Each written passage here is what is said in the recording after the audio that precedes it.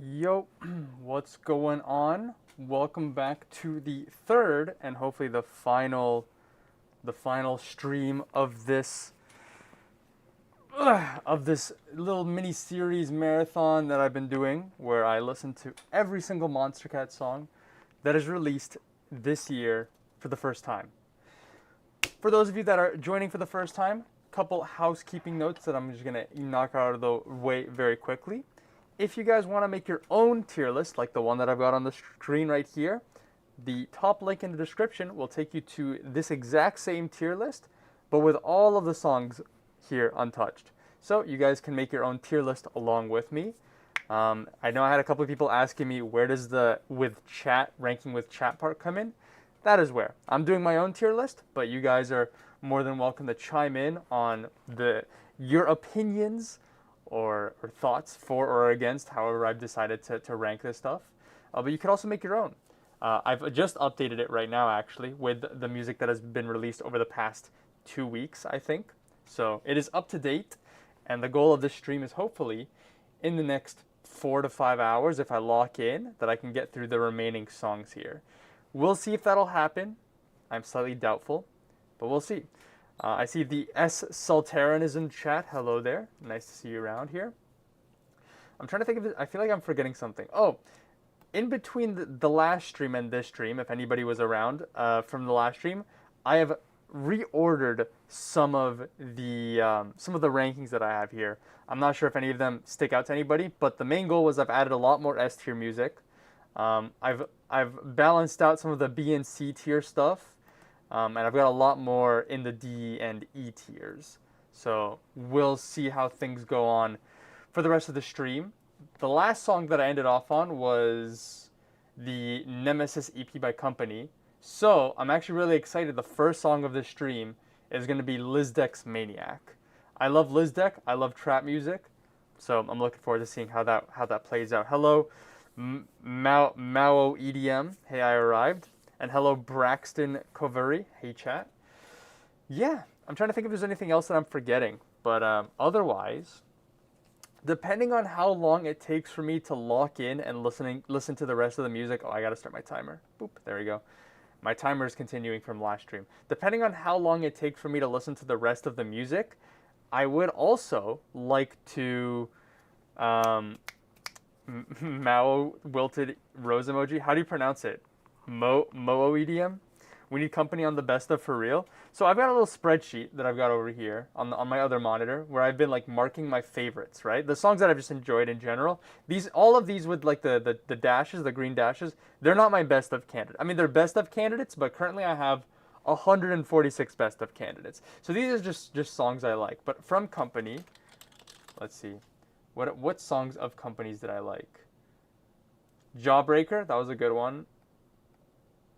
Jackpot, and Power. Those are my three from company that they are my best of candidates. So we'll see how those ones play out. Yes. Moo EDM. Hello, Moo. Moo. Listen, in my defense, I have never been good at pronunciation, all right? Every single time I make a video about like a ton of music artists, a ton of people's names, I always have to preface with I'm just terrible at names, all right? I've gone nearly my entire life pronouncing was it Madion as Medean, and I still say Medean, but it's Madion from my understanding. Just silly stuff like that. Bracken is another one. I think it's pronounced Braken, right? The guy that collaborated a ton with Tristan back in the day. I don't blame you. All right. As long as you don't blame me, it's all good. It will happen again. I will destroy people's pronunciations again. But yeah, that is the stream. I'm trying to think if there's anything else that I feel like I'm forgetting to mention, but otherwise, we're in for the long haul. We're in for another 4 or 5 hours. Is hopefully. Oh my goodness! I have the entire Arshand. I don't even know how do you pronounce that. Rashand. That's an entire album right there. I know half of these are extended mixes, so I'm not gonna listen to all of them. Do you remember Arian? I do remember Arian. I don't remember any of the. Oh, I remember Internet Rebellion. That was made by Arian, right? Arion Internet. Oh, Cold Blood and Ice Cream Cones, that's also a classic. Those are the two that I remember from Arian. Internet Rebellion and Cold Blood and Ice Cream Cones. I have no idea how to pronounce his name, TBH. Arian? I think it's Arian. I don't know. All right, enough fooling around. We'll jump into it. So first song of the stream we've got is, let me do that. There we go. Where was it? Oh, there it is. Lizdek. No, I lost it. There it is. No, I lost it. There it is. Maniac. Here we go. Also volume warning. Alrighty. Actually is Fontwell? Are you saying Arian is now Fontwell?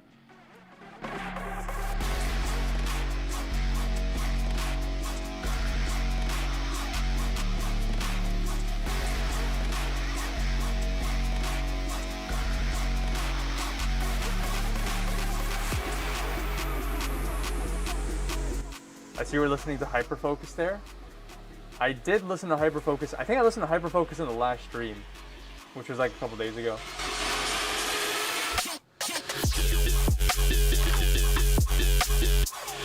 Okay, Lizdek.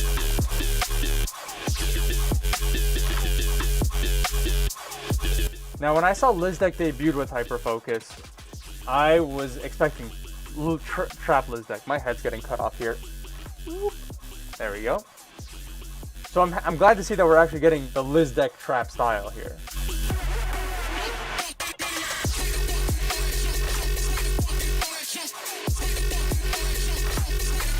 Now the question is, what's the second drop?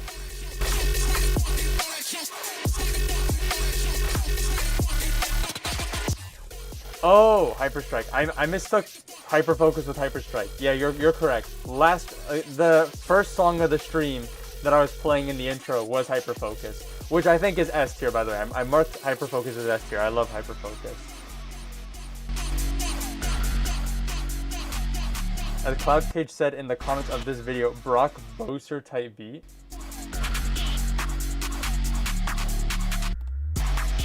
There it is. Brock Boser type beat.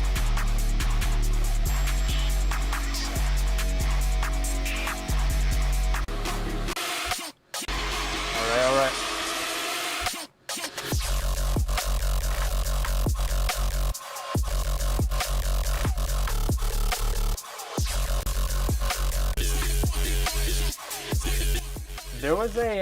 There was a live stream that Going Quantum did, I want to say about a month or two ago, where he did a DJ set with back-to-back with Lizdek. And the moment I saw Lizdek and Going Quantum together, I'm like, oh, the Lizdek monstercat debut is happening very soon. This is very good, to be honest. Almost made it into my best of the year. I feel like this is a very solid track. I don't consider this as like Lizdek's like prime, but it's very good. I want to say this is A tier. The question is where in A tier? I think I like Hyperstrike more. Maybe I'm gonna put it like I gotta remember how I ranked all of this. I'm gonna put it above the Aria and Beast Boy collab, below the I wanted to put it below the Pixel Terror EP. There we go. Mid to high A tier. I liked it. If the second drop was a little different, maybe it would be S tier. I think that is a fair take. That is kind of how I feel about it. All right. And just like that, this is basically one for one, the exact same thing that happened last stream. I had like one song, and then I had the Riot 10 LP. Now we've got one song, and then the Arshand LP, Hearts Divide. Whoops, I wanted to type Arshand Hearts Divided? Yeah, Hearts Divided. What is the main song from that LP? Hearts Divide LP.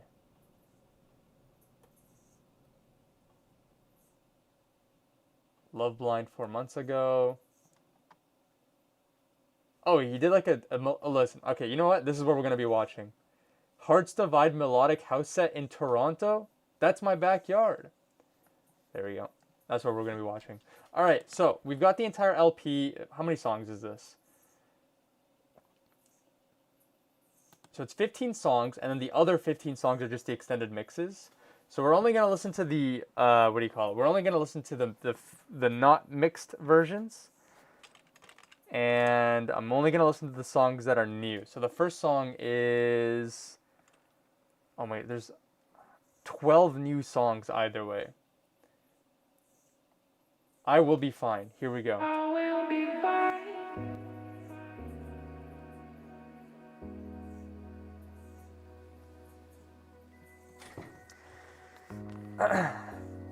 As a giga fan of Silk, the Arshand album was kinda meh. What about the album do you think makes this meh compared to other music that you would say stood out to you this year? Because I think Arshand has been pretty strong, at least from the music that he has dropped this year. I guess the only thing I could imagine is that the singles leading up to it were the best singles from the album, and maybe the rest of it just didn't stand up to it. Alternatively, like 15 songs is a big Silk album. I don't know how much you could deviate and change between like melodies, progressions, vocals, subgenres of house music. Let's look. What do we got here? What do we got? Who's in this album? We got All Night. That's a cool one. Shout out to All Night. Oh, I've already heard that one. No, I haven't heard that one. So we got All Night. Why am I starting down here? Oh yeah, I Will Be Fine. Wait, why am I starting down here? Let Me Know. We're going to start with Let Me Know. We're going to start with the first new song. There we go. So we got All Night, Sentient, Nika Jane, Nina Carr. I know Nina Carr. We got Donna Kim on here. Shout out to Donna Kim. Doko, Lewin, Moon, Wasu. All Night again. Oh, that's the extended mix. All right, so those are the new ones. Is this Donna Kim's first debut on monstercat? I wanna see their bio. Donna Kim, also known as Donna Kim, is a multi-genre singer-songwriter and artist. Okay, cool. Shout out to Donna Kim. I just closed the album. I choked. We're gonna pretend that didn't happen. Back. Let Me Know. There we go. Only the best live stream production from your boy, The Only Pixel 19. The singles were stronger, but the rest of the songs sounded very similar. The only standouts were Say What You Wanna Say, Adore, Love Blind, Evergreen, and Lessons Learned. Is Evergreen its own song? Evergreen, oh there it is. Evergreen, and then Lessons Learned, I see. I mean, I haven't heard any of the songs yet, but maybe I kind of just basically did the call up. I basically might have just called what might be my thoughts here. The singles leading up to it were already pretty good. I guess we could double check what my rankings here were. So let's see. Control F, Arshand. So I like the double single, Chrome Overthinking. Are those on the album? Chrome Overthinking. No, those are not on the album.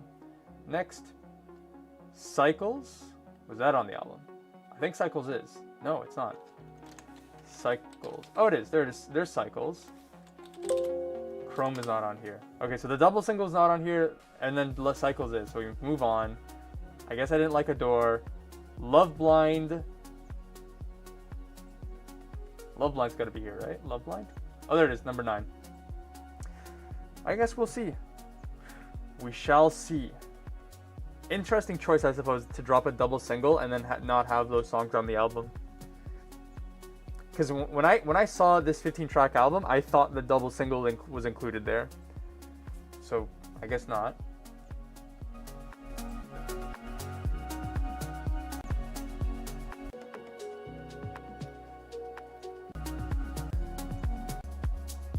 I don't feel strongly for or against Let Me Know, but we'll move on. We got Sentient.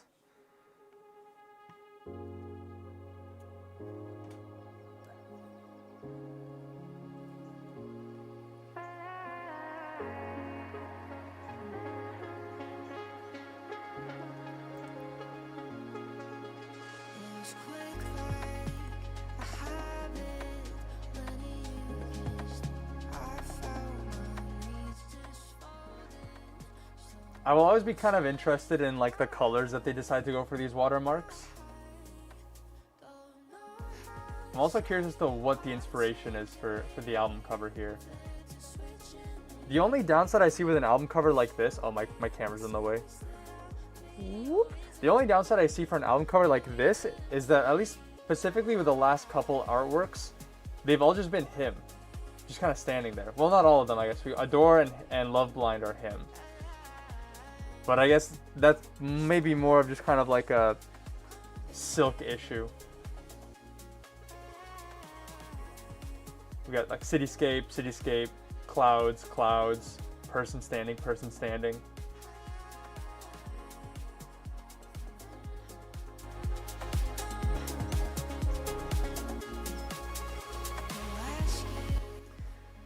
You can guess which songs will be in an album based on the singles cover art? Yeah, usually.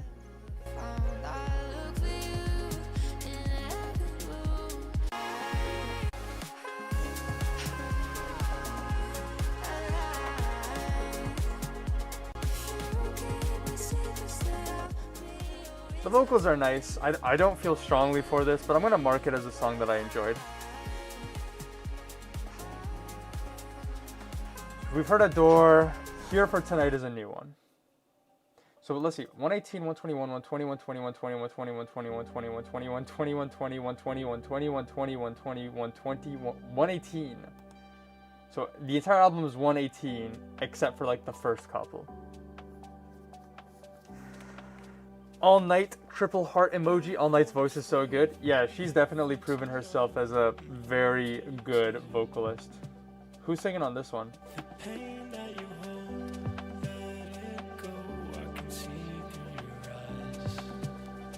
Also, we just hit 14 hours of this marathon. Shouts out.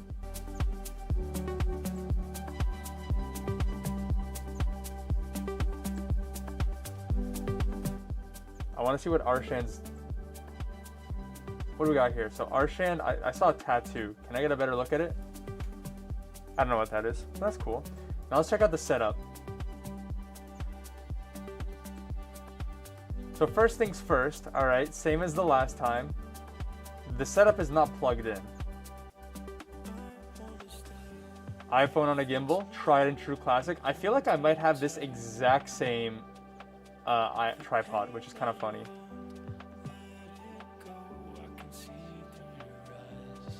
Why is the screen so yellow? Maybe it's like a blue light filter.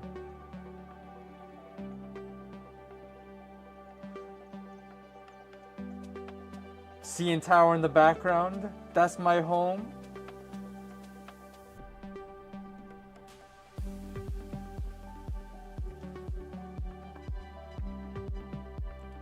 So yeah, this isn't plugged into anything. Oh, we got a tripod. Wait, this is a GoPro. Did they have to do this twice? If we go backwards. Oh. My picture-in-picture crashed. Come back. Come back.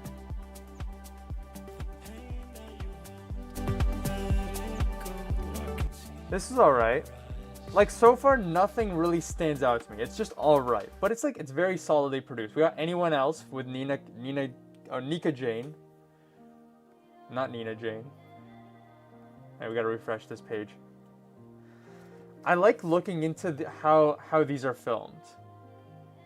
At least as me also being a videographer. I like looking and like dissecting this. So this isn't plugged into anything. Is he just posing? Can someone explain the appeal of music if not just background music? If we're talking about like a club setting, I have never been to a progressive house live set. But I feel like there's definitely an opportunity to just kind of really entrance yourself in a general, like, very positive vibe and environment that can be really appealing to some people, right? I've never gone to a set where I was just like, the goal is to just kind of completely disconnect and just like vibe. And I think that would be something that I would like to try someday. Because every time I go to a set, usually the music is just not it's not entrancing enough to kind of let yourself go like that. Or I'm with friends and I'm way more invested in like the experience with other people than the experience by myself. So I think that would be cool. There was there's a festival that Anjuna Festival, Albania, I think. Yes.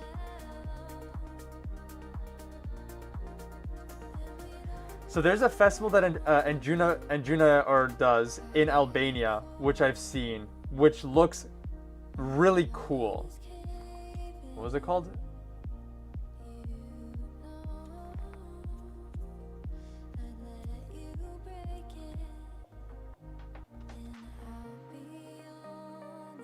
I want to see if I can find like photos.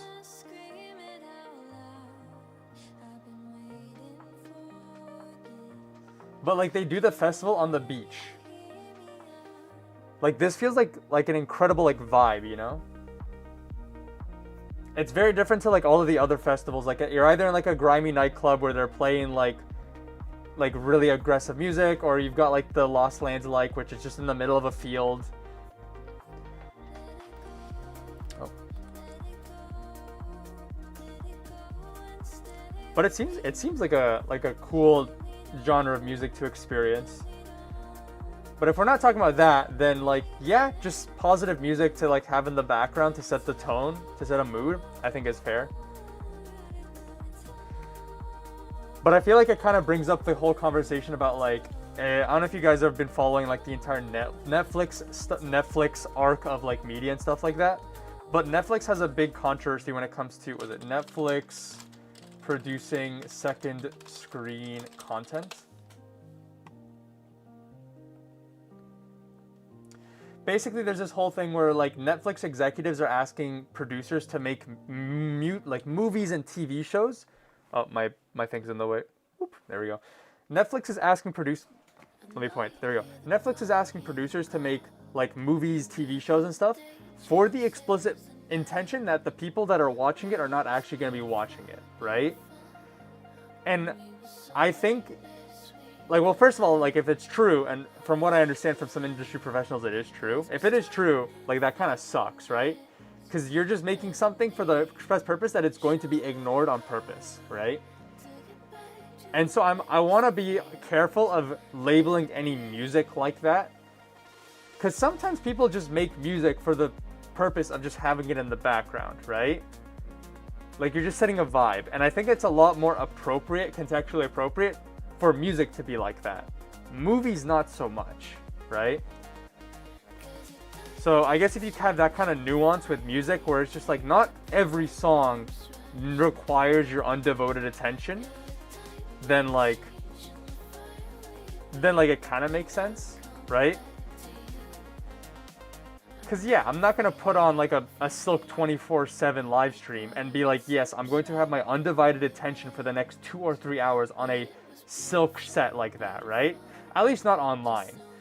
If you're going to a club and they're playing that kind of music, then like I could see it making sense, right?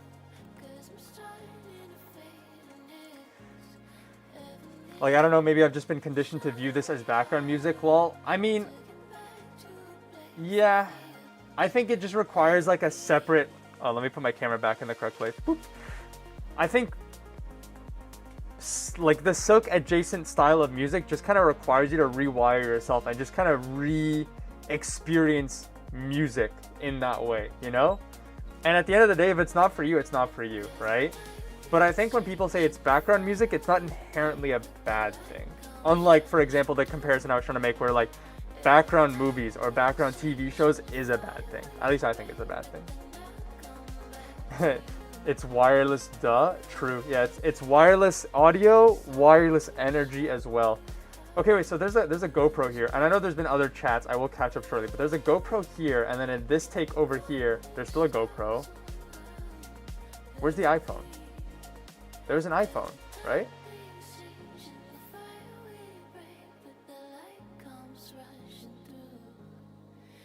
Did I just imagine a whole iPhone earlier?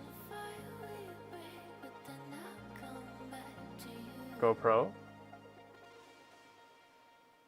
iPhone. There's the iPhone. Okay, so I guess the other angle that we saw earlier, the GoPro was probably perfectly right behind the iPhone. Okay. We got 2 cams set up. Somebody free camming a third camera. Lots of different angles. So the GoPro is probably like the one that was face on. All right, what song are we on? That last song was actually kind of nice. What was it? Nina Carr, Evergreen. I kind of like this one.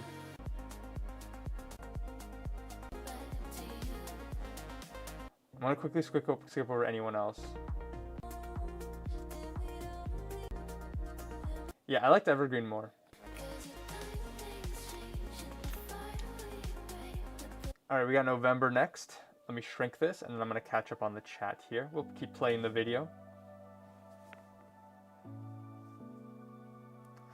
Feels like a thing you'd do some kind of drugs to, though. I mean, you could. I've never been to a festival and taken drugs, so I think it's a way you can experience music, but you don't have to. But I mean, I imagine taking some form of recreational drugs would alleviate some of the uncomfortable aspects of being at a festival. For example, all right, like with Lost Lands, there's way too much smoke, way too much dust, and you're there for like 8 hours of the day, right? But I don't know. I don't experience music that kind of way. I think I'd rather be able to like enjoy the music as is. Also, I would never recommend anybody break any sort of local laws. Up here in Canada, we can do recreational marijuana and stuff like that. But like, I wouldn't recommend people take weed and go to a festival. Especially not in the US. Respectfully, I don't trust the security in the US. I want to be sober if anything happens. Buying Netflix to put it as background is like a waste of money, I feel. It is not a waste of money if you consider the fact that the film industry is becoming very much a monopoly. And so Netflix essentially bought Warner Brothers because they own HBO Max. So yeah, it's a loss of money if you consider the fact that like maybe they're not going to make as much money, but they're going to make a lot more money because there's going to be less options on the market, right? They're also going to be able to put the entire Warner Brothers discography on Netflix. So they're going to get more money. They're going to rack up those prices. 1 million music. Yeah, like music in the background still sets a mood and stuff. I was just wondering if people actually listen to this the same way I'd listen to like Mr. Bill type stuff. I imagine there is, but also like I listen to like aggressive like dubstep music as background music as well. But I think it's just harder to imagine that as background music. Whereas Silk music is a lot easier to imagine as background music. I didn't mean it in a bad way, indeed. This Netflix stuff sounds like the beginning of AI movies. If people aren't really watching it, it just make it from AI. Yeah, I didn't even think about that, but yeah, I guess. What's that one famous clip from VeggieTales? Humor will now be randomly generated.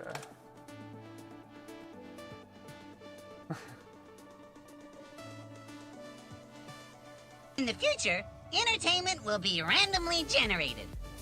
Not even humor. Entertainment will be randomly generated. Ahead of its time. Randomly generated? Randomly generated. What better way to achieve the unexpected? I've seen the future, Bob, and the future is autotainment.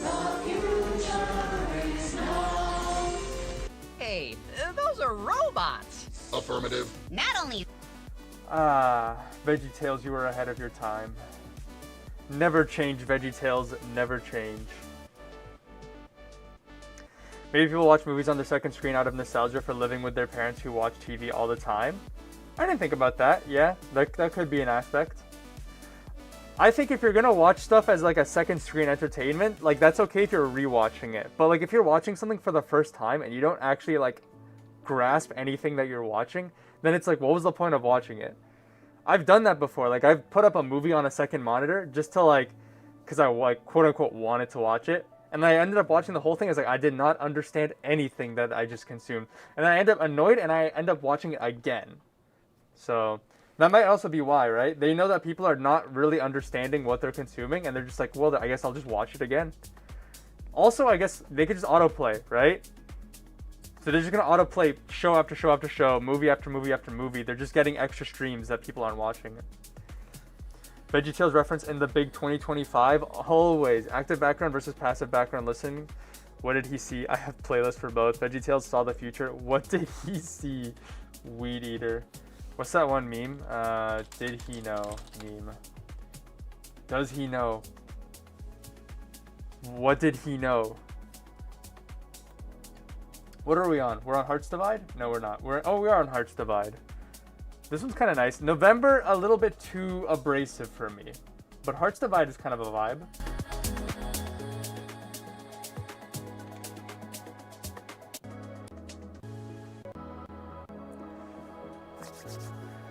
This is a What Did He See one.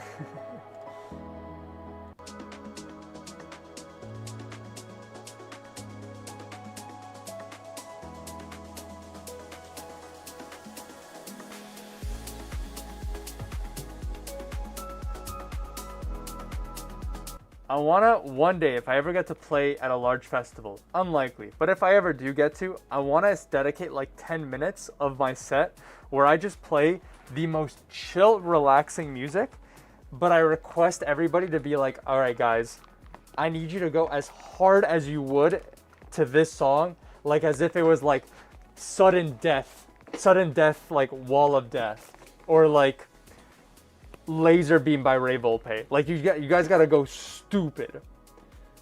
And we end up playing Hearts Divide by Arshand.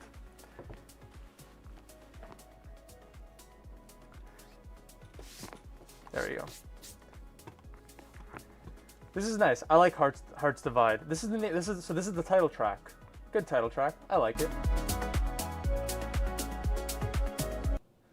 What do we got next? Love Blind. Is that a new one? That is not a new one. Next, Say What You Wanna with Donna Kim. I killed it. It's Murda Go Crazy Berserker. Lamau, so basically Feathervane's direct Lark meme? Yes, but like not just direct Lark. I want like a couple different songs. Like we gotta try the different genres, right? So we've got our direct Lark. We got our chill out. Now we need like our progressive house song, right? We need an ambient track, straight up ambient. There's just no drums. People are just like head banging as hard as they can, but to like without a beat. They're just all out of sync. What else do we need? We need like lo-fi. Like literally just queue up like lo-fi girl live stream and just see what they do. At this point, this is not entertainment. This is a social experiment. What will the people do? Coconut Mall? Okay, they actually are gonna go crazy for Coconut Mall though.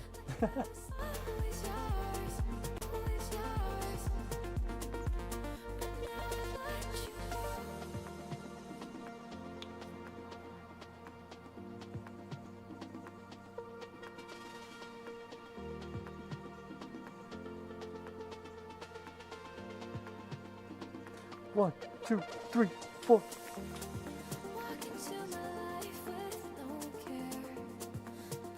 Say What You Wanna Say is genuinely my favorite song in the album. It's a nice one. Donna Kim is always really good on vocals.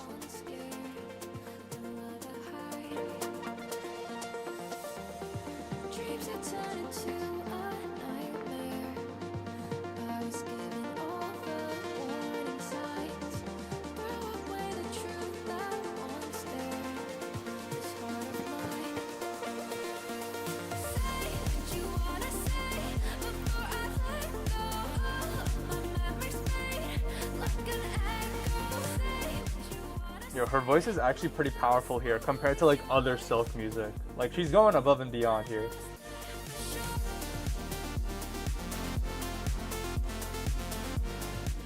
The actual lo-fi girl stream would be insane, not even planning beforehand what song will be playing, LMFAO. Not just that, right? But just imagine, so like not just the music, but like the visuals. Like the visuals are gonna be unplanned, the light show is gonna be unplanned. Like this will be an experiment, right? Just to see like what are the VJs gonna do? What are the pyrotechnics gonna do? This is getting pretty foreground music territory.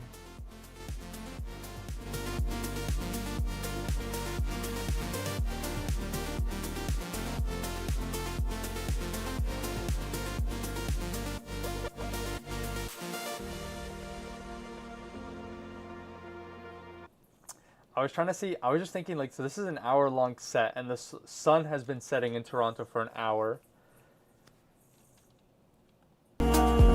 Whoops.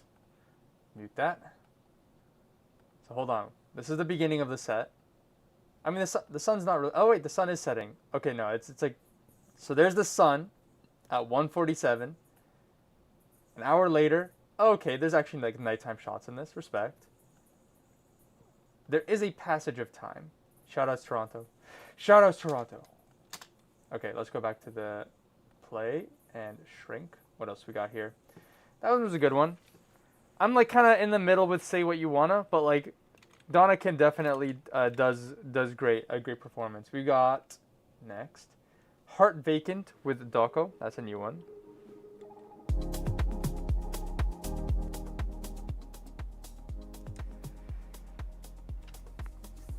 I feel like it could be on Instinct. I don't feel like that would have been an Instinct.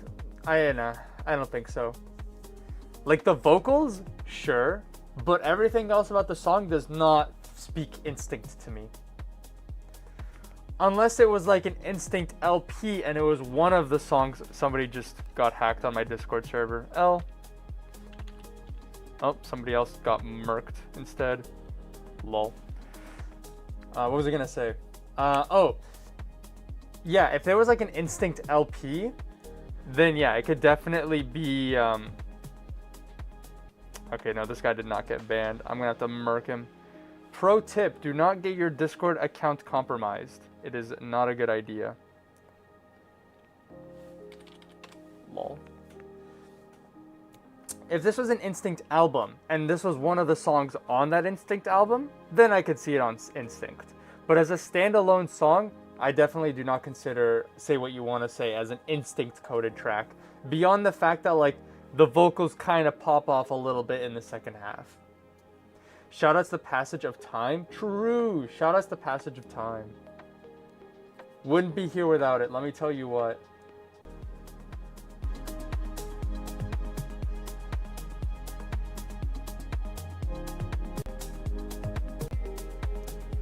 This one's alright. We got Unworthy. I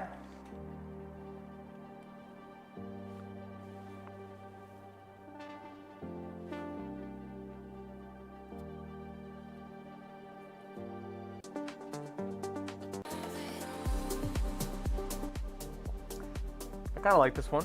It's a little more moody, a little dark. We're nearing the end here, so we've got Unworthy, we've got Lessons Learned, and then I Will Be Fine, which we already listened a little bit to I Will Be Fine. How do I feel about this album? I'm feeling kind of mid about this album. Solid body of production, but like, I don't feel like I'm getting anything new. Nothing's really sticking with me. Let me see if I recognize any of the other Arshand tracks. So we got Arshand here. I rated an A tier. That one I think was a double single. I really like that double single, and unfortunately neither of the songs on that double single were on the album.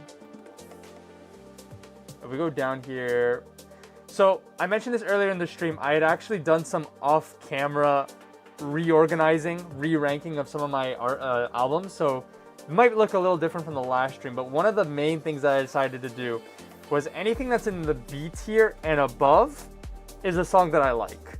Anything in the C tier and below is a song that I like. We were treading into I don't care bad territory. This album is C tier territory for me. Now the question is where in the C tier. I think I'm gonna put it like low end of the Silk music here, which is still high C tier, but like kind of not feeling it. Is a double single not just an AB? It is. A double single is an AB. For Silk, it's good, I guess. I mean, I don't think good Silk music is a high bar to clear when it comes to like production. Like, I would say 70 to 80% of Silk's music is well produced. So it's good, but being good is not good enough. We've already heard Cycles. Move on. Lessons Learned, that's a new one. I think high C tier is a fair ranking for this album, for me. I'm gonna do a little bit of skipping around just so we're not on this for ages. Also, I forgot to put, there we go, my timer is off screen. I think even if I got like an S tier track in this song or the next one, that would not really change my feeling of ranking the album as a whole and high C tier.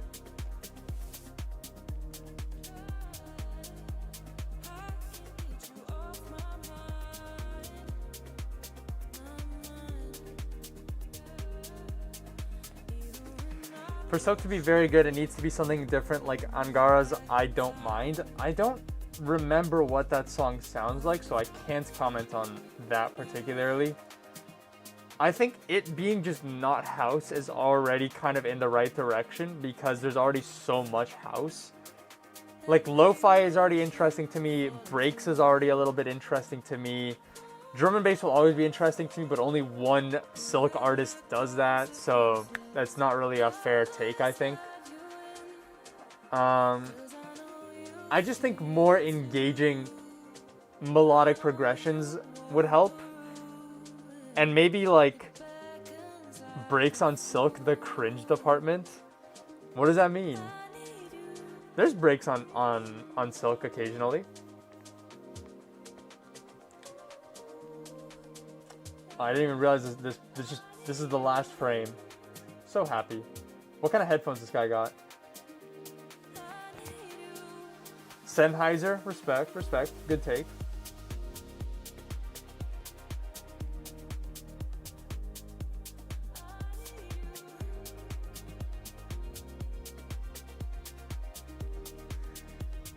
Based cringe department reference.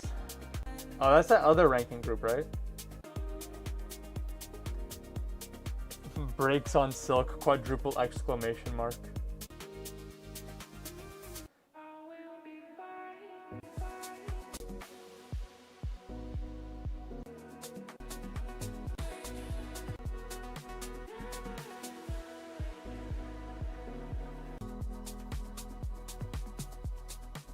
I actually kind of like I Will Be Fine. We heard a little bit earlier. I'm gonna mark that one off. Like I like that one.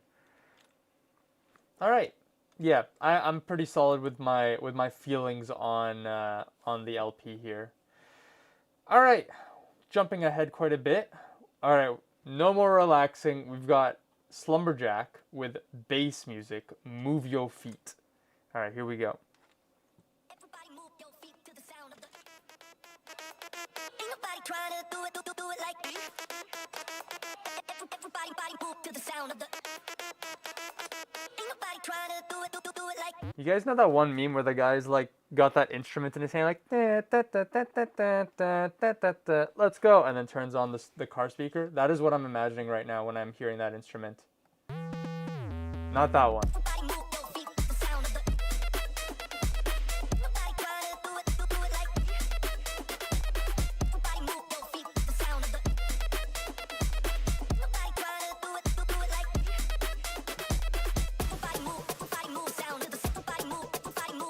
I will take a shower, BRB.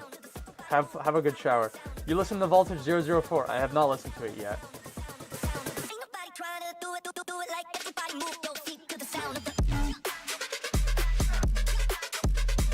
Okay.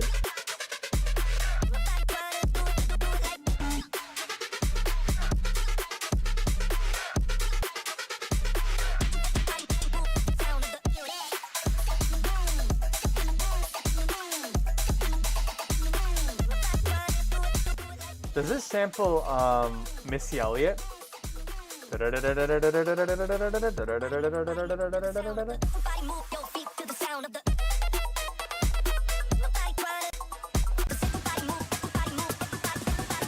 Music makes you lose control. Music makes you lose control. Let's go.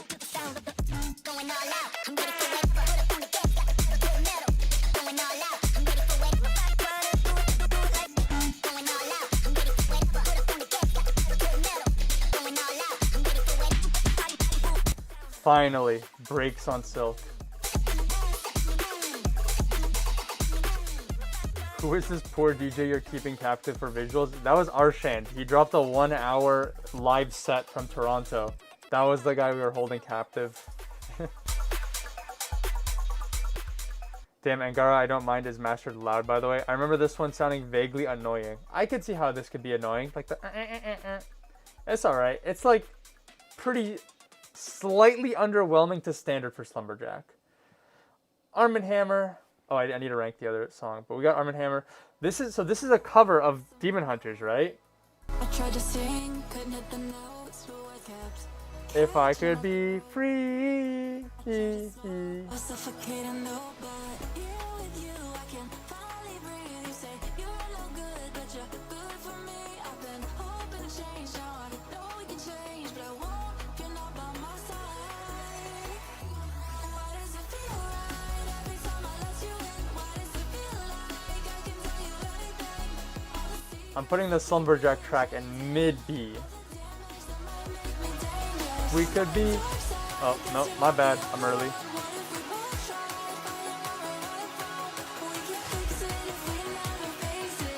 What if we never face it, escape it? We could be free.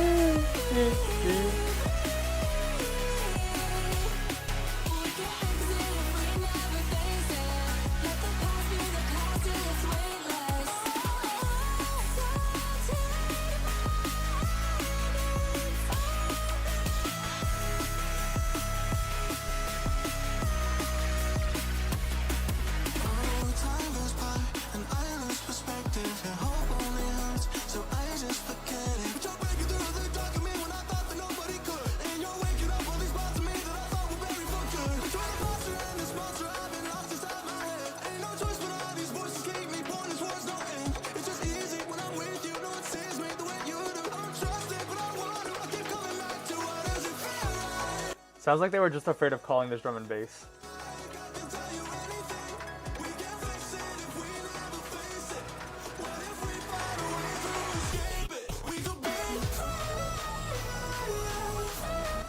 I remember this one sounding vaguely annoying. Does not feel like a Silk song at all. Didn't give it a chance though. Funny song, I hear that too. Could not listen to this recreationally, however.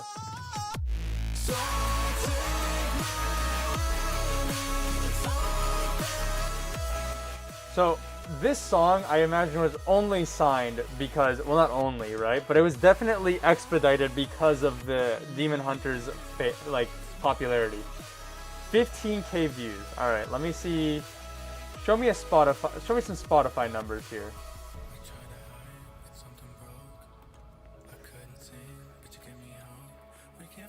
Did this song pop off?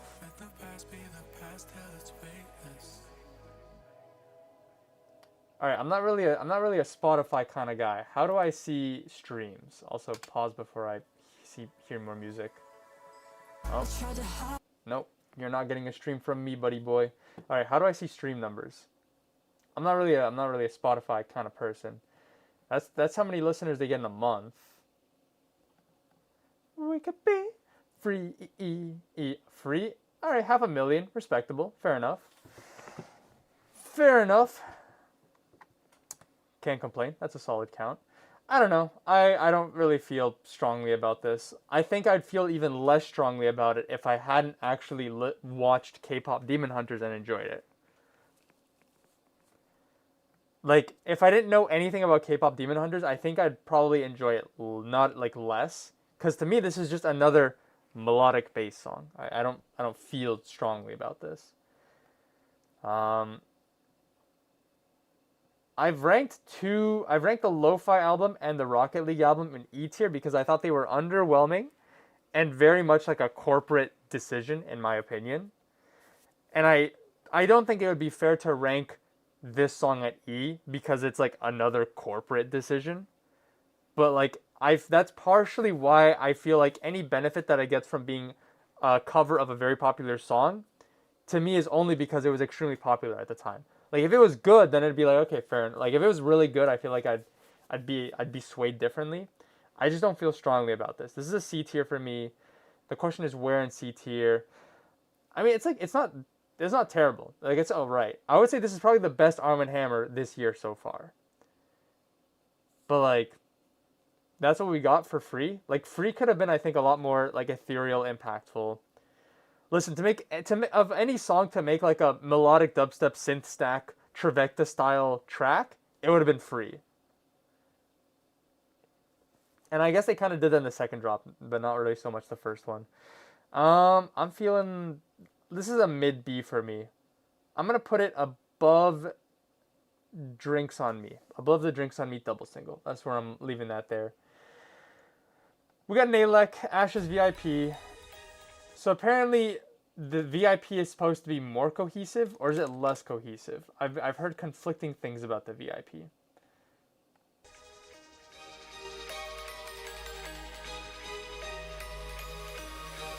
Out of the ashes we dance in the shadows. After the darkness we I do want to give a shout out to all of this like distortion, like warp effect that is going on here. The video distortion, not in the music. Like this is really good. This is really clean. I like this. Good job, video editor.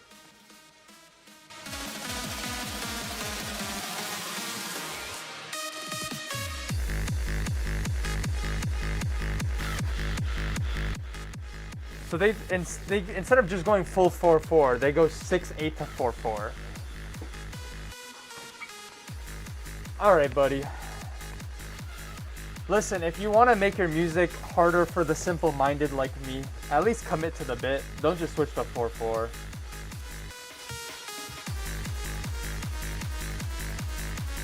The lead feels like it's wanting to go like bap bap bap bap bap bap bap bap bap bap.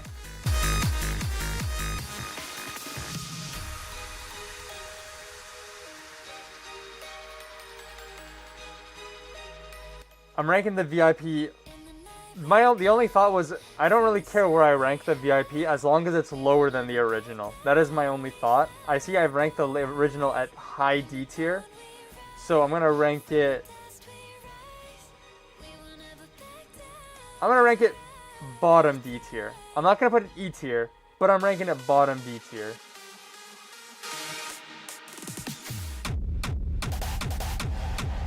Okay, my apologies. This is just a different song.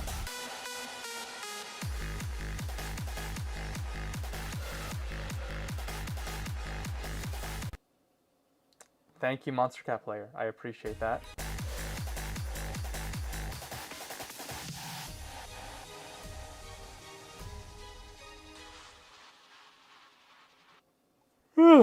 Yeah, I guess so. All right, let me catch up on the chat here. I think I'm a little bit behind. Could not listen to this recreationally. So disappointing. Love that last EP on the label. Are you talking about? Was that Slumberjack? Slumberjack's last EP, was that Black and Blue? It's been so long. I did re-listen to it recently though. Breaks on Instinct! Exclamation mark. Did bro's stream die, or is it just me? Did my stream die? It's live on my end. Paused making my dinner to watch this disaster of a song.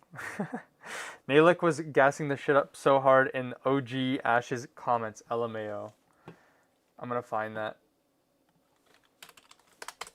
I mean, Nalik sounds like a very competent hardstyle producer. I just think they missed the mark on this. And at the very least, why did I full screen? And at the very least, the original, I would definitely give it credit. Oh, here it is. Enjoy this one. The VIP will hurt more.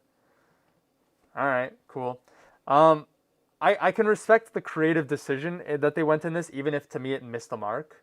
The VIP just kind of feels like, well, people hate this. Let's capitalize on people hating it. I don't know.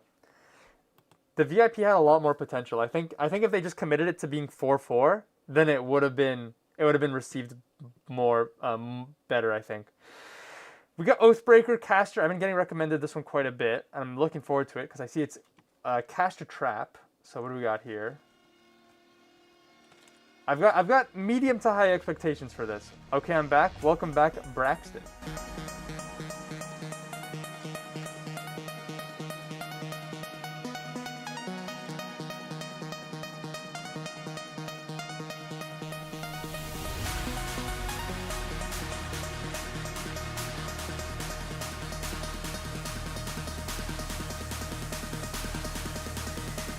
All right, what do we got? What do we got? What do we got? Ooh, ooh, ooh, ooh, ooh.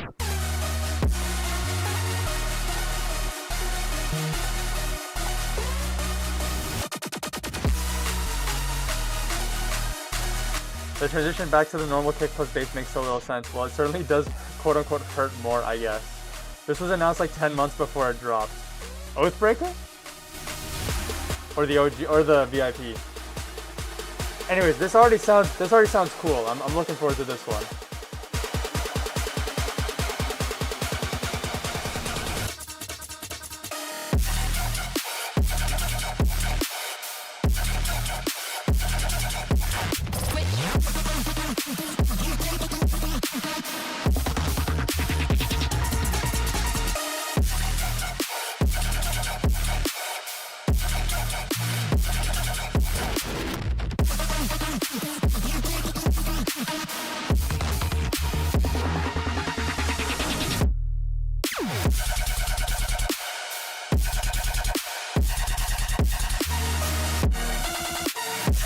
I feel like my approach with trap music lately is the first drop can never be the best drop, right?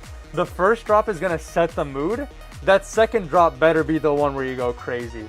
And so far, I feel like the first drop was basically that, like, okay, this is kind of sick. Where is it gonna go now? The second half was kind of interesting. It was a callback to the Caster dubstep style. Yeah, Oathbreaker. I don't really like that kick, and Caster can go way harder, but for what it is, I will take it. Alright, what's that second drop?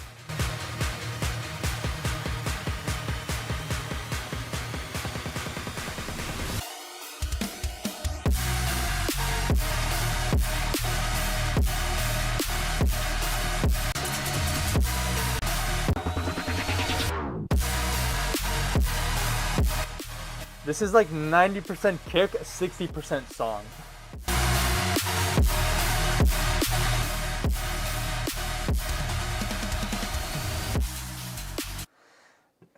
Nah. This is gonna be, let's see, what do we got here? This is gonna be C. This is gonna be a C tier.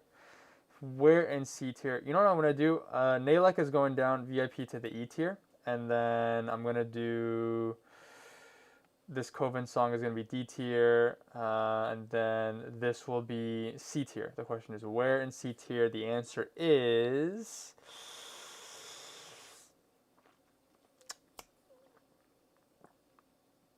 controversial take. I'm going to put this, no, that'd be too controversial. I can't do that. I was going to say I'm going to put it below, I was going to put it low C tier below the Riot 10 bass track, but I don't think it's that. I don't think it's that low.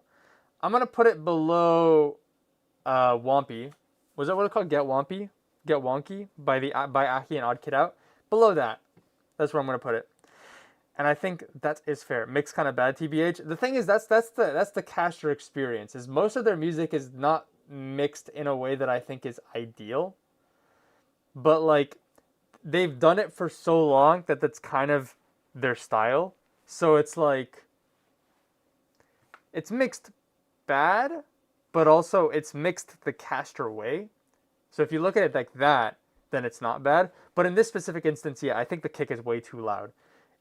I don't want to turn it louder because I'm just getting an earful of kick. I'm asking where's the bass? It's in the kick. All right, what do we got here? We got Drops of Dew, Flexible Fire. Okie dokie.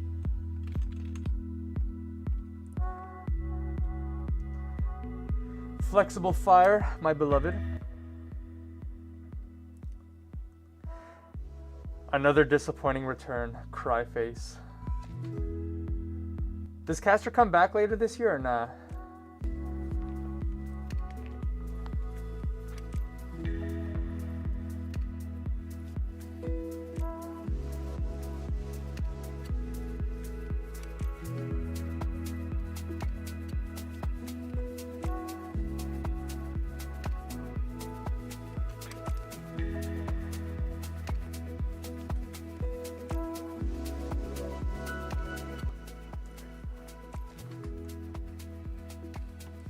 I need to go full screen for just a second.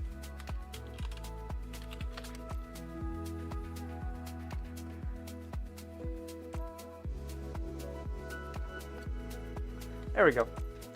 I just had to open up WhatsApp and I didn't want to leak all my phone numbers. which I may or may not have done in the past, allegedly, in a video game. This is alright. I think Flexible Fire and Enviado Vida is such a power duo, power combo, power couple. This is just kind of like, this is again, like that's a good Silk track, but I don't know if good is enough. But like, it's alright. This is nice. I don't love it, but I'm getting good vibes. It makes me feel happy.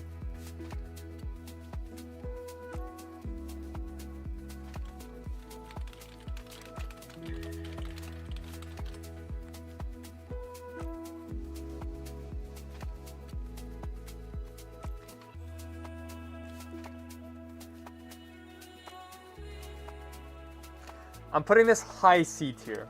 I think that's fair. Amity and Space Yeti. Interesting combo here.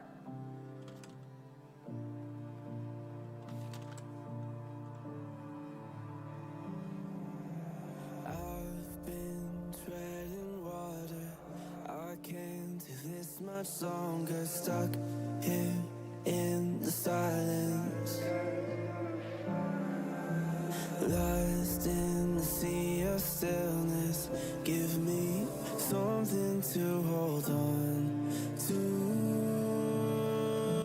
I don't think this animation needs to be going this hard for an intro.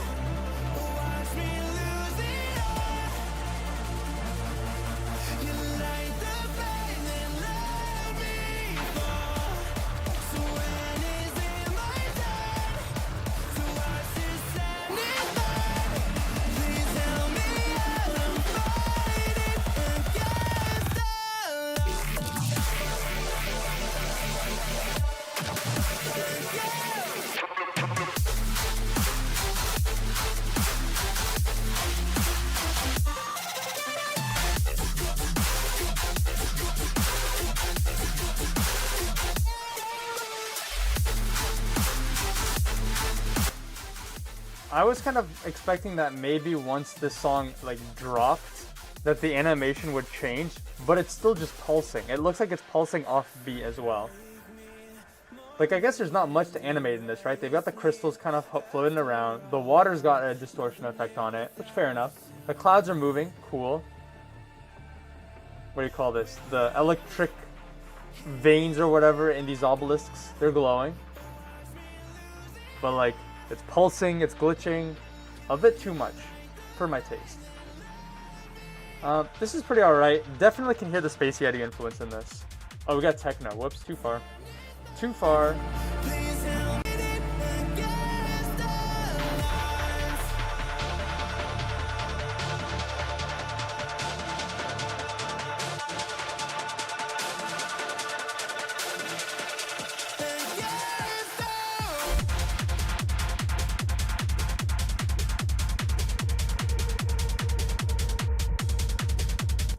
I mean, not to lean into the meme about first drop dubstep, second drop techno, but like this techno drop feels a lot more like thematically in place. Like it fits in.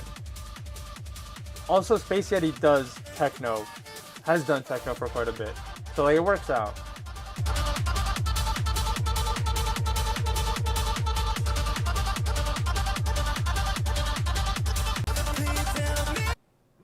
Techno really is the new psytrance, damn. I mean, they're pretty close to each other. I don't know. I don't feel too strongly about this track. I feel like there's, like, Space Yeti, I enjoy a lot more their sustained style type music. And Amity doesn't really do, actually no, Amity does, like, they do sustained styled music, but like in a different way. And I was kind of expecting a bit more of that. And then the techno was just kind of standard. This to me is, I'm gonna put it below Topi. Onwards we go. Camden, Cox, Punctual, and Shift Key. Never felt so far away from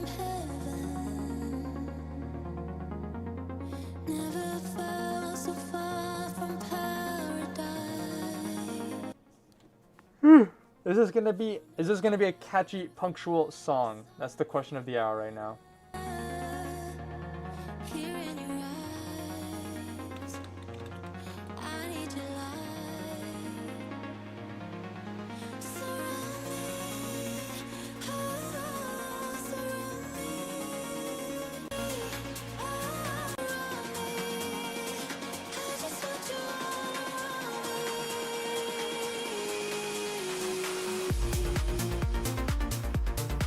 Ooh. Ooh, wait, this progression. Hold up.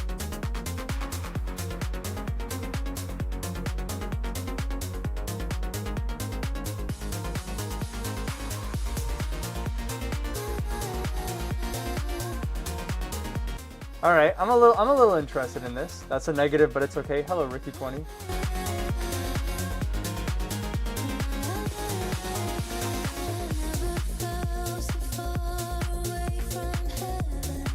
It took until the drop for this song to be like, nah, hold up, we're cooking. But we got there. This is cool. I think this animation is doing a little too much, but that's just me, mayhaps.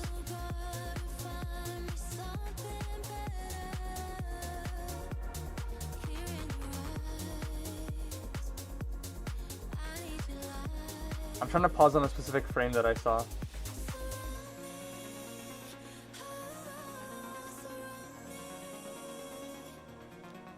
This looks like it was scaled up like crazy. This like overlay effect that they've got going on. I imagine there were probably other better options they could have gone with, but maybe that's just me.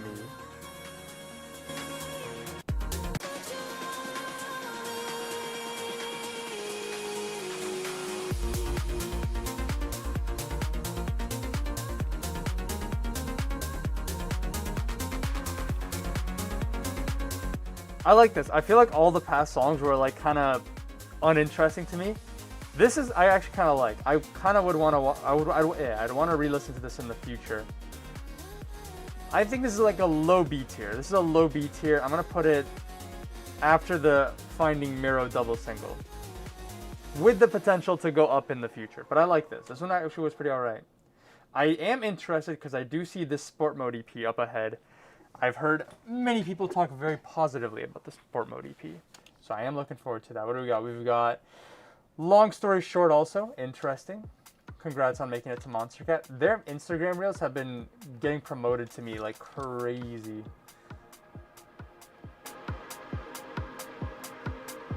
What do we got? What do we got? What do we got? Show me how to feel alive. Hold me close and let it ride. Show me how to feel alive. Pull me in and hold me tight. Show me how to feel alive. I need you to move your body and feel the rhythm.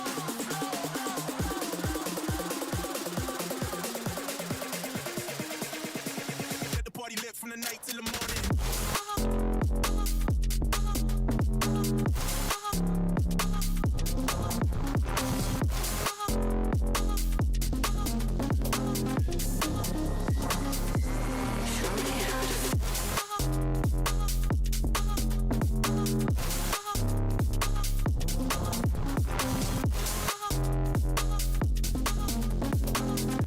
I don't know if this has been suspected by anybody else, or if it's just me. I think this might be AI.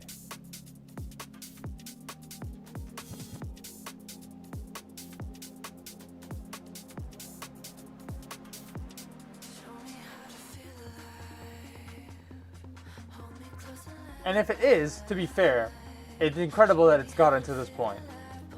But that's what I was looking at the album cover for. I don't know if this is like a singular frame that they've like heavily affected. It's just you? I mean, potentially.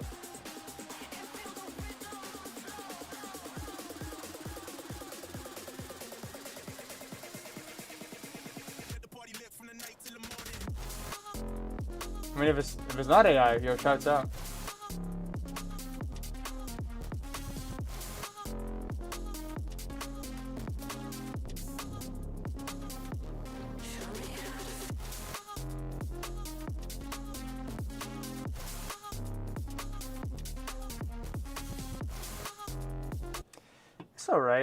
It's That's all right.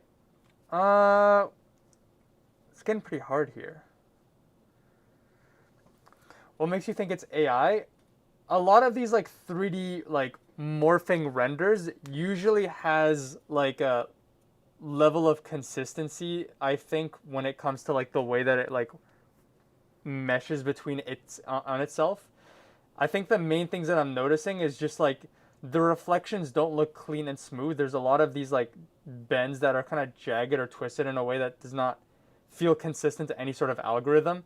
If you look at the very ends of the tips, or actually like this, I think is good, where it just feels like this is obvious, like this is like a I don't know what you call it, like spherical, right? But it bends, like it doesn't look consistent. All these like light reflections feel like they blend into each other.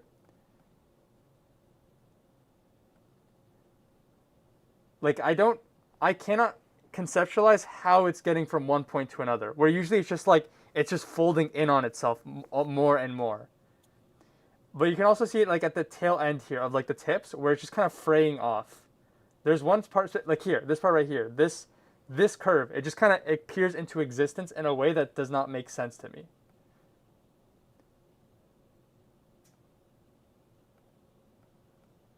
Like you'd have to like really scale up and like kind of watch it, because yeah, when you've got it small like this, it's easy to just kind of be like, oh, that's just a sick 3D render, right? But like it doesn't look detailed enough, when like normally this would be like a 4K like render. What are my settings on this? We can't go higher than that. Also, I think this might be interpolated. Like I think this might be like 24 FPS and then like with frames in between it or something. Because there's also a bit of like a stutteriness that either looks like it was additionally edited in post. I don't know. Just something about this seems odd to me. It's like a very imperfect 3D render of like a style that I've seen very common with like Nefori, you know? I don't know. Like the more I look at it, the more I'm just like, this doesn't feel real. And like I've seen some like 3D generated models that have done animations like this before. So I don't think it's impossible for this to be AI. It might not be. I just don't think it's not like a style of video that is not, it would not, I don't think it's unrealistic to be like, this could be AI, is all I'm saying. Which is why I was like, it's incredible that technology has gotten to this point if it is AI.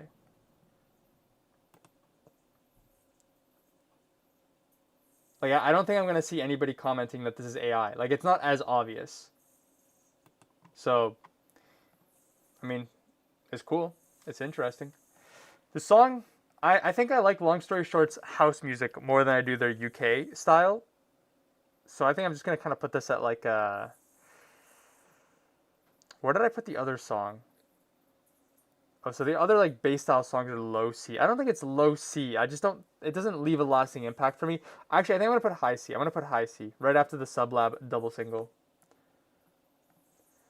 But yeah, that's also why I was looking at the album cover, what I was thinking is potentially they could have had a singular frame, because this singular frame does not look AI generated to me. But what you can do nowadays is you can take a single frame, give it to like Google or Gemini AI, I don't know, Midjourney, but like I've heard Nano Banana is a really good one, and be like, take this and like morph it into different ways, you know, interpolate on the singular frame. So I don't think the album cover has obviously been edited on top of it. I think they have a single legit frame and might have just asked an AI to make something. That is kind of my speculation. But I think if it's got to a point where like if it's good, if it passes, then like I guess it is what it is, right? Like it's not that one like Silk single by was it Ghost Lane Ghost something from like 1 or 2 years ago, which was like Adobe stock. Like that was horrendous. All right, we are at the Sport Mode EP. What is new here? We've got 3 new songs. We got Flute Song, Sea Smoke, and Bounce. Let's go. We got a 95 BPM song here. Okay. Okay.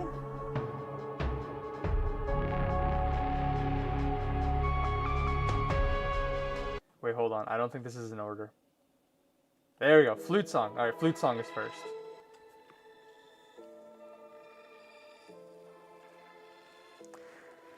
Fairly creative use of AI, to be honest. I think that's fair. Maybe they had like 2 frames from different angles and asked the AI to interpolate between them.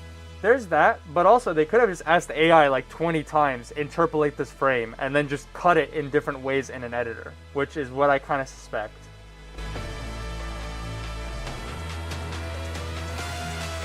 I don't like it. I feel like it tries way too much to have the flute as the main element.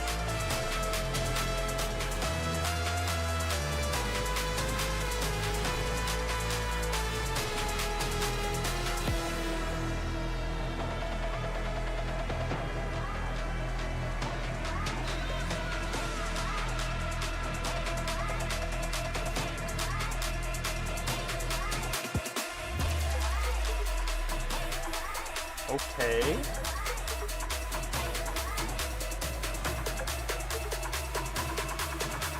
Was this worth the wait?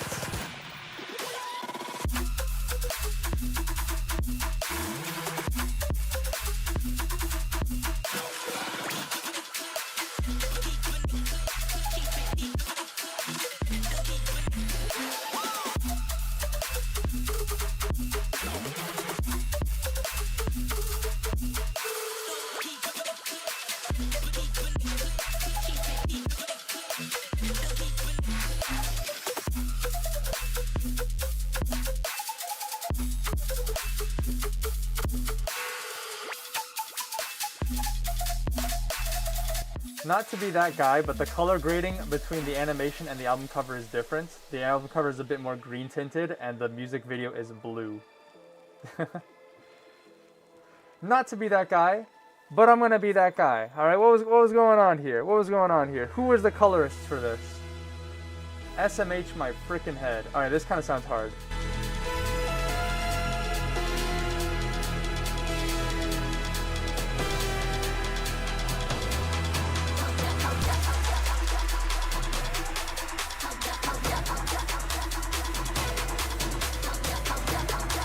Hello, lettuce.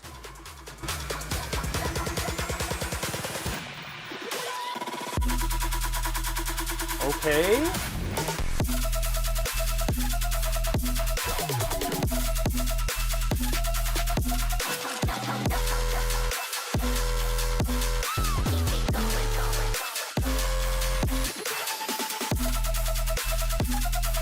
You know it's bad when I genuinely think I could do a better drop. Listen, if you think you can do better, then do better.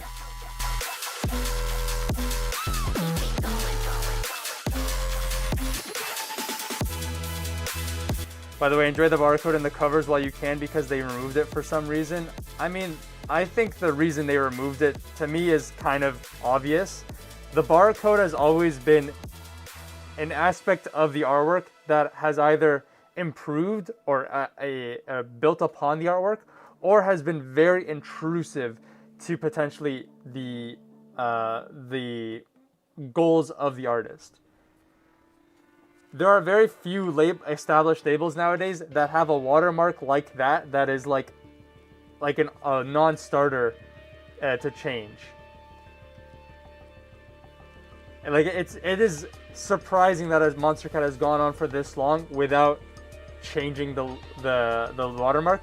And if anything, I thought the day they decided they were going to do that, they would remove even more of it. Like, I'm surprised they still have the square.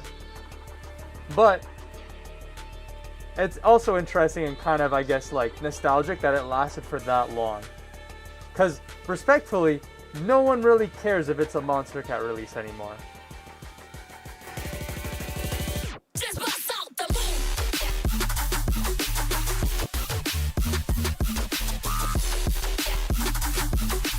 Also, listen, I could definitely see the flute from the earlier song didn't quite fit the song.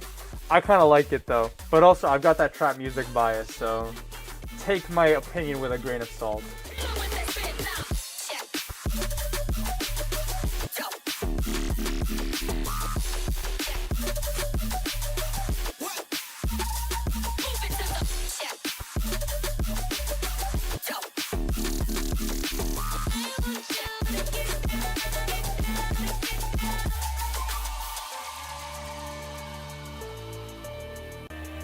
Okay. Second drop, second drop, second drop.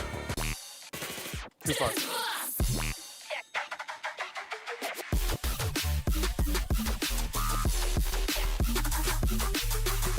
'What month are we picking up from? I think I stopped at the beginning of September. The first song of the stream was Lizdek's Maniac. Yeah, September 1st. So right now, we are mid-September.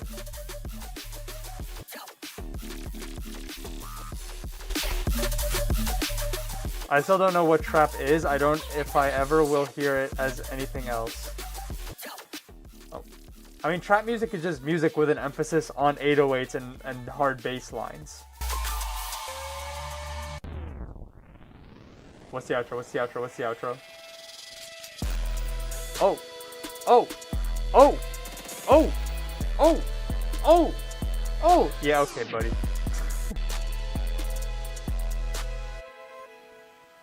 Funny. Alright, bounce. So this was the uploaded track. What do we got for bounce?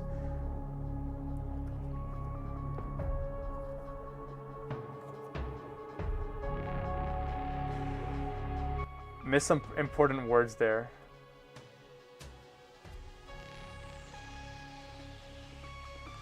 I don't think I understand your message then. I thought you forgot some words. I don't think monstercat as a name has gotten more popular, but the music they sign is comparatively pretty huge now. I agree. But what I was trying to say was a song isn't gonna blow up because it has monstercat in the title. It is because the artist is already performing well on their own. They've got a very strong social media plan. I don't think, like, an artist will get more views because it is signed to monstercat, but I don't think it's going to get more views because it has monstercat in the album cover.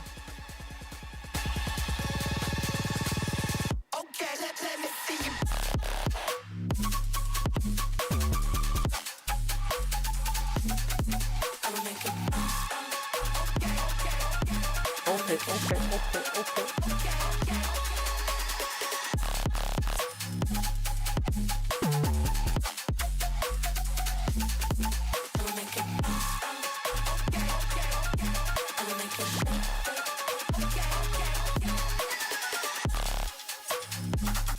Does sport mode like master their music a little quieter than the other artists? Because like I'm looking at the visualizer, I'm also thinking about the music that we've been listening to.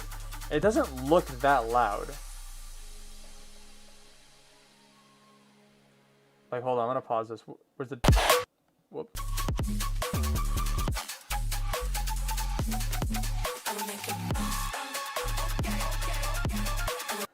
I don't know. I feel like it could be a little louder. I know, like, the answer to that is just like, well, to just make it louder on your end. True. Here we go. More loud. More loud.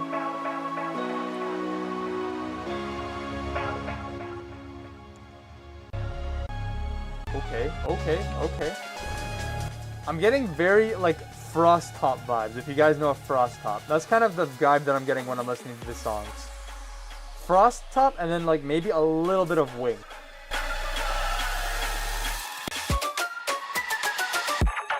Oh!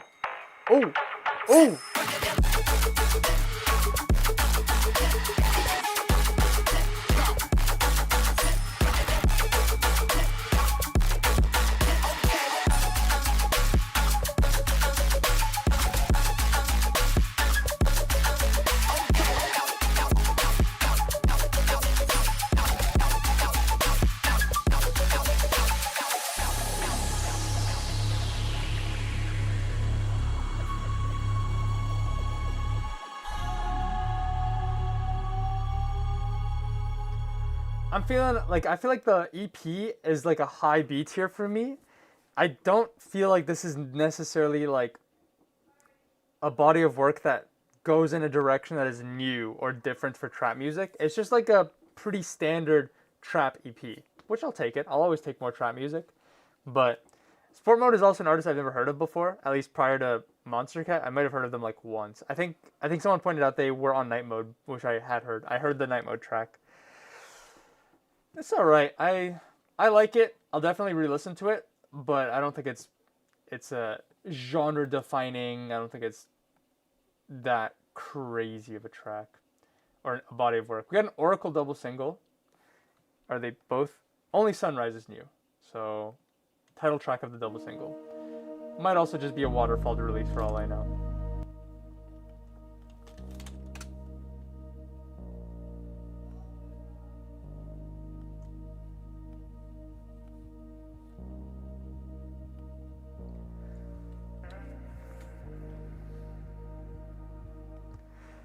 This flute is getting annoying already? Yeah, I think that's fair. I guess that's fair. The fact that your song is on Sony or Warner and stuff also is something to advertise with, lol. Yeah, but also similarly, like, I don't think people get that much momentum because they're signing to the likes of Warner or Sony. Sony or Warner also just sign a metric ton of music. Like, it's not... Sony doesn't care that you signed with Sony either. I was gonna say older wink, yeah. Sea Smoke is S for me, IMO. Rest of the EP is a high B or low A. Last night I turned that one rapping turtle meme from a while back into color-based noises for some reason. What's the rapping turtle? I gotta figure out, so what songs did I like from the sport mode track? I kinda liked Flute Song, and I think I liked, Sea Smoke was pretty interesting. I liked Sea Smoke. But Bounce was, I think if Bounce just leaned into the Violet, I feel like half of my critiques when it comes to music that's Violet adjacent is they should have just gone all in with it. They're holding back. monstercat is too scared to sign real Violet music, alright? I want the craziest, dumbest sounding Violet music.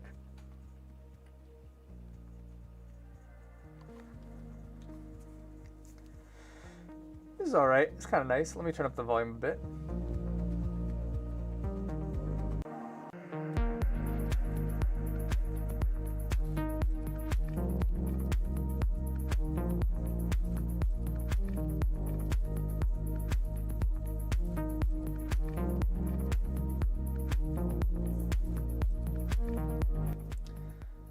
I've got a new what do you call it? Conspiracy. I've got a new conspiracy, all right? Hear me out. So I'm looking at this animation, right? This is real. This is a real shot. At least I think it's a real shot, right? This is probably a real moon shot. I have no reason to doubt that. This is fake. This right here is fake.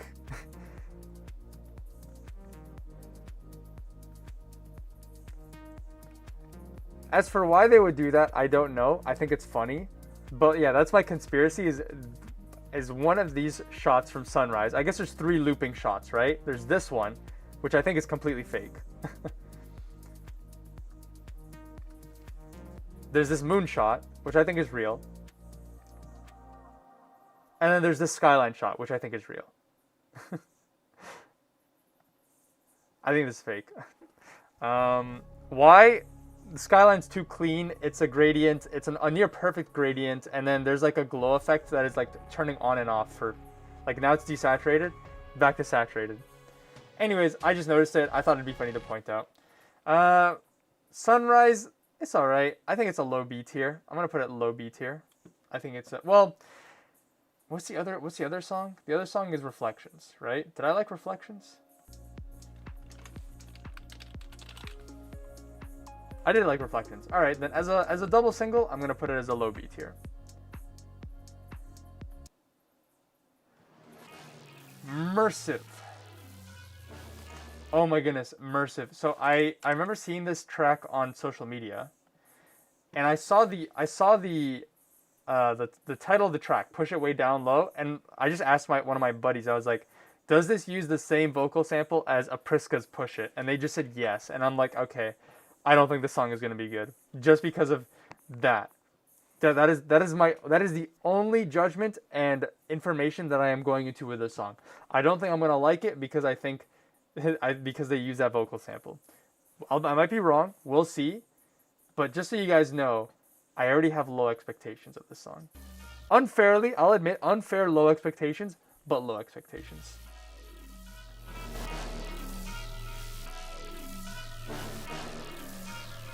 This track would be peak if it was released in like 2016 or something. That does not make me feel better about what I feel about this track right now. Push It is a classic, true.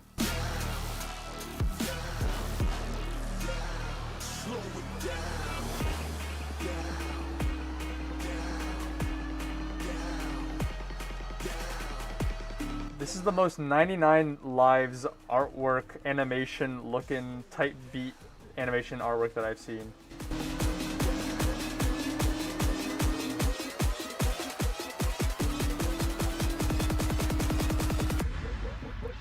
Push it way down low.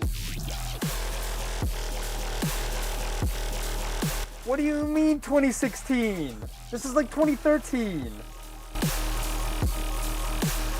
This is like if you took a 2013 track and VIP'd it with 2020's like production.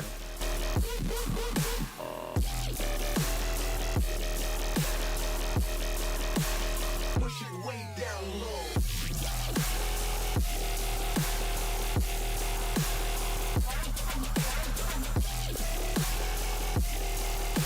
I mean, listen, they got 200,000 monthly listeners. You can't really go against that. GG's. How do I close this? I don't want to look at free. They're getting hella streams on their tracks. Fair enough. Push it way down low.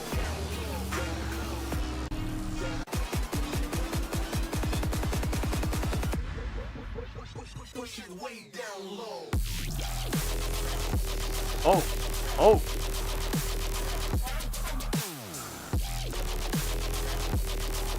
If they aligned the drums in like breaks in a breaks format, but did the second drop, that could have gone hard.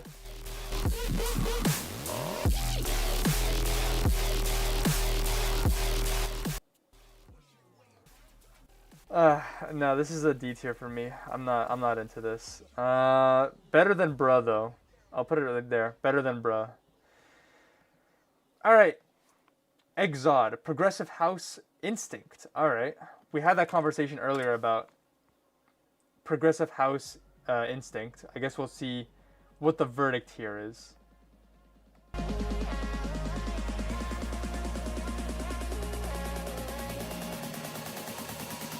140 BPM Progressive House.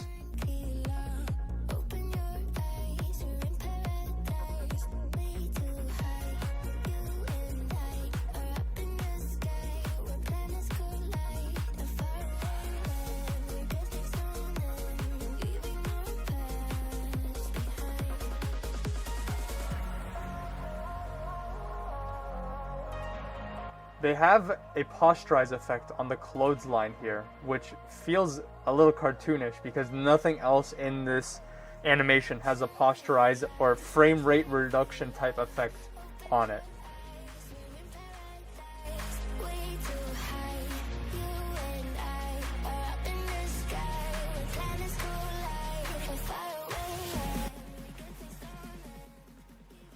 I haven't even thought of a Priska since then, LMAO. Wonder if they're still around. I feel like they are. I wouldn't know. Yeah, I was missing the year vibe, but it's somewhere there. 2013 if they used Disperser back then.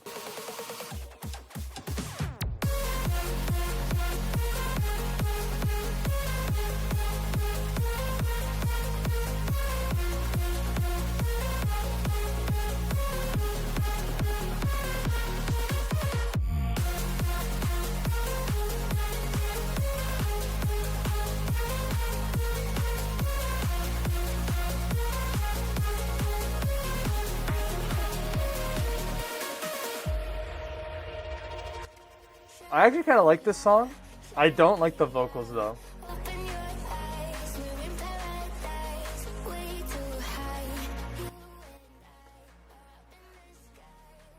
Actually, no, 2012. Is it a problem that I like Progressive House? No, I don't think it is a problem. We were just talking earlier about how like certain types of Progressive House would most likely not be on Instinct. Like it's Silk.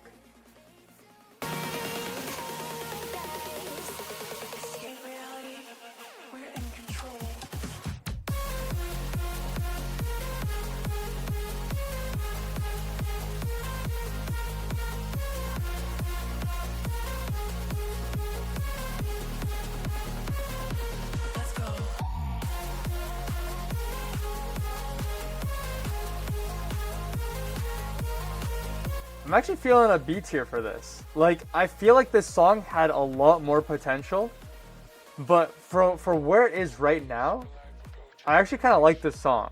I feel like this is a track that most people wouldn't like, but maybe I'm just reading the room incorrectly. Okay, I don't like this outro.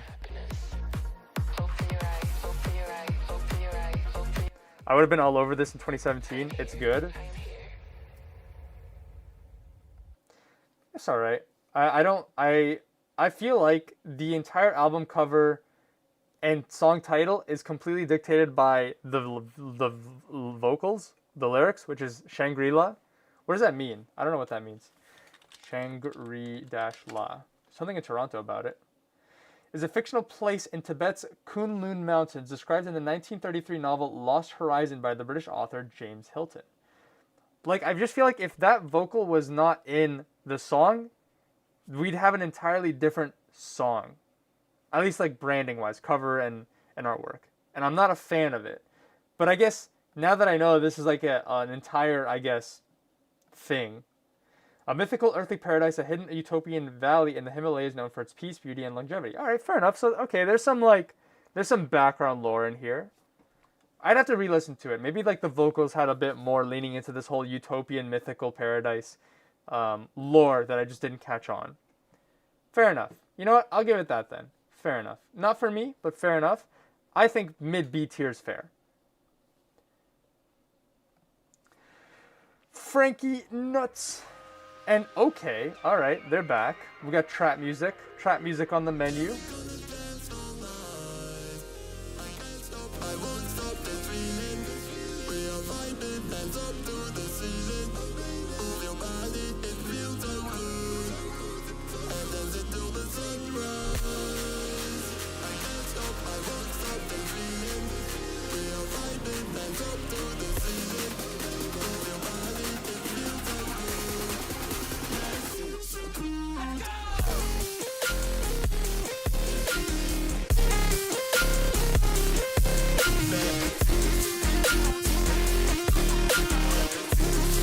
So tired of talkbox vocals. I agree.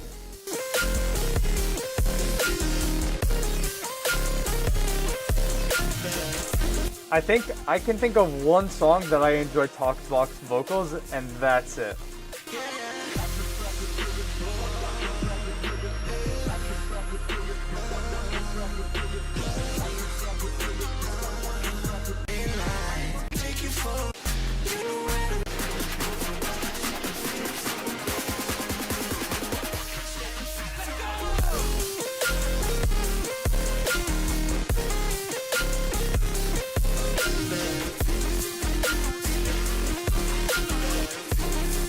I think my expectations for this song were too high. That first drop to me sounded like an intro, and it's 2 minutes 14. This is all we're getting. I mean, I'll always give bonus points for nice cinematography, videography. This feels like a starter track for an EP. I don't know. Did not feel strongly about this. This is gonna be C tier. I think it's gonna be C tier. I'm gonna put it. I remember a lot of people really like this song, so I can say it's overrated. It might be, I don't know. Like, it's not bad. It's not a bad song, but it just doesn't feel like it goes anywhere.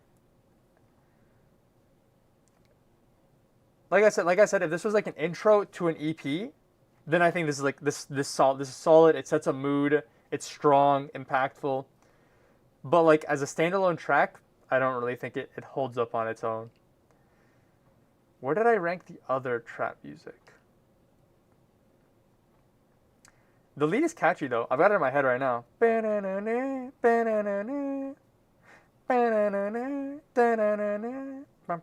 gonna put it over here above the chill track. That's where I'm gonna put it. Ooh, we've reached the Undertale arc.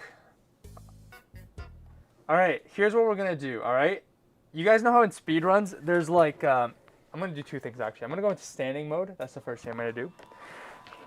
Oh my goodness. So fun lore. My legs are so sore. Ugh. I gotta stretch my body. So we're gonna do an Undertale skip. All right. I've already heard all of these Undertale songs an excessive number of times. This is gonna go too high.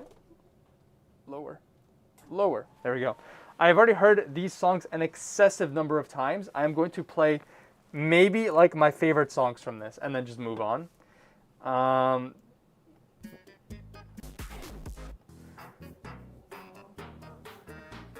let's see. I'm also just gonna talk over these. But yeah, we're gonna do an Undertale skip, all right? We gotta save some time in the stream somewhere. Sans Tokyo Machine remix. I am disappointed when this came out only because I have mashed Tokyo Machine with Megalovania before. So seeing that Tokyo Machine got Sans, I was just like, I wish, I should be facing this way. There we go. I wish with all my heart that Tokyo Machine got to remix Megalovania. I think there is so much more of an interesting opportunity there. That said, solid track, no notes. I think it's good. I'm gonna put this like a low A, high B. Also, every single Undertale track immediately gets like Undertale nostalgia bonus for me. A tier. I'm gonna do bottom A tier. I think that's fair. I'm gonna do bottom A tier. Yo, Haywire was the biggest letdown, I think. As a Tokyo Machine fan, his remix is very weak. I think it's fair. I think that's a fair take. I still think it's better than the other Tokyo Machine song that I have ranked down here. But also, Tokyo Machine feels like they've just had a very strong year this year. Like, there are other Tokyo Machine songs that I could imagine myself putting in like a low B, high C tier. But like I said, it's the Undertale bias. All right, that was enough Undertale for today. Next song, we got Silk, Holochrome, Afterlife.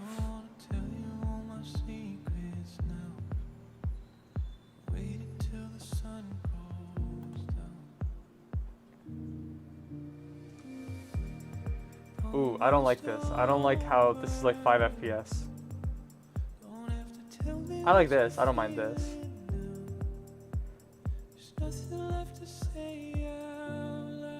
This I don't like.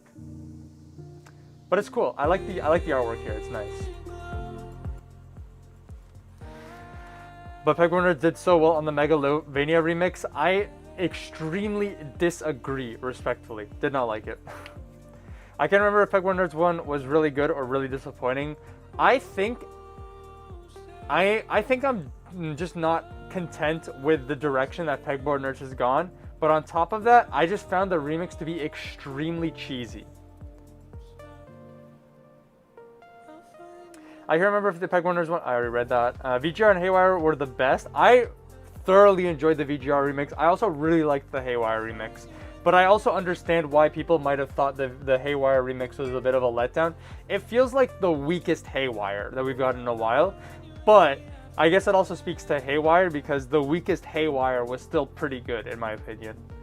At least this year, maybe this year and last year, there's an era of Haywire that I just don't listen to because I don't enjoy it. And it's like the era like right after he like departed from monstercat and went like full on talk box. I wasn't too big on that. Rob and Vector, you killed it though. I love those ones. Those ones are also good. Bro, the Sans remix is literally structured exactly like Busted. Is it? Busted by who? Or is that also by Tokyo Machine?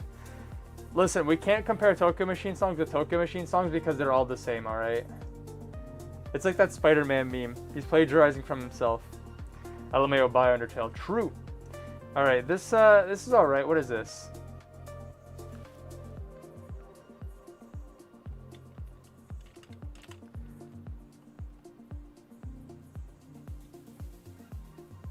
Alright, so this is actually a double single, and I've not heard either of these songs. So this is Afterlife. Afterlife's okay. We got Ephemeral. No, they're not. What was that in response to? Who made Busted? Control F, Busted. It was made by Busted. It was made by Tokyo Machine.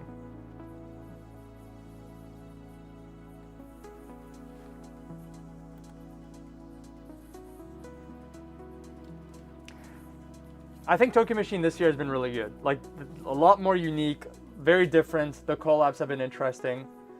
But there was definitely an era of Tokyo Machine's discography where it just felt like we were getting the same song over and over again. You've heard one, you've heard them all. Maybe it's in part because they've pivoted so far from like the repetitive bass house genre.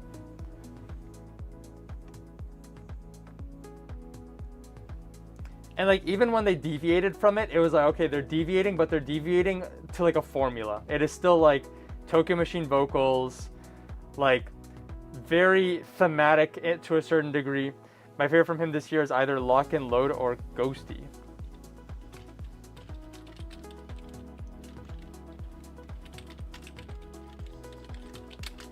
I'm guessing Ghosty is off label. My favorite Tokyo Machine this year is definitely from the EP. I just don't remember what song off the top of my head. I have the Furious here checked off actually. The Furious was really good. Oh, I forgot what Watch Out. The Guy Arthur, listen. Guy Arthur Tokyo Machine collab, always good. No complaints. Remember the last stream where you said wubstep is a fake genre? That sounds like a... What is wubstep? That sounds like a fake genre, yeah. Yeah, it's on Chompo, hardest drop I've heard this year. I definitely gotta listen to Chompo at some point. Chompo is a label that I really wanna get around to listening. Banyan double single's okay. I have no hard thoughts about it. I think this is a high C tier. I'm gonna put it here. Boop, there we go. What do we got next? I'm Back by Dodge and Fusky. I have medium to low expectations for this.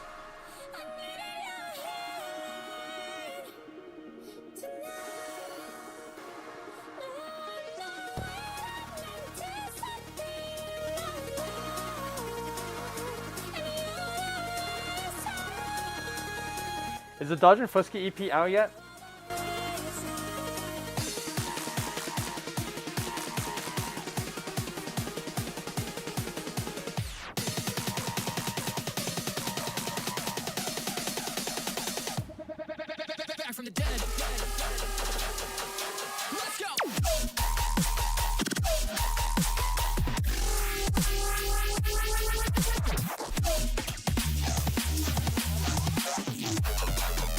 Ooh.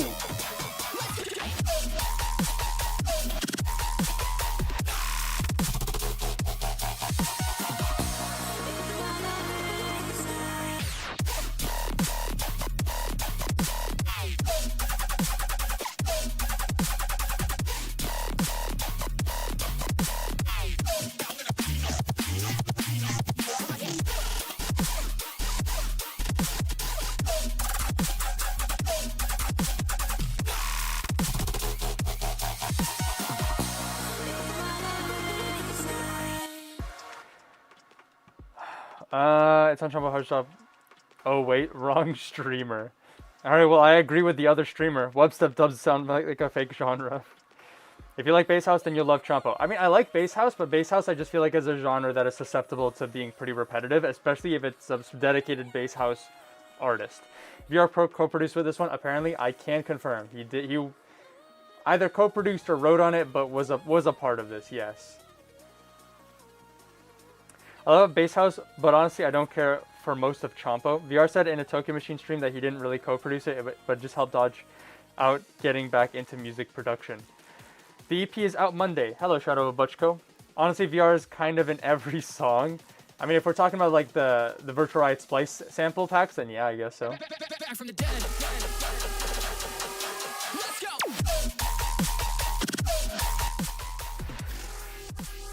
Or Fusky, I keep forgetting who is who, lol. Webstep is just that what MDK calls his music, it's not really a genre. I mean, that just goes back to the conversation we had last stream where it was like, it's a made-up genre for the purpose of marketing themselves, not because they're trying to define a genre necessarily. And I reference Chime as an example with regards to color bass and micro drops.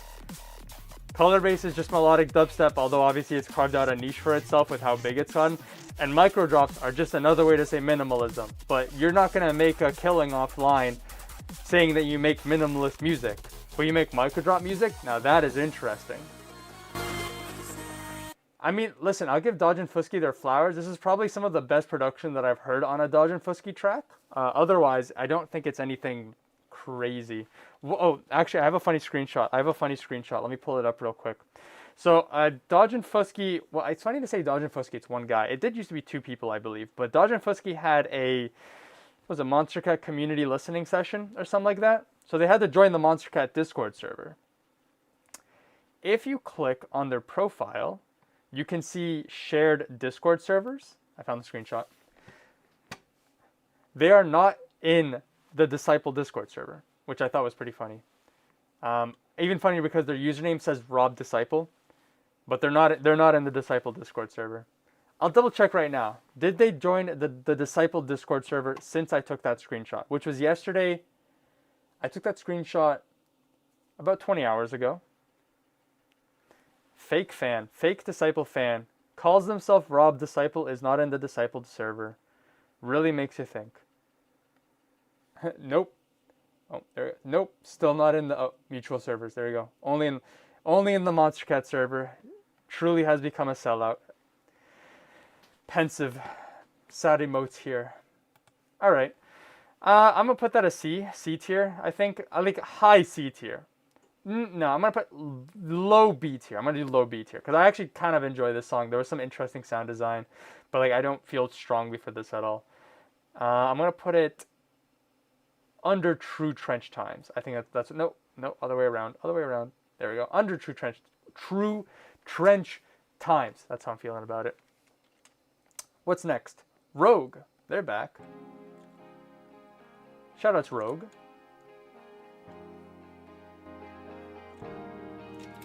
What are we doing? We said we never let the world go by. We roll it side by side, but I won't. I feel like every time Rogue comes back into my consciousness, the only thought I have is I forgot that they're alive and I'm surprised that they're still around. But it's cool to see that they're still kicking it.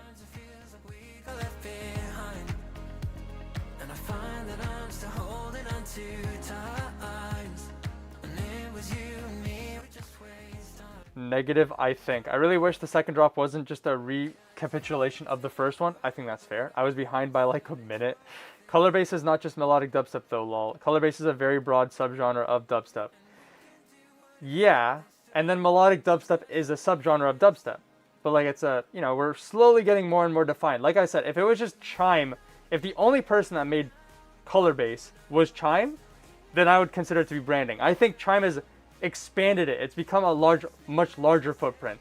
But that's why I mentioned Microdrop as a more prevalent example of just like a marketing genre.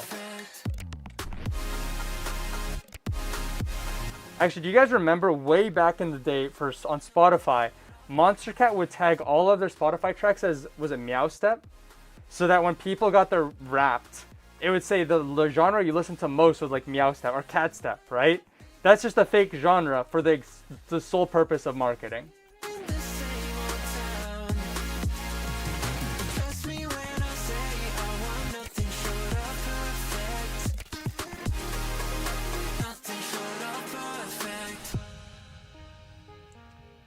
This song sounds marginally boneless. Marginally boneless. I think there could have been a bit more kick to it, a bit more grit to this.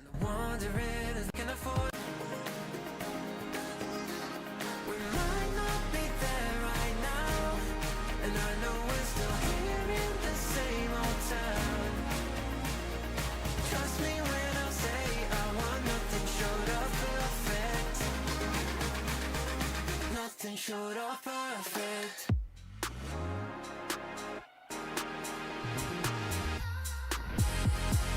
Nothing short of perfect.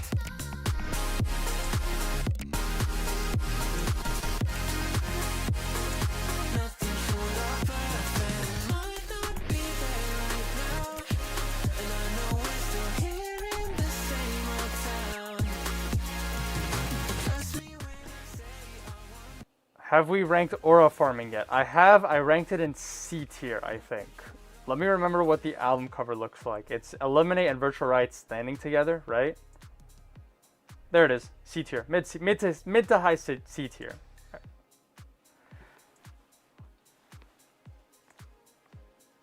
Unk still got it. Oh, isn't C tier? Yeah. To be honest, Chime might have coined the term color base, but I don't think Chime uses he, him, just as a heads up. I don't think Chime's music is actually too good of an example of what is usually meant by the term. I agree, but But that's part of what I meant by like the term color bass has evolved so far beyond the original what originally spawned color bass, which was Chime's music. Sounds like the first Instinct song ever. Yeah, I'm getting very aggressive, like imperfect vibes, or imperfect views vibes from this, which is just old Rogue. But like I kind of like that old Rogue style. Just like Porter Robinson coined Complextro, but I would never list his music if I had to give an example of Complextro. Did they coin Complextro? Damn. I'd have to listen. I need to listen to Porter Robinson's music. Wait a second. This song's named Perfect? Imperfect views. Bum bum bum bum. And I just Alright, that's not what I was looking for. We're gonna move on. We got Nostalgics and Alert. Oh, I didn't rank the Rogue track. I'm just gonna do high C tier. I'm feeling a high C tier.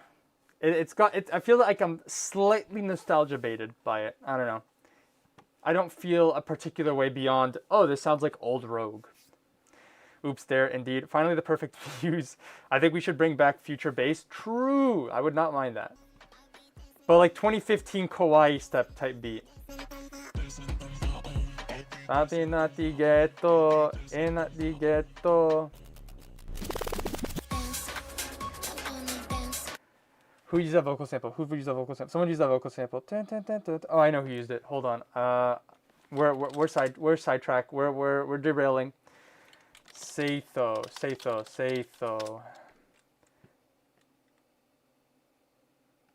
Master. No, it was not Seitho, was it? Shoot.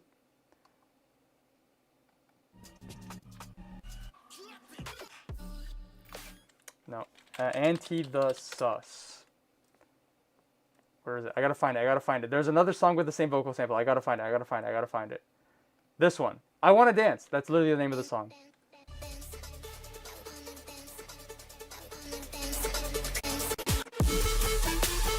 Alright, thank you for letting me get that out of my system.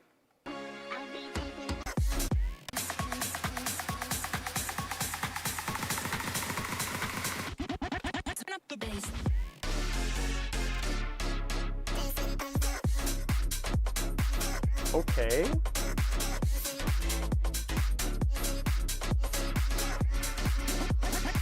This one for the ravers.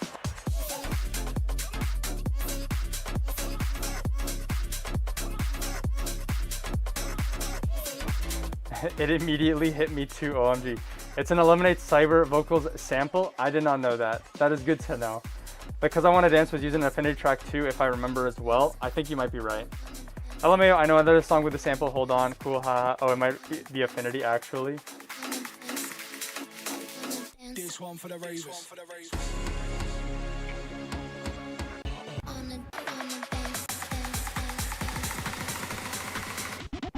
Turn up the bass.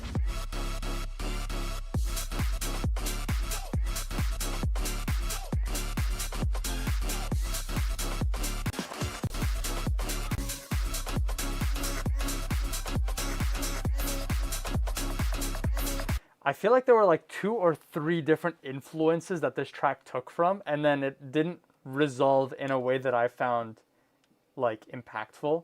It's an alright song. I just kind of also the vocal sample is too distracting, unfortunately. That's a me issue.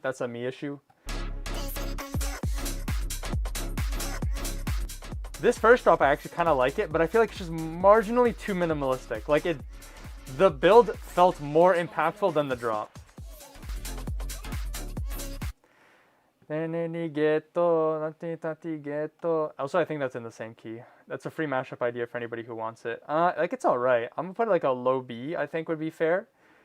I'm thinking below Rubik's Cube. Low B, below Rubik's Cube. That's what I'm gonna do. What's next? VGR Remix. I'm gonna be honest, that's like probably S8, A tier, S tier already. Alright, we're doing Undertale skip.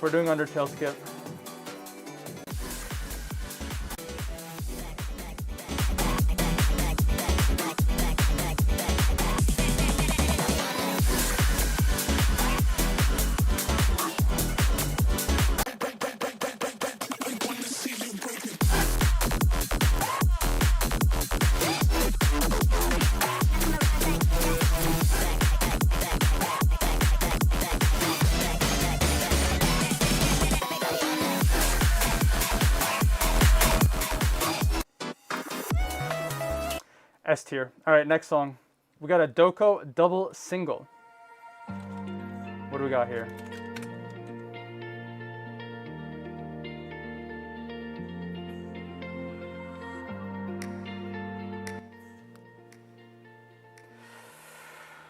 Where was I? This song gives me Pendleton commercial vibes. Best remix banger straight up. This should make into the best of 2025. I hope it does. I've slightly ruined the VGR remix for myself because I keep on immediately thinking of Dash Star, but still an incredible remix. It stays so true to the original track. The key change is executed phenomenally. I don't think it sounds out of place that it's an EDM remix. Like, it's just a great remix overall.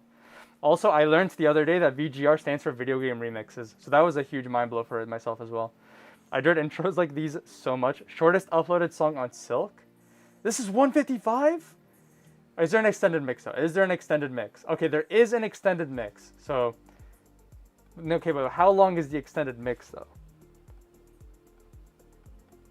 Volume warning, just in case. This is 332, which is still kind of short for like the Silk ecosystem, but at least a little more understanding. I hate you, monstercat player. I hate you. I hate you. I hate you. All right, let's try that again.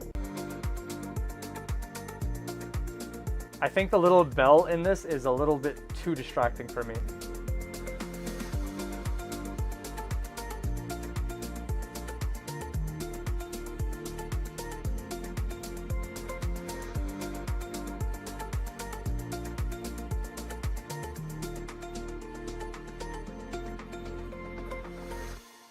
So this is a double single, so we got one more song. I paused the wrong thing.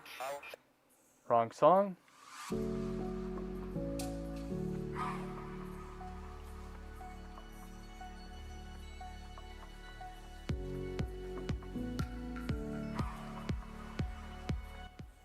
I'm voting for VGR, by the way. Why do they call it an ATM machine if the M stands for machine?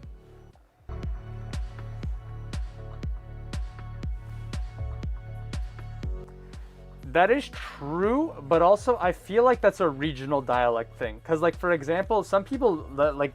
Okay, well, first of all, I don't know anybody that goes to ATMs or ATM machines. But whenever I have mentioned an ATM or ATM machine, I usually just say, I gotta go to an ATM. Or I gotta go to, like, a bank teller or something like that. I don't hear people often saying ATM machine. But you know what's a funny one that my girlfriend mentioned to me the other day? There's, what is it, chai tea? Which is just tea twice.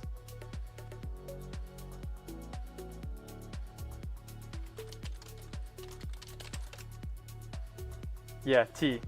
Chai tea is just tea.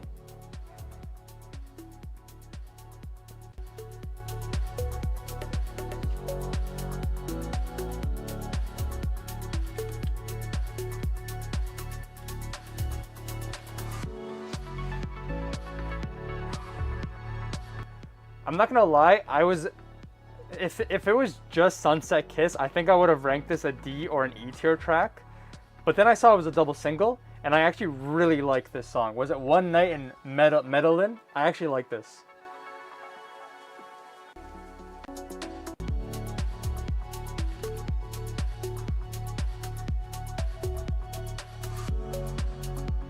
We are gonna move on though. What do we got here? We got Adrenaline by Oliverson Moon.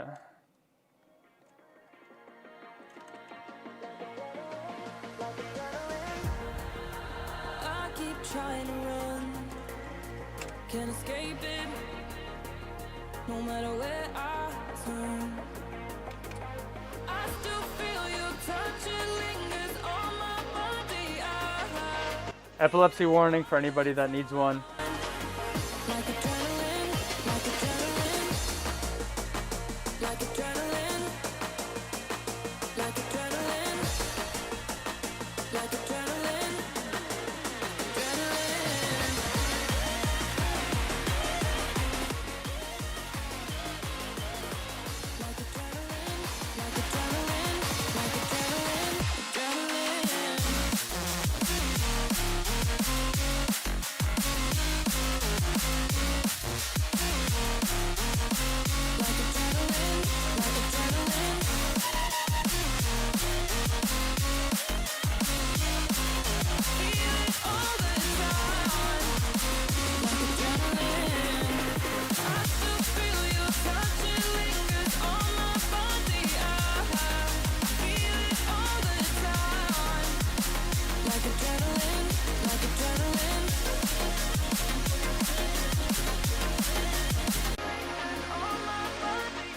cool. I like this one.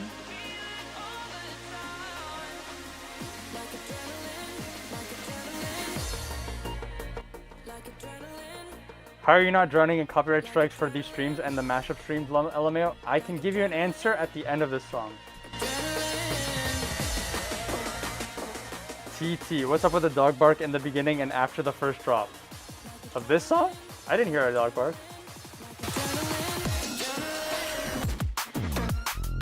Ooh! Ooh!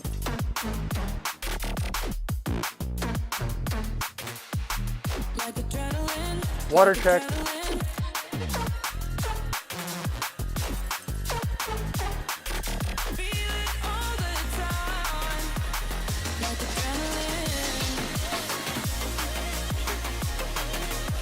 I like this one. This one's actually pretty good.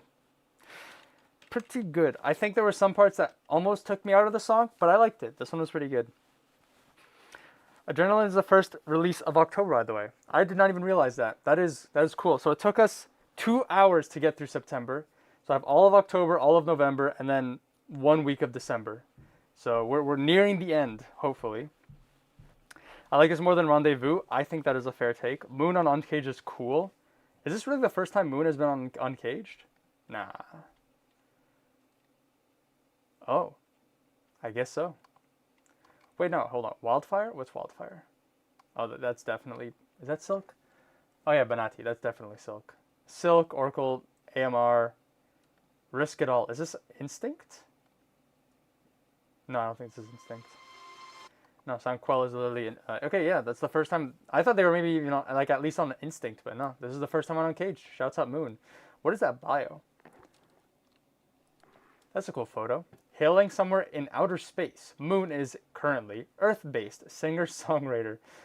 Due to a turbulent and ever-changing environment in her younger years, Moon has found home in music, with influences and inspirations being pulled from each corner of the genre spectrum.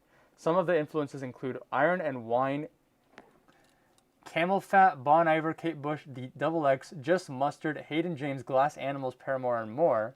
A testament to not allowing herself to be confined by a genre now. Following releases with Yodo, Zach. I mean, you were constrained a little bit to the house genres here, but finally broke out. Respect. Shouts at Moon. I like this one. I like. Oh, I forgot to rank this one. Okay, this one, the double single, I was not really a fan of, but the other song is low. So, I need to collect my thoughts. Doko double single is a C tier for me, low C tier. I'm gonna put it here, low C tier. But if I was to rank One Night in Medellin on its own, that's probably an A tier for me, to be honest. Sunset Kiss, D/E tier. That is my justification. Adrenaline, good song. I liked it. B tier, maybe A tier. I'm going to put...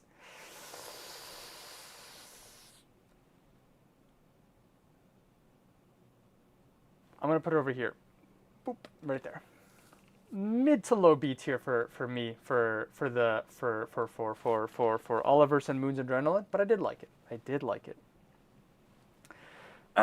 Probably his best DNB track for me. Lead has power and Moon puts on slightly memorable vocal performance. I think Moon is one of the few artists that have at least one song in each monstercat sublabel. No, she isn't an Instinct yet. Soon, hopefully. To answer the previous question, how do I not get any copyright strikes? The answer is simple. This is my page. This is my live streams page. Hold on, 50. Expand this a little bit. If you do look here in this monetization column, almost every single stream that I have is not monetized, and that is because I do get a lot of copyright claims. A lot of people really like to claim my streams because I'm using other people's music, obviously. Surprisingly, I did not get a single copyright claim on part 1 of this ranking. The reason for that is because I have a monstercat Gold license, so I get free reign to use monstercat's music in a way that is... I'm blanking. I guess interpretive, builds on the original content, commentary, fair use, that's the word, stuff like that. Any copyright claim, this copyright claim from part 2 is probably because I played some third-party stuff. The long story short being, you don't really get copyright strikes from music unless somebody actively goes out of their way to strike your channel, which they have the right to.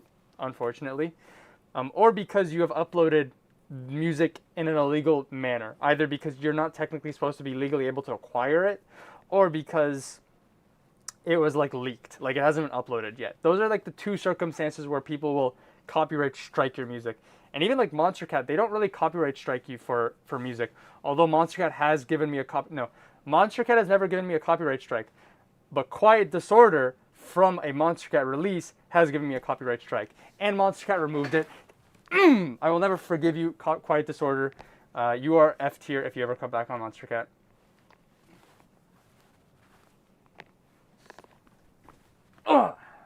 Take that. I'll never forgive you, Quiet Disorder. Although you can still get claimed for a copyright from monstercat, because as you guys can see here, all of these exclamation marks are not available for content creators, which doesn't mean you're going to get a copyright claim, but it means you might get a copyright claim. So I've listened to a lot of copyright content that might get copyright claimed. At the end of the day, I don't really care to be monetized for these streams. I know I'm going to get copyright claimed. I'm probably getting like 50 cents per live stream. You know, it is not a meaningful loss. Similarly to all of these mashup live streams, what would get you a copyright strike, however, which actually happened to Going Quantum, is if you play a ton of music in its entirety in succession, which Going Quantum did. He did a live stream, a DJ set, and because he was playing a ton of copyrighted music in its entirety back to back, I think he got a copyright strike for that. But in my mashup streams, I am like pausing a lot. I'm going back. I'm replaying like very small snippets. I am technically playing a lot of music back to back here, but I'm talking in between it, and I'm also pausing.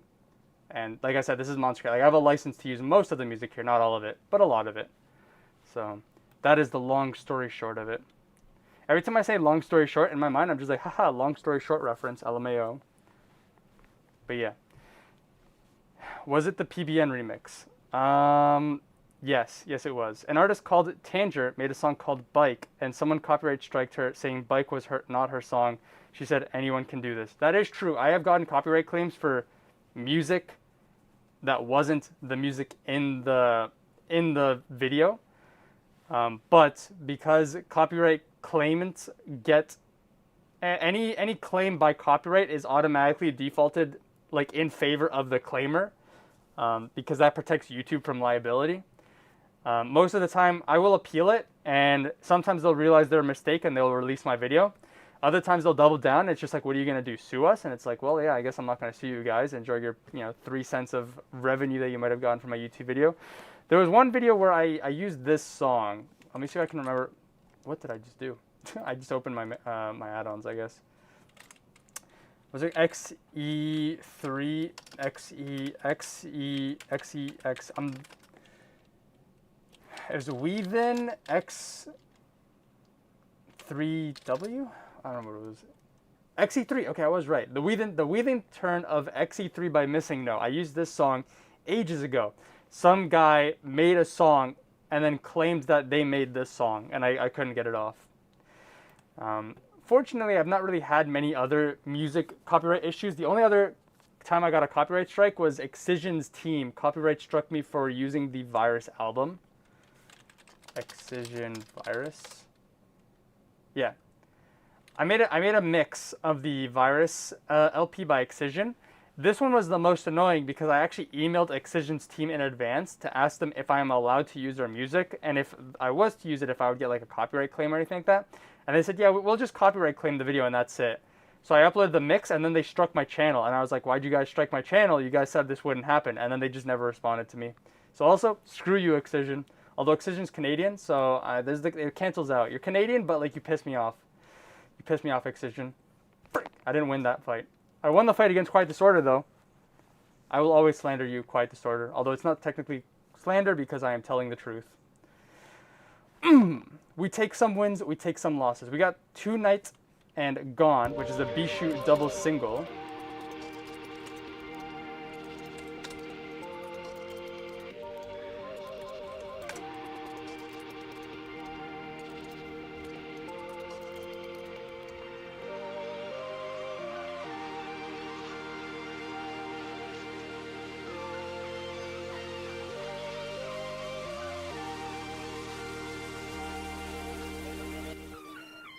That's probably an audio combat submission originally, by the way, so maybe it worked because it was an audio combat video first. The Tanger song, BO 2025 voting is soon.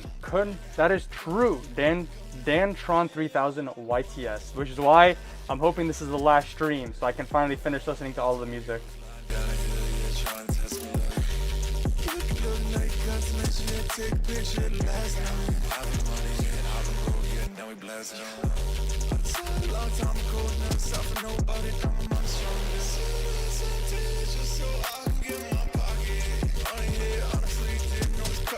Bro watches Mr. Beast in 2025. Listen, to be the best YouTuber, you gotta watch the best YouTubers. And I am never gonna spend millions of dollars on a YouTube video, but one can dream.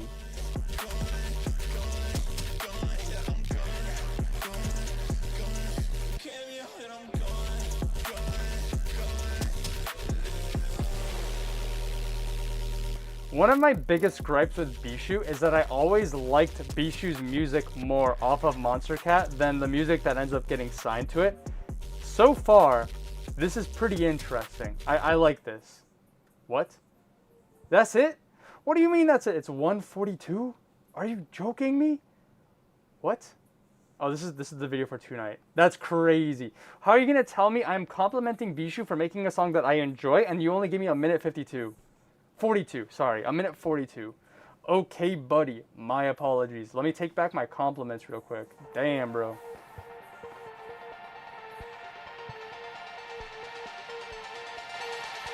Let me guess, tonight is house.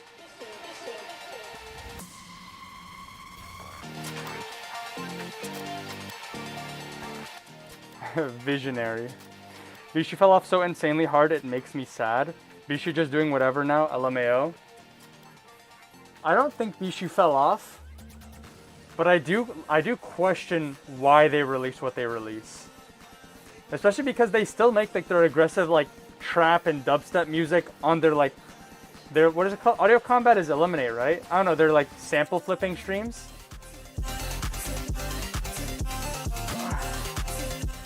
That's a Bishu song. That's a Bishu song. CRD tier, LMAO. Eyes Wide Open is still one of the most beautiful songs I have ever heard. I feel like every song he does now has the potential but misses the mark big. Bishu should never have started streaming so regularly.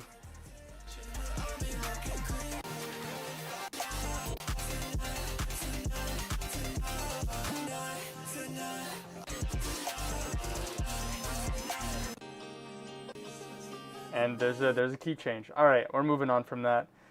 Reconnect, More Kismet remix.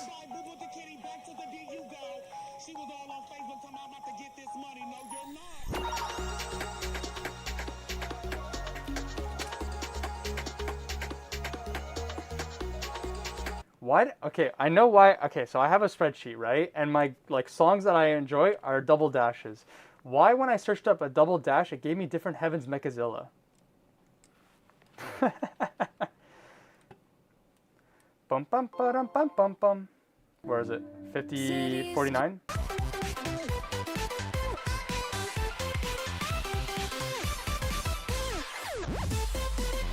So last stream I listened to this and then said Different Heaven does not deserve to be on monstercat because of that 3 seconds I listened to. Turns out it wasn't the drop. So I'm gonna listen to the drop.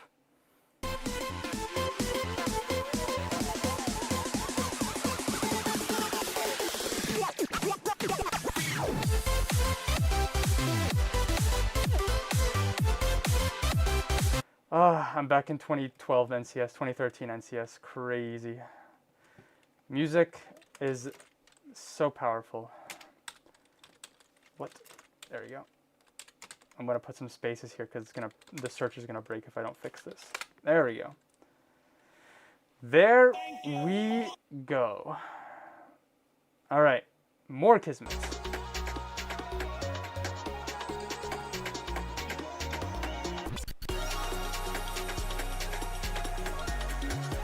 Don't forget to rank lol. True. The Bishu double single pisses me off. I'm gonna rank it as a D tier.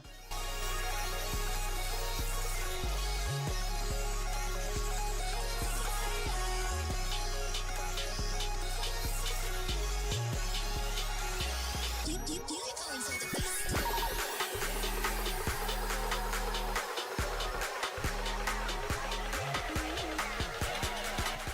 mid D tier for the Bishu double single.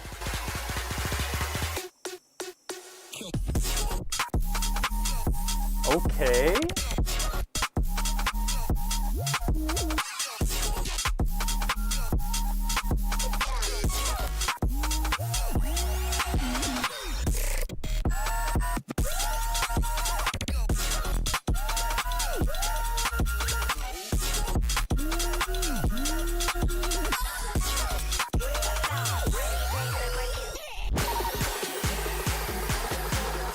Like, I don't know, he just turned into a streamer who happens to know how to use Ableton instead of a musician who happens to stream IMO, but maybe I'm hating too much. I mean, if you enjoy streaming, then respect.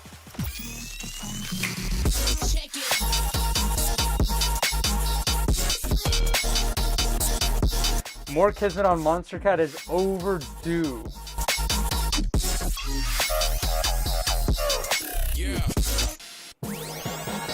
This is way too NCS. That's the classic Different Heaven style. I heard this in an I'll Go Do Marble Race once. I used to watch I'll Go Do like way back in the day, but only a couple of videos. Different Heaven also used to make dubstep, by the way. Flatline is D tier? Yes. And in fact, since you've asked me, I have moved it one down.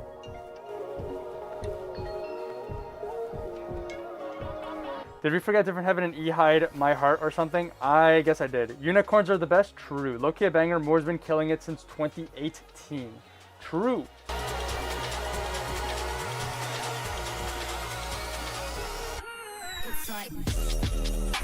Ooh.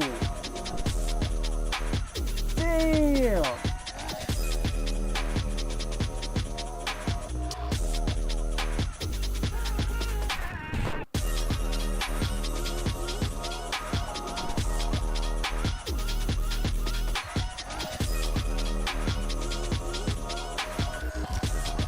I'm feeling a mid A tier for this one.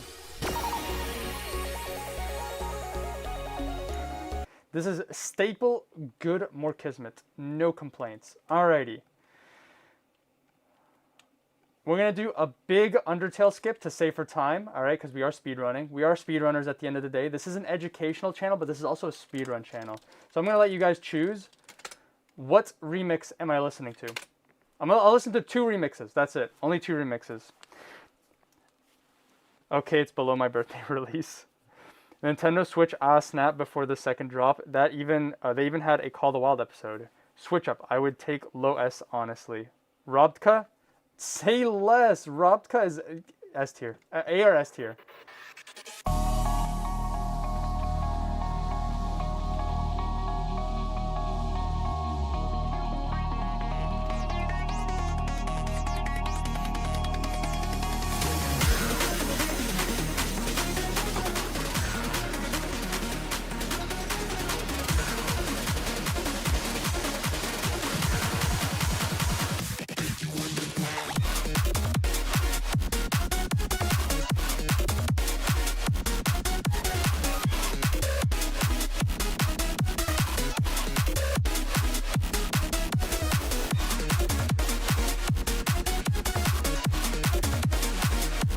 That's my ranking, alright? S tier for the entire comp.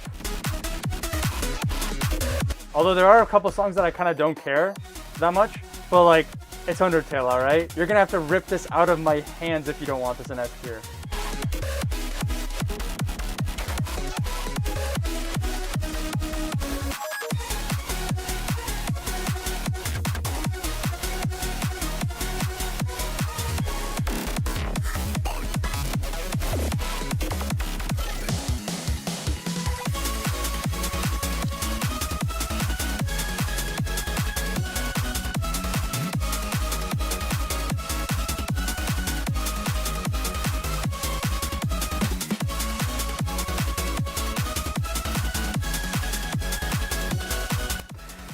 Robka, so good, honestly, core remix. Spider Dance, VGR and Vector U remix, core remix is fire. Slightly Camila Coda remix. High Tech on monstercat, question mark.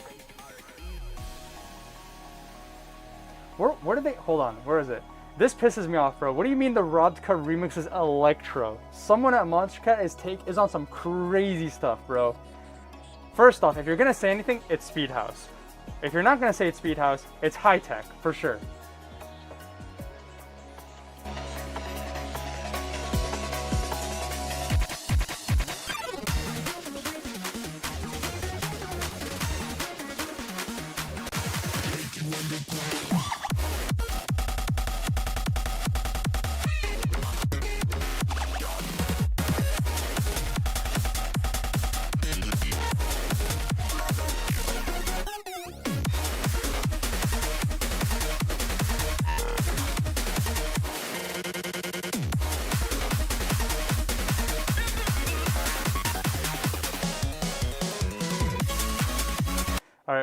Vector U, Vector U. We'll play Vector U.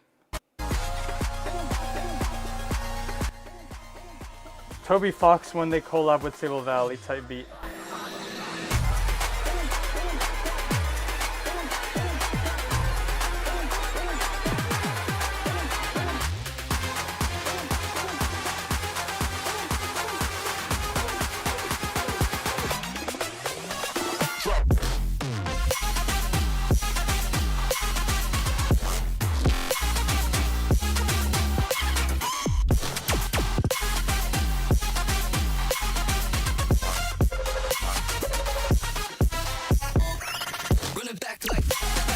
Bro, what do you mean this remix is dubstep? Get out of here, monstercat. Holy moly.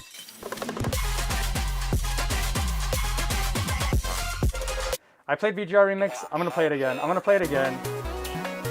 What are you gonna do? Tell me I can't play the VGR remix twice? We're doing it again. Run it back, run it back, run it back.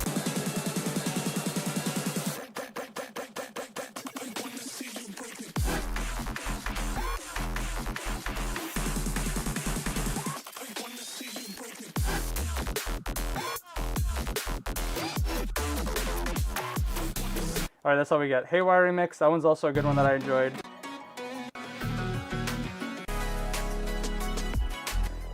I agree with what Letta said earlier. This is a weak Haywire, but like I still enjoy it, so can't do much about it. What else did I like? Let's see. Oh, I like the One Heart remix. This remix hits like a truck, alright? Nostalgia through the roof.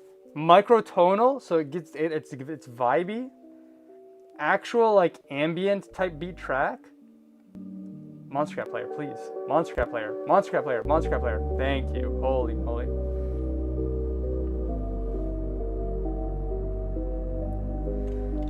Alright, anyways. For further thoughts, I don't really care about the No Mana remix. Tokyo Machine, I already said my thoughts earlier. Robo Rob remix is like very well produced, but I just kind of feel it's just alright.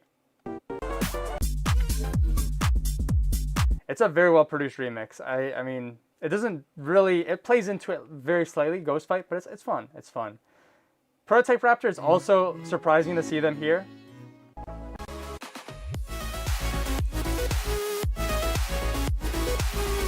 And then I really do not care about the Peg Wonders remix. Here, we'll play the outro.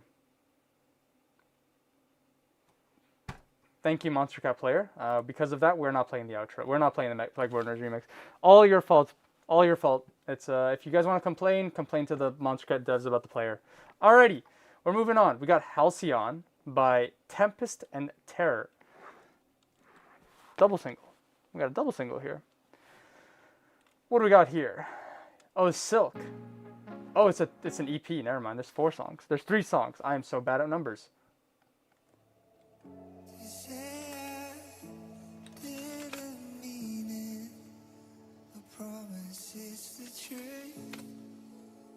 I'm holding on for you.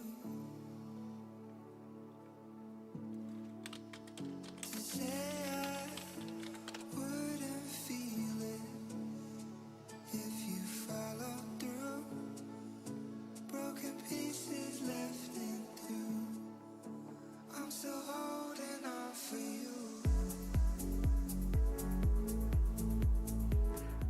I don't mind any of the Undertale remixes. I would listen to any of them. Fair.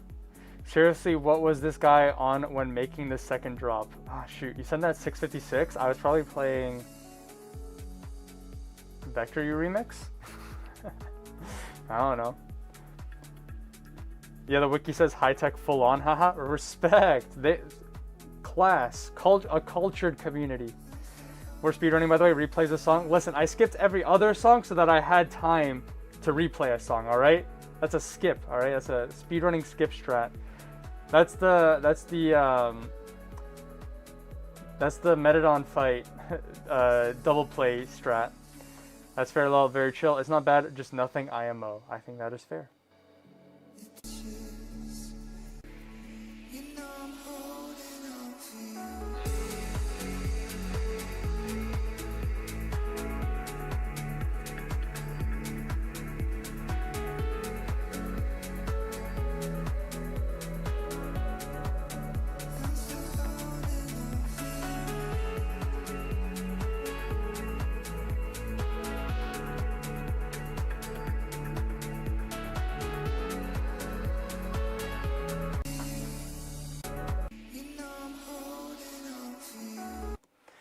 Is there a Kuro song that has that sample? I'm trying to remember. No, it's not Kuro. It was Arrow 808, I think, has a vocalist in that song from like the Monstercat Compound 9th Anniversary compilation, which almost sounds like the vocalist in that sample, but I guess they're not the same. We got Halcyon. Let's peep Halcyon.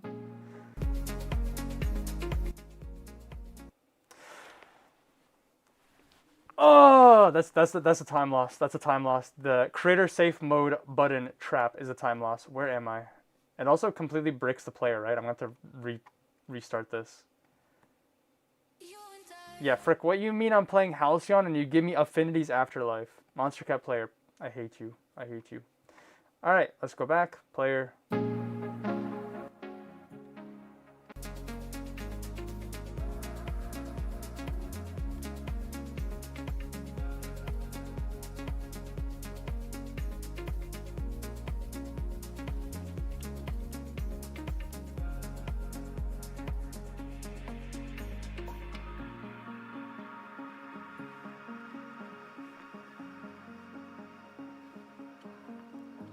You and I, true. Also, as a heads up for anybody that is curious, we are less than 100 songs away from the end of this marathon of sorts. Let's see. 81 songs.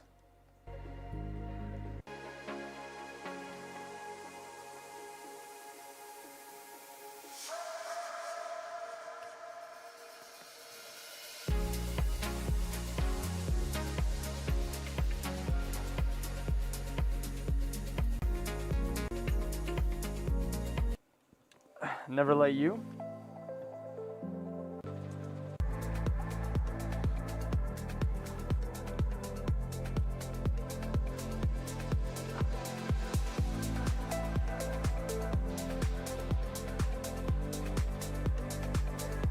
I love creator-safe music and free samples from Monstercat. I listen to those songs from the Monstercat player.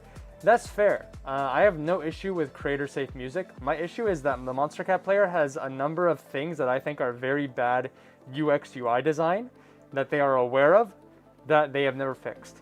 One of them being this button should not be right beside the bar where people can select where they want to listen to the music. As you guys saw, I wanted to skip to an earlier part of the song, but by accidentally clicking creator safe mode, not only does the song disappear, you cannot fix it without refreshing the page. That is horrible UX UI design, in my opinion. And then the player just also has a litany of other bugs and quirks that I'm really annoyed with.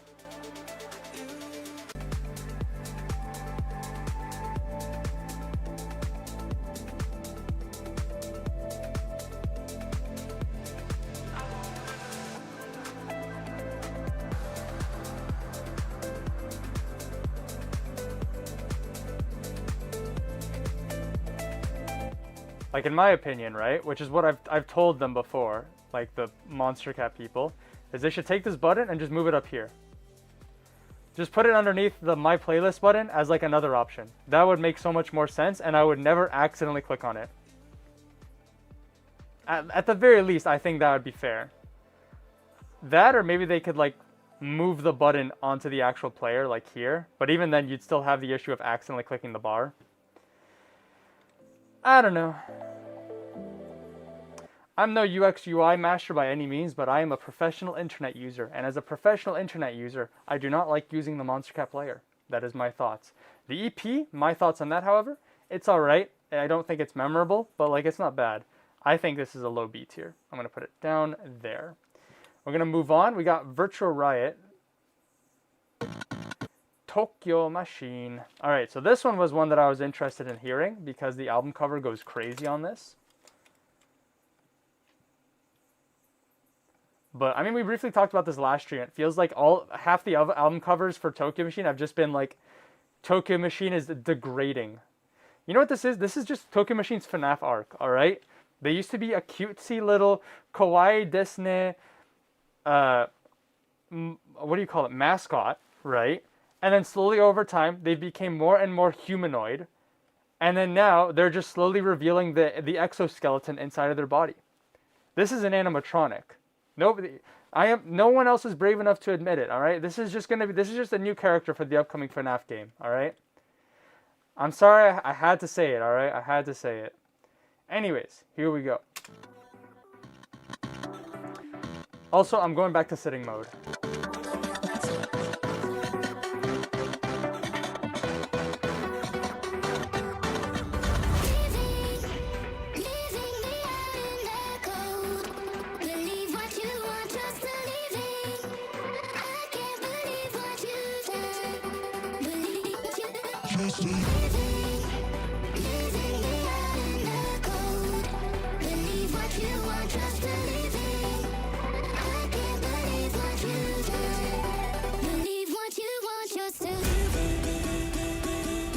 I've studied UI UX design and I think it's just objectively bad, LMAO. Thank you for confirming my thoughts. Tokyo Machine's a Nightmare Freddy pipeline? True. Ooh. Ooh. Ooh. Ooh.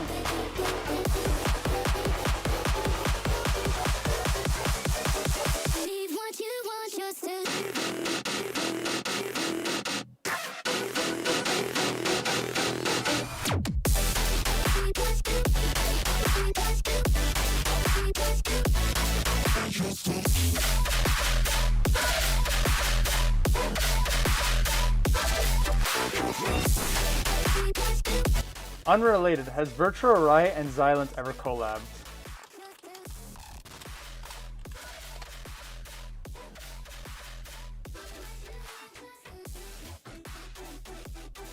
Xylent has remixed Virtual Riot. Much to think about.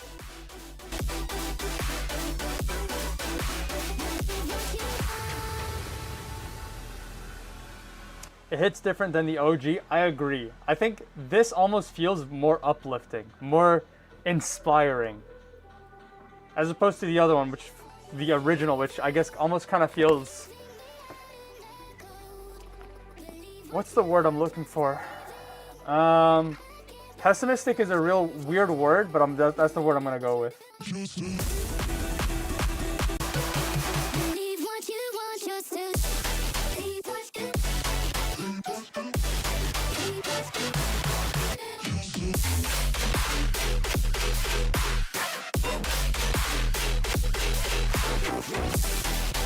There's like a tinge of melodic elements which feels nicer.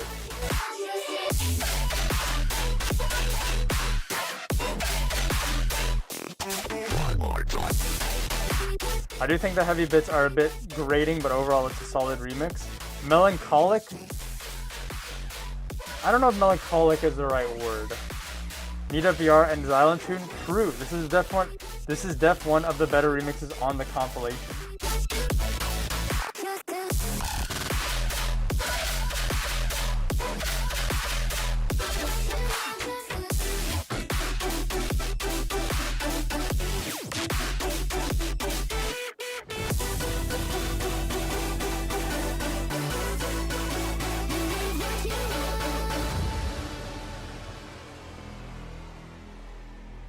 Putting it mid to high A tier. I think that is fair.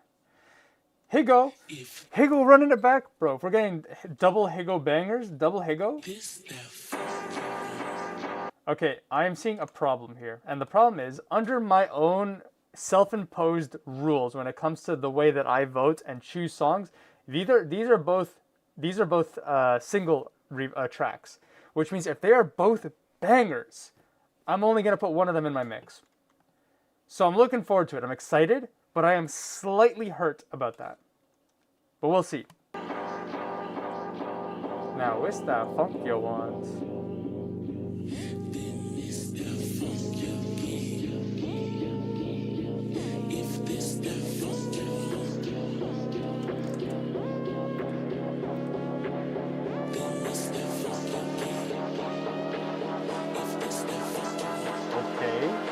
Okay.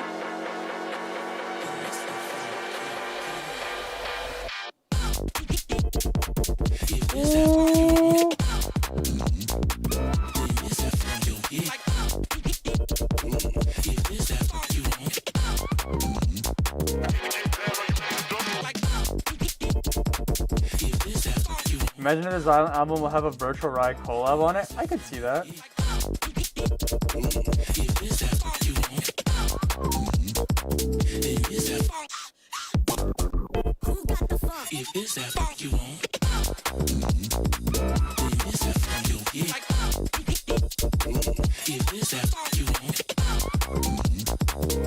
UK dubstep but instinct. UK dubstep but it's happy.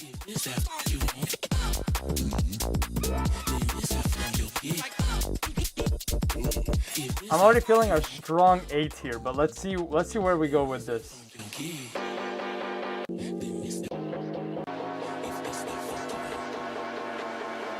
We're going evil mode. Evil mode.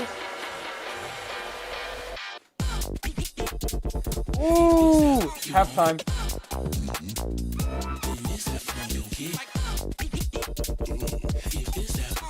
The double Higo top A tier. That's where I'm ranking it.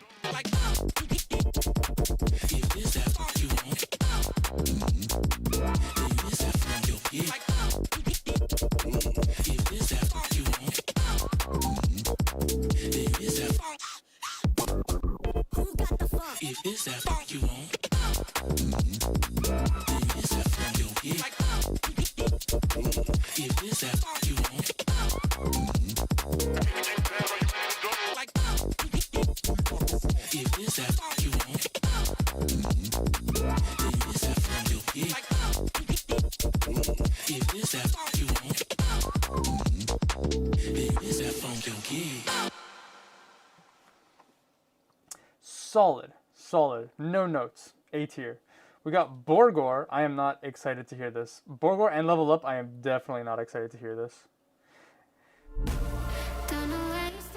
It feels like Higo's so sick, dude. It feels like Higo is picking up where Drinks on Me left off. I feel like that's fair. Also, Hello Berry. Halftime drop like Drinks on Me.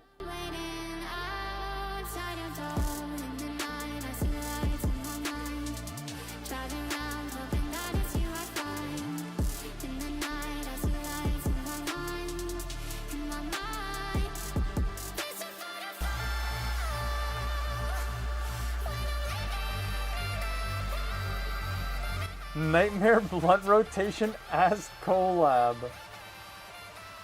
Yeah, maybe.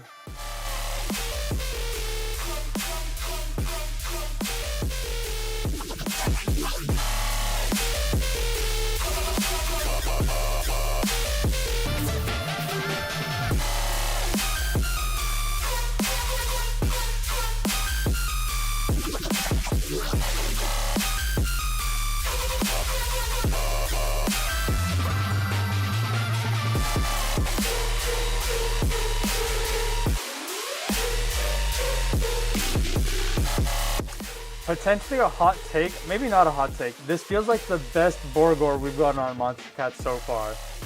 Like, I slightly enjoy it, but there's still things about it that I'm kind of turned off about.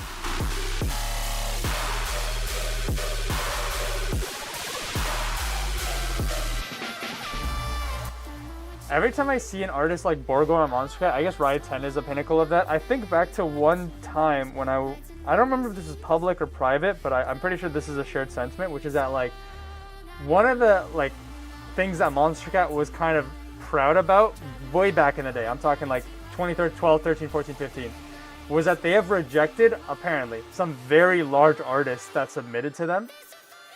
And it feels like that sort of sentiment and that curation is just no longer maintained. If you have enough, if your streaming numbers are big enough and you make electronic music, you're gonna get on monstercat. That's what it feels like as an outsider. I don't know what their actual curation is like, but it definitely feels that way with some of the music that's been signed over the past couple of years.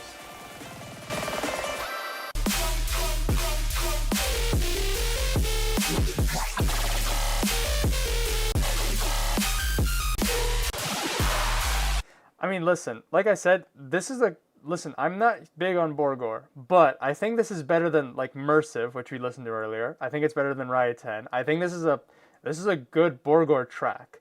Borgor doesn't make the best music, but I think it's a good Borgor track. Now, what might be a hot take is ranking this low B. I'm not going to do that.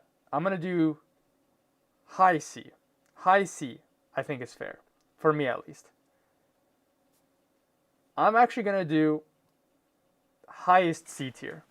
That is probably going to be the most controversial take this stream. I actually kind of like it. Just a little bit. Certain aspects of the production, though, still fall flat to me. But compared to, when I saw Borgor, I was just thinking of the music they released, like, not yesterday, like the year before. Hello, Level Up. Borgor. There it is. Oh, they only had this remix. Yeah, this remix was the Cry remix. No, that is a hard pass.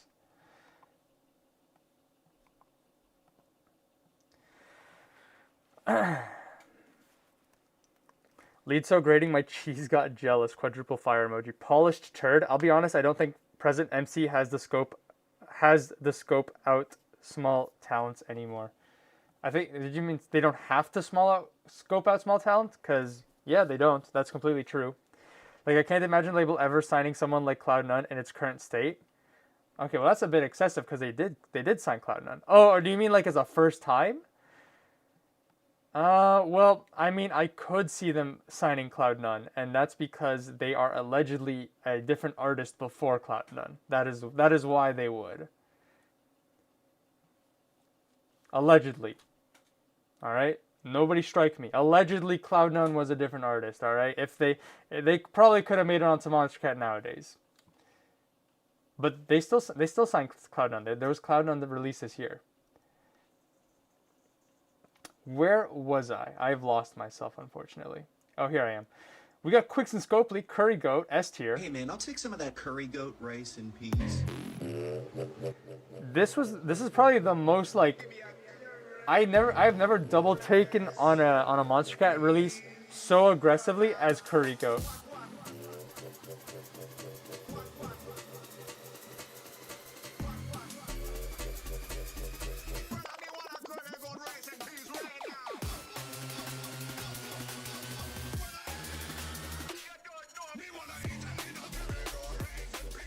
Like, I remember seeing this meme going stupid viral on Instagram, and just seeing it like a week later being released on monstercat was crazy for a couple reasons. Number one, I've never seen a monstercat root track have a turnaround that quick.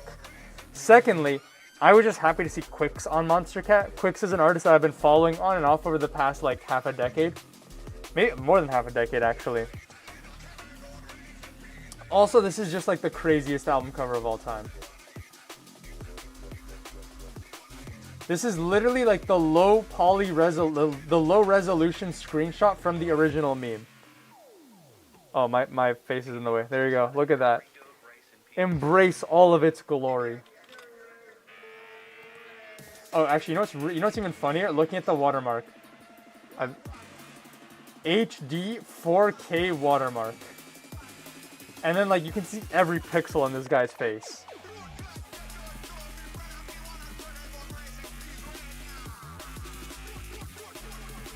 This is A tier. This is A tier.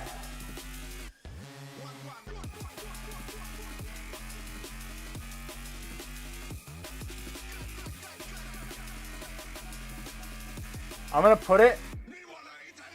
So I'm gonna put this below the Chime EP, but then I gotta move up the Liz Deck single above this one instead. Actually, I'm gonna move up. Yep. No, I'm gonna move that back down. Yep. I like that. Mid to high A tier. I think that is fair. All right, we got Silk Selections. Is this 05? Silk Selections 05. We are at Silk Selections 05. Here's what we're gonna do. That is not what we're going to do. I do not want to listen to that again. We're going to play this in its entirety, just like that. I'm going to load up the video. Whoops. And I'm going to catch up on the chat as well. I know I'm a little behind on the chat.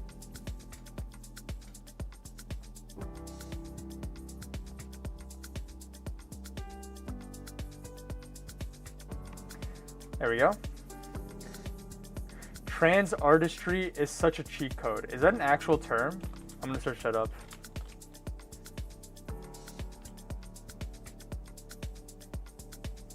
Trans artistry refers to art created by, for, and about transgender and gender non-conforming people. Okay, I feel like you were not referring to that. But yeah, I mean, obviously, if you're an established artist with an established like presence on social media with a formula that works, I imagine a label is going to be much more open to the idea of taking that success and bringing it into a new project or pivoting. Because like some artists also just want to make... That is loud. Some artists, although I think it's a little bit annoying when artists do this, but I understand why, right? They just want to make a different kind of music, and they're not going to do it under their main alias, right? They're going to make a different alias. So, I get why. I don't like it, but I get why. I mean, the label's capacity for discovering new and upcoming producers has diminished so rapidly. I don't think the label is incapable of doing it. I just think they choose not to. They have a pulse on the underground, but like the bar for an underground artist to make it onto monstercat is just so much more astronomically difficult and out of reach compared to, you know, a decade ago, right? I mean, I already read that. Never even thought of the idea that Cloud9 would have been someone else. Allegedly. I'm obligated to mention, allegedly. The song sounds like it was made in 30 minutes, but funny joke, I guess. I mean, to be fair, it basically was made... Hold on, I know... So that we were talking about... That's Curry Goat. To be fair, the song was essentially made in the span of a week, probably. Considering, like, the amount of time it takes to turn around a release to be distributed. There's no animation. It's just this project playthrough with like the original video played over top of it every once in a while. The entire video, the entire FL project is stems.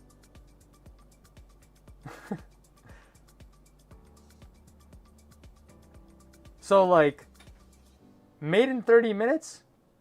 Yeah, kind of. The idea was definitely made in 30 minutes. It doesn't look like it took that much. Like there was no like high quality, crazy sound design session. These are all samples. But like, listen, half of the difficulty and talent of being an artist is being good at composing music, right?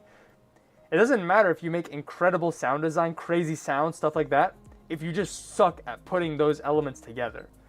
And so while, yeah, this song is like 95% samples, Quix does a very good job at putting it all together into a cohesive song. So like, credit where it's due. I will not fault people for making a song that's like 90% samples if the song is good.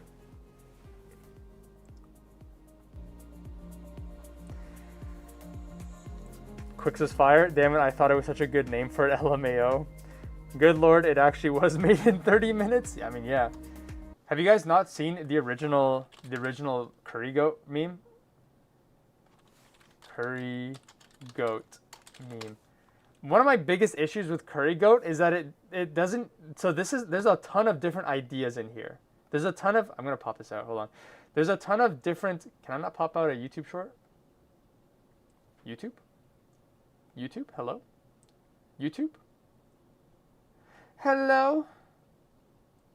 It's me. Okay, I can't pop out a YouTube short. I'm just going to have to drag this over. There we go.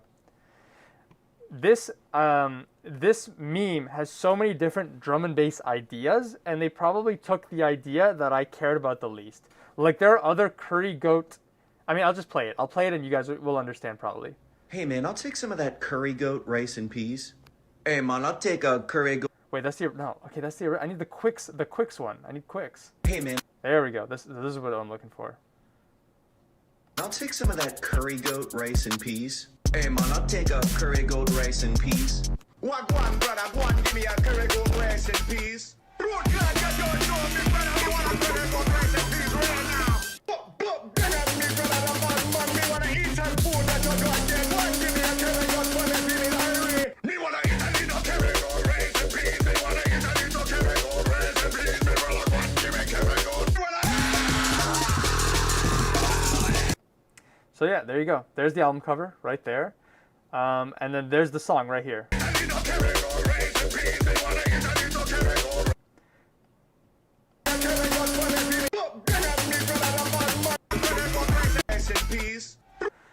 Anyways, it's not a release that is meant to be taken seriously. So I'm not too pressed about it. At the end of the day, we got a meme that has been distributed to online stores, and that's something that you don't really get to do very much of.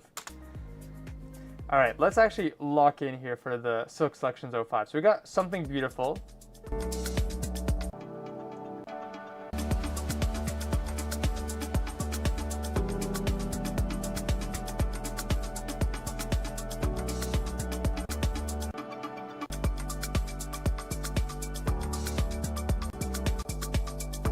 It's all right. This one sounds kind of interesting. Excuse me.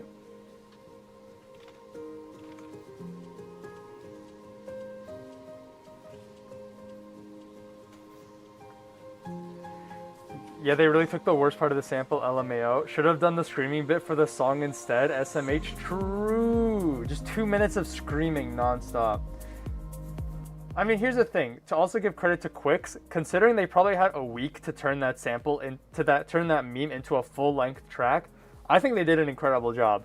If they were given like a month, 2 months, I could imagine a much larger like storyline to be read, where like he could have included the original idea from all of the different segments of that video, and it's slowly building and progressing into this like just stupid drum and bass roller at the end, right?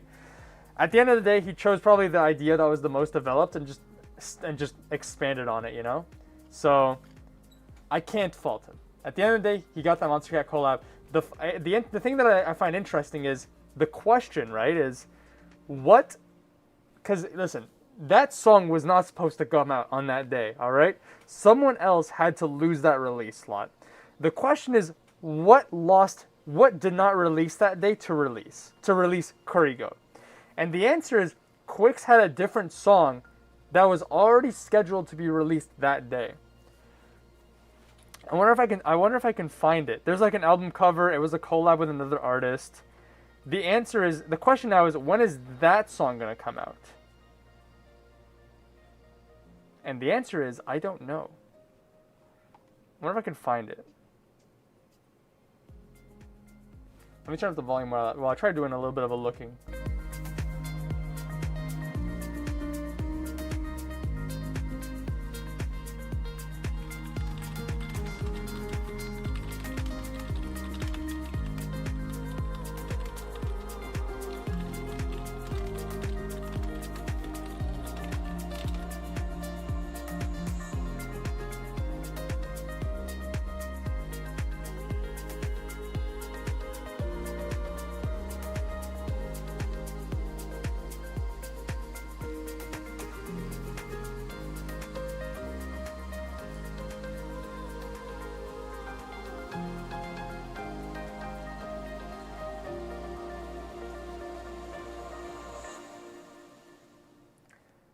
This one, I like this one. Zen was pretty nice.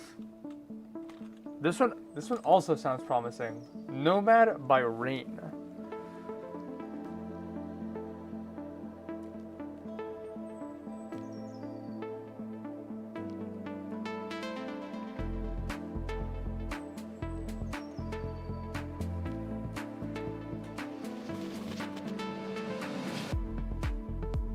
Okay. Okay.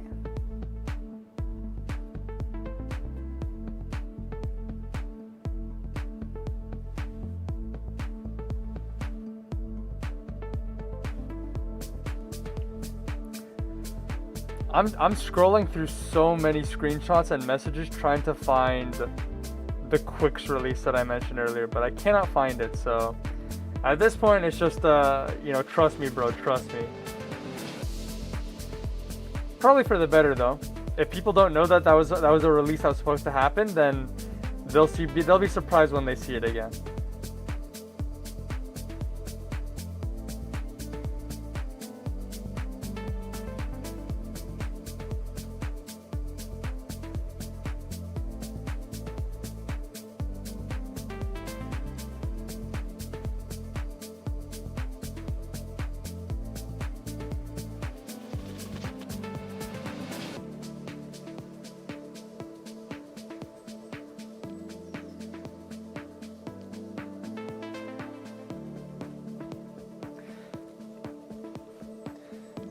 All right, I've asked my buddies for it.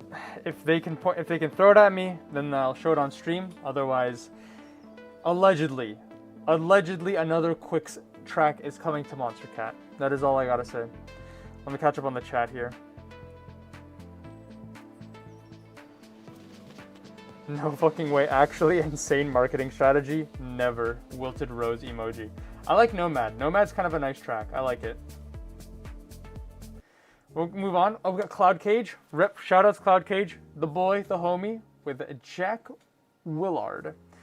Lots of allegations in today's stream. That's what we do. We legally protect ourselves from any liability. Allegedly. I allegedly hate the monstercat player.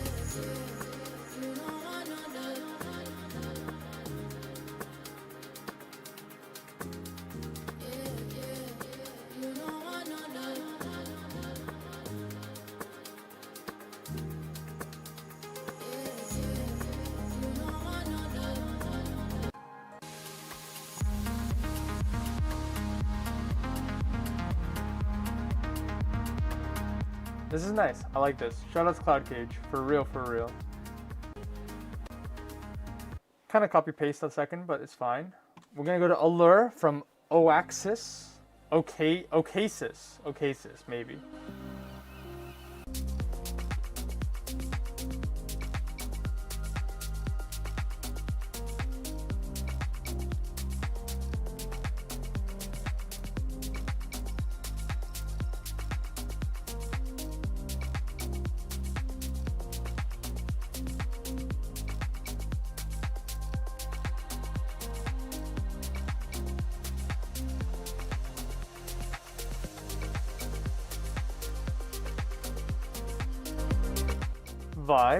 Vibes, I like it.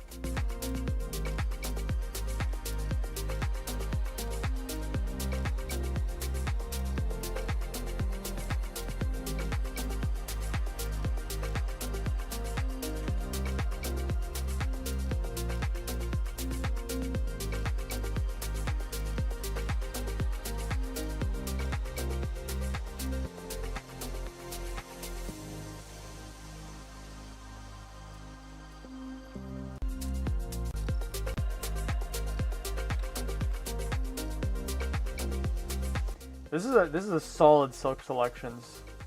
This is a B tier for me. I'm gonna put it below number 3 because I think I liked all the songs from 03. Something Beautiful I think is slightly lacking, but otherwise, good release. Good release. What do we got next? Ooh, Virtual Riot Stealing Fire remixes. Alrighty. Well, we've heard 2 of them, right? What do we got here? What is the lineup here?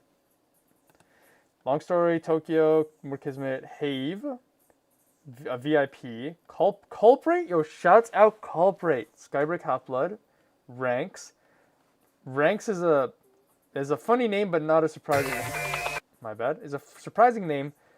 Sorry. Is a funny name, but not a surprising name. Boss Fight, Dodge and Fusky, crazy. Everin Maxwell, shoutouts Everin Maxwell. Frankie Nuts. All right, I'm looking forward to this. What do we got? Long Story Short.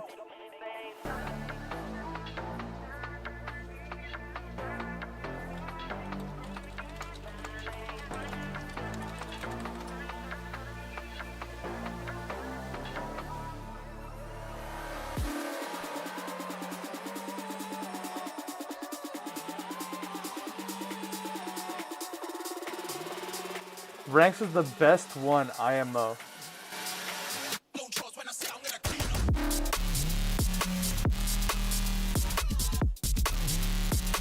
Some pretty good ones all around though.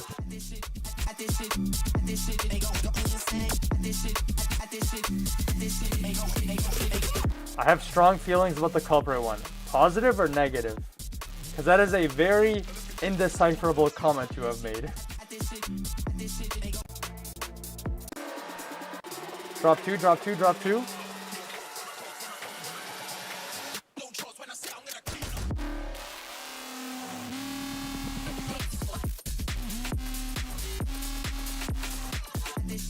Yeah, I like Long Story Short's house a lot more than their UK garage, even though this is kind of a combo of the two styles.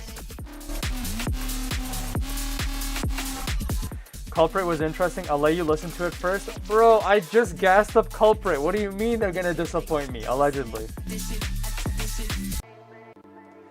I feel like I should, I'm not going to, but I feel like if I really wanted to experience this, I should have listened to Stealing Fire, the original, and then listened to the remixes. Because I'll be honest, aside from a couple of the Stealing Fire tracks, I don't remember what any of the originals sound like.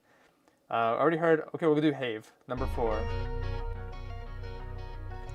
If I remember right, I listened to only one Long Story Short song and already got tired of his style. Unfortunate. I've heard quite a number of their songs. They're on Night Mode. They have like they have an EP and stuff.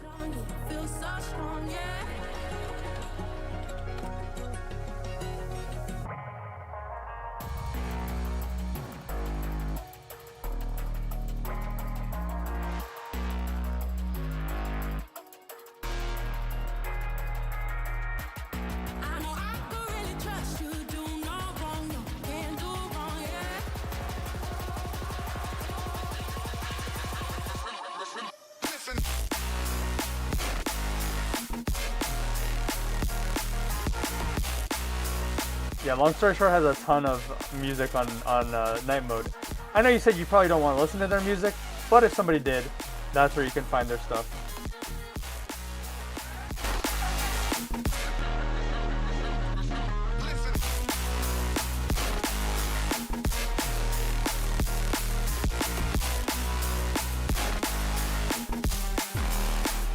There you go, by the way. Allegedly. For legal reasons, this is AI. That is AI. Allegedly. But yeah. Allegedly was supposed to release on the same day of Curry Goat. But it was like, they couldn't turn it around fast enough. So it distributed and then they undistributed it.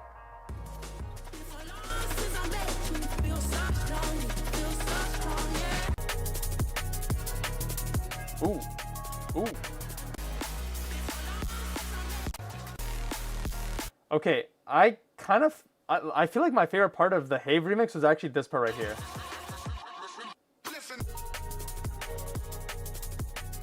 Like very minimal, like liquid D&B adjacent. I think something like this I would have enjoyed more if it was just that for a bit longer.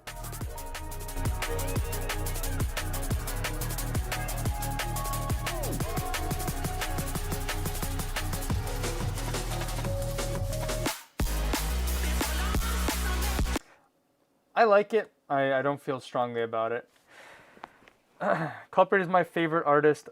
No, hold on. LMAO. Culprit is my favorite artist of all time, but again, I'll wait for the tune to play before I give my thoughts. All right, fair enough. We're getting there. We are getting there. Culprit is really good. I only learned about them like last year, but some really solid work. I don't know if Berry Fruit is still in the chat, but I know of Culprit because of their presence on Inspected. Definitely, they do that like neuro style, very like bass heavy D&B stuff. So, oh, he's there. There's a fucking Culprit remix of VR on monstercat. Yeah, buddy. Scorched Earth.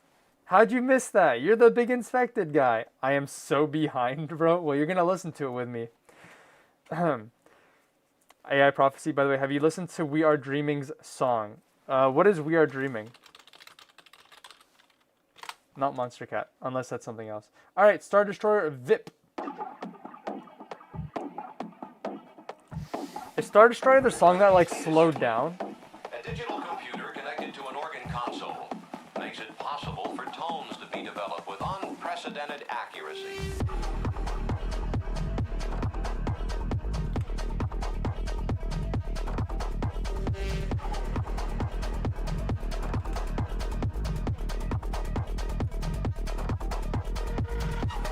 Oh yeah, it was a shadow drop, but it is a monstercat tune. Also, Star Destroyer is the Mongolian throat singing one. You're right. You're right. Wait, so what is We Are Dreaming?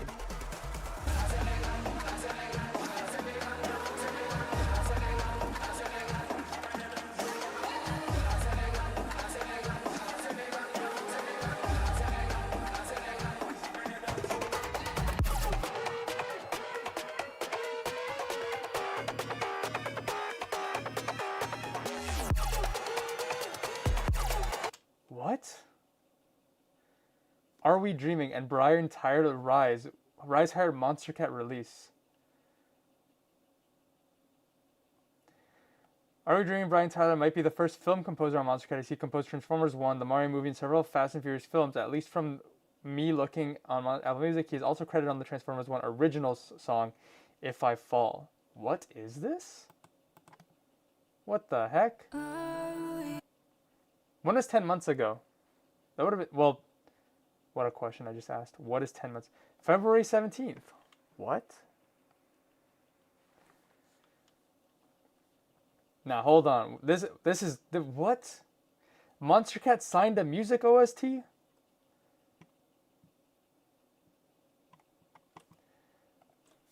What released on the 17th of February? I'm gonna scroll back here for a second. April, March, January, February, 17. 0200 by Abstract. So it dropped on the same day. What the heck? AI Prophecy. I'm so behind, bro. Oh yeah, it was a shadow drop. Also, Star Destroyer is okay. I read that 7-minute tune that dropped in February. It does count technically. Rise Higher by Are We Dreaming is like a song that monstercat is ashamed of. I don't know. Never heard of this. My favorite is Kiro, Slippy, and Tristram. I agree. Kiro is good.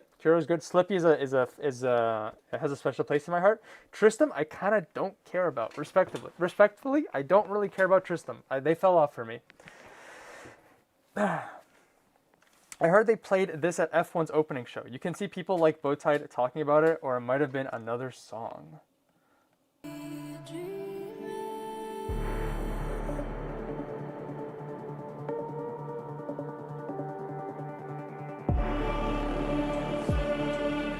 I mean, yeah, this is a legal track within the constraints of it released from December 2024 to December 2025.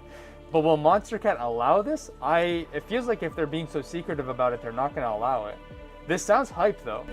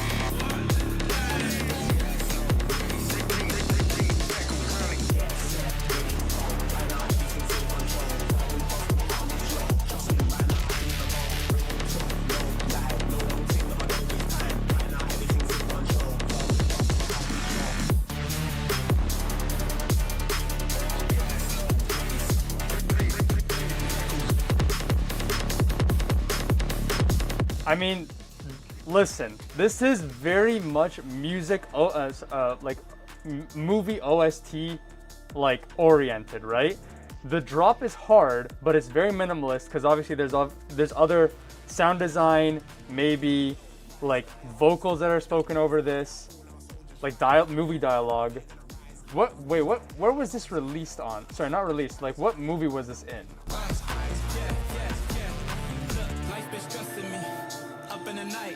Sleep. I'm thinking about my struggles, the goals that I ain't reached. I know karma hitting hard, probably vibe, feeling off, giving my all, feeling lost, fighting through walls. On the front lines, I got no time to heal the scars. When the lights on, they can finally see who you really are. You take all the change, you take all the fame, pushing through the pain. All my heart, I can't take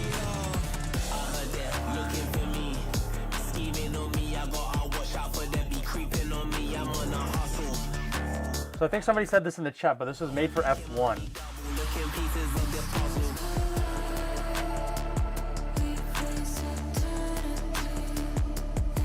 I heard they played this at F1's opening show. You can see people like, oh, I already read that. Might have been another song. No, you're correct, Ricky. 7+ minute tune on monstercat, impossible. Brian Tyler is huge apparently. This is insane, WTF. Have you heard about infected mushroom at berry fruit? Listen, no one else on monstercat is gonna release a 10-minute song unless you have the tried and true established success of infected mushroom. Infected Mushroom is the other guy who did 7+ minutes, 2 songs consecutively this year. That's 10 long. Nice. This 10-minute long song in 2022. F1. But F1 is Formula 1, no? F1 is Formula 1? Yeah. Plus on Mushroom anyway, that makes sense. I heard the good things about the movie but never saw it. Wait, is F1 a movie?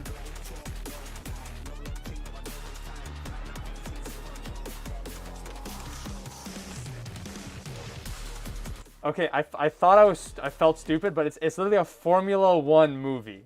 So, I'm half right. I will take it.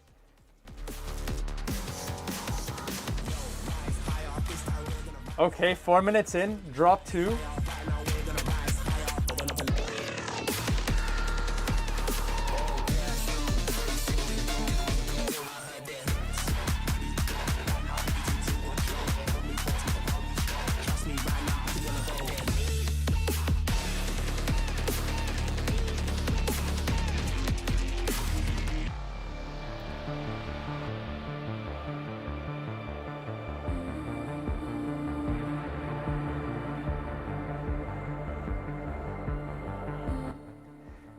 Zimmer crafted a hybrid score combining orchestra and electronic music. He envisioned the orchestra as, quote, the human that sits inside the machine, while the electronics represented the machine itself. Discussions with producer and F1 champion Lewis Hamilton helped shape Zimmer's understanding of that relationship, influencing how music was written. Electronic music, Zimmer noted, was also a key to capturing the unpredictability of racing. With synthesizers, it's the same as the race. You don't quite know who's going to do what next. There's always the element of surprise built in, and I think that's very important in a film like this. You score for surprise.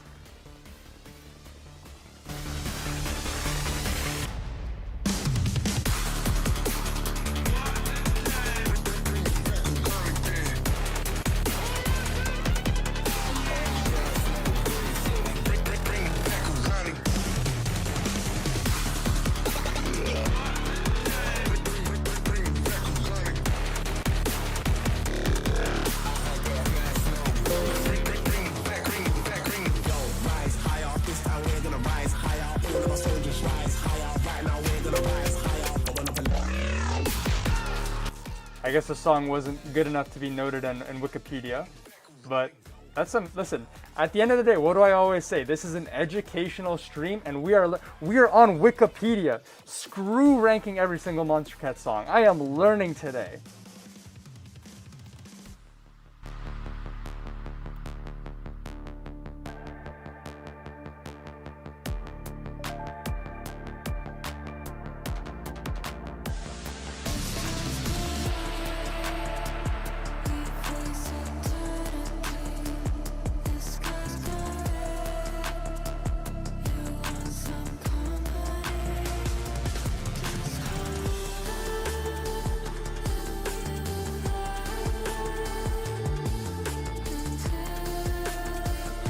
Yeah, I mean, I tried searching for Rise Higher, Are We Dreaming, Brian Tyler, and they don't appear anywhere in this article. But I think the aspect about Hans Zimmer specifically looking for electronic artists is probably the puzzle piece that connects monstercat in this.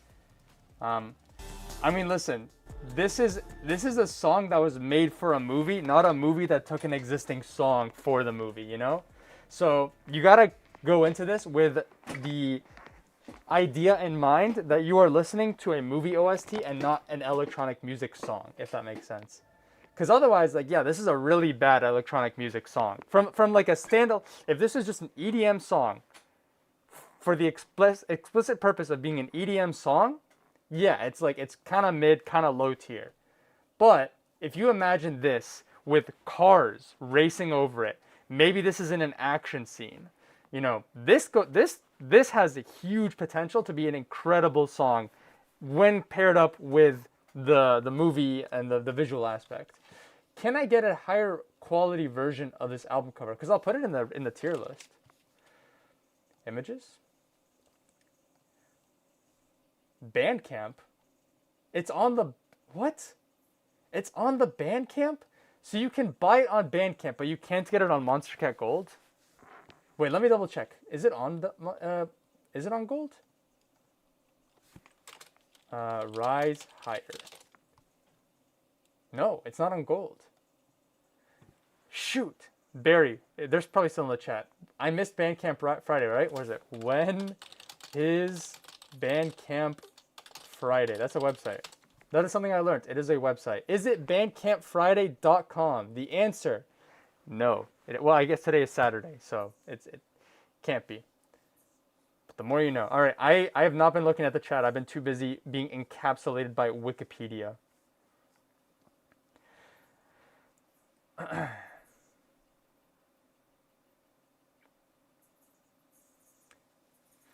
Makes sense. I've heard good things about the movie, but I never saw it. If I knew how to do music, I would eventually try to make a 10-minute long song too. Yes, last race tomorrow morning. Yeah, I don't think anyone's gonna tell Infected that their song is too long, LMAO. I love how this turned into a rabbit hole so quickly, LMAO. This is a neat tune. I still don't get why monstercat would be ashamed of this though. I think ashamed is probably an over-exaggeration of the way that people are interpreting this. I think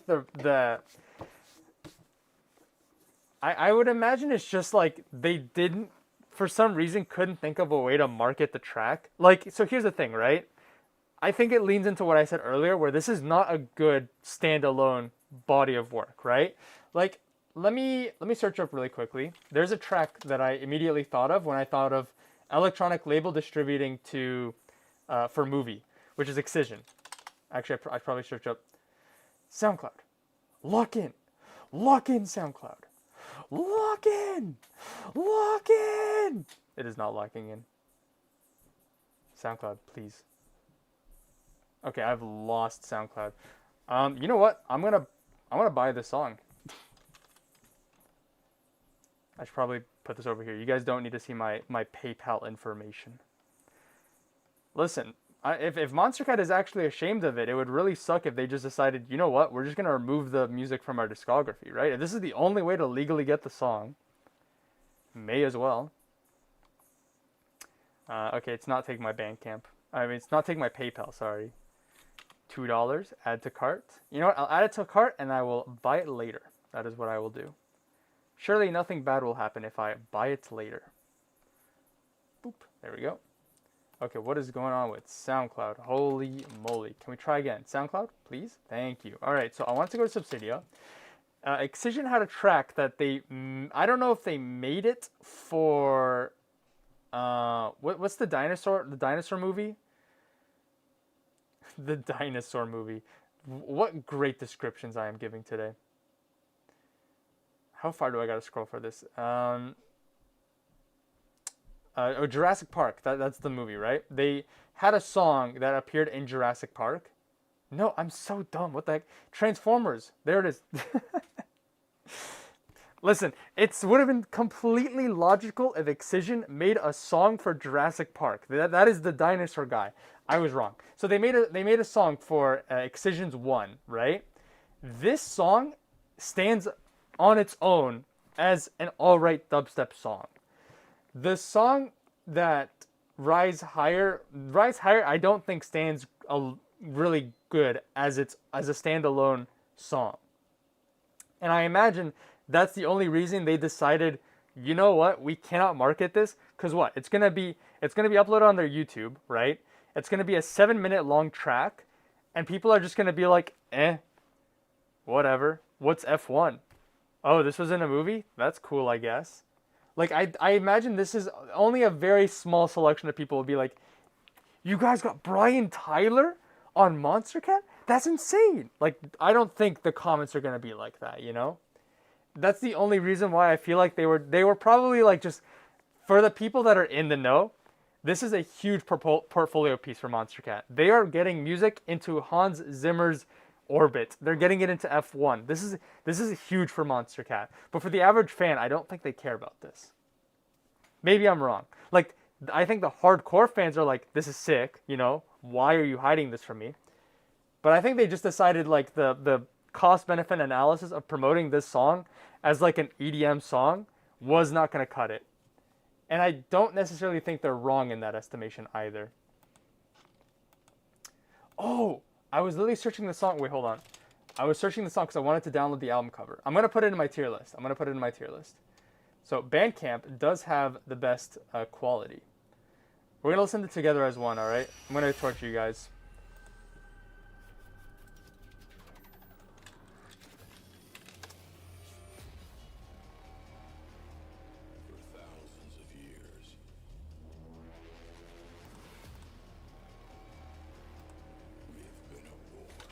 I need Photoshop.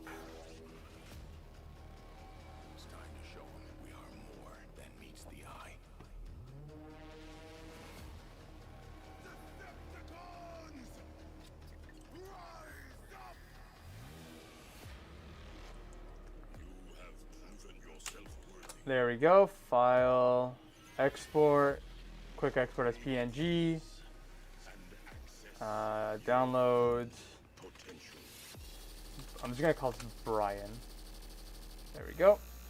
I will catch up on the chat. I have derailed this stream so aggressively. But listen, that is why we were doing all of the Undertale skips earlier, alright? I knew something was gonna happen. Something was gonna ruin this stream.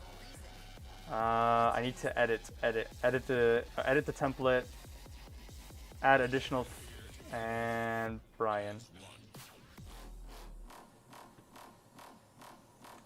Okay, so wait, this Brian Tyler Are We Dreaming song released on the same day as Abstract, right? Right? There we go. Sandwiched in there. Submit. All right, now we gotta rank this. This OST, I'm gonna say, is a B tier. Because it's cool that monstercat did this, and only for that reason. It is not a great standalone song. I'm not gonna rehash everything, but that is my justification. That is the bulk of my justification. I'm gonna put lowest B tier. That is what I'm gonna do. I think that is fair. Okay, I'm gonna catch up on the chat, and we are gonna go back to what we were doing originally, which is the Stealing Fire remixes. We have done it. We are back on track. Holy cow.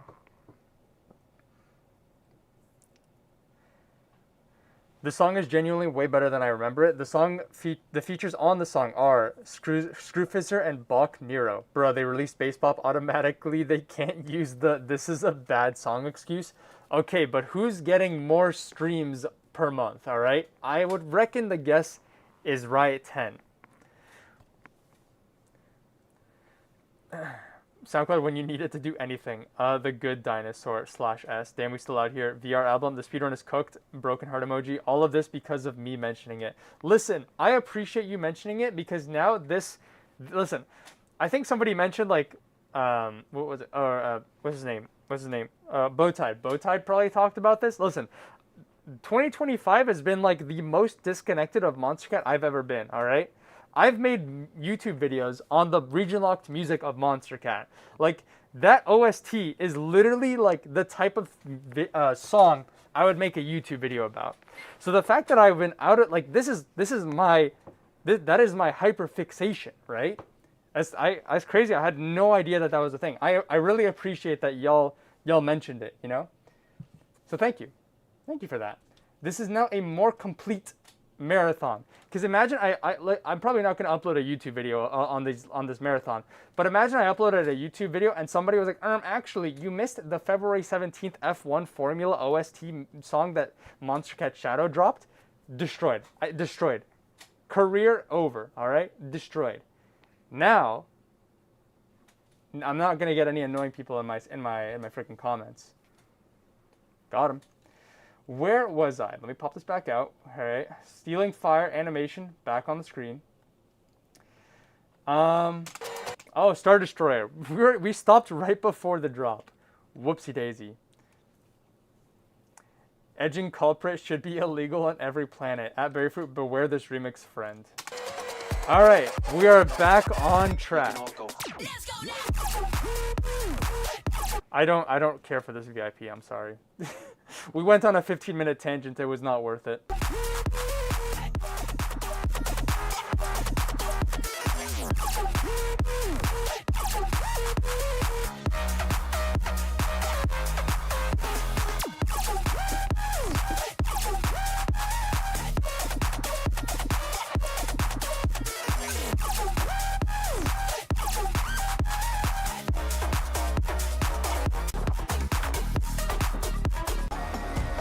Alright, nobody cares. Let's just get to the Mongolian throat singing.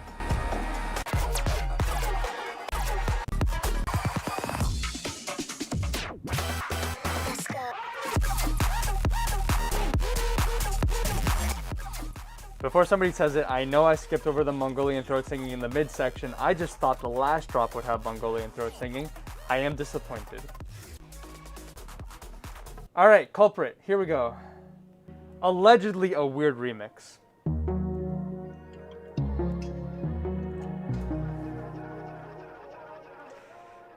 This entire tangent was just the longest fake out ever. Culprit is for sure an independent artist. I think he just releases on labels for fun.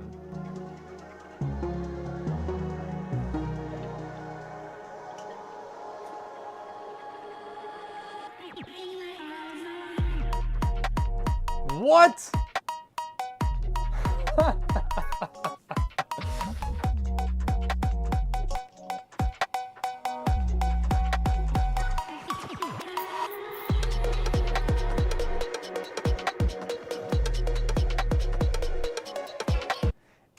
Isn't that just the original with a cowbell?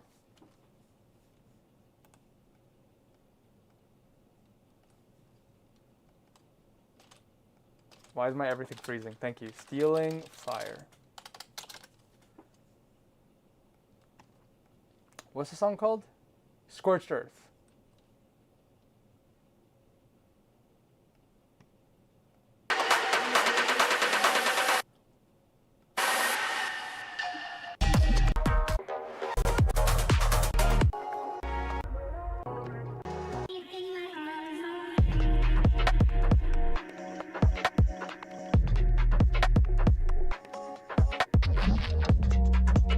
It's just the original with a cowbell.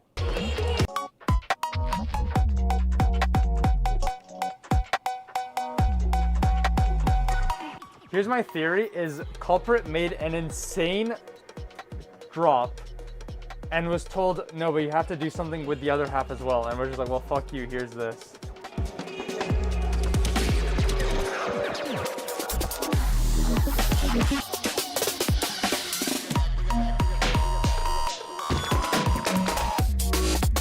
Okay, there we go. That's the culprit I know of.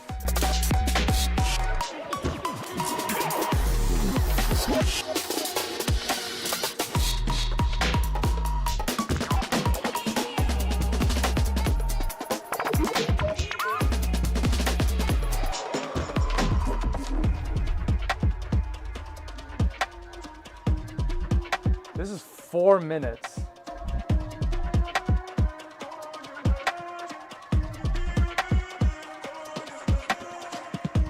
Pure rage listening to this for the first time, gang. Genuinely hearing that cowbell made my heart stop for a good minute. The cowbell feels out of place, but he makes it make sense later on. I think it's just really odd for them.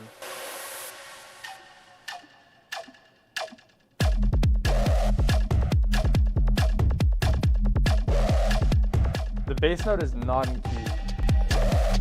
Now it is.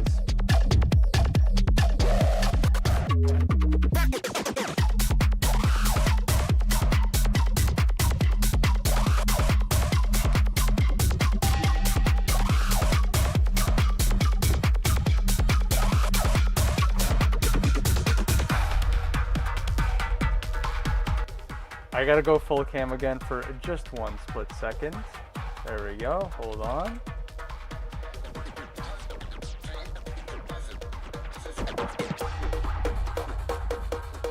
There we go.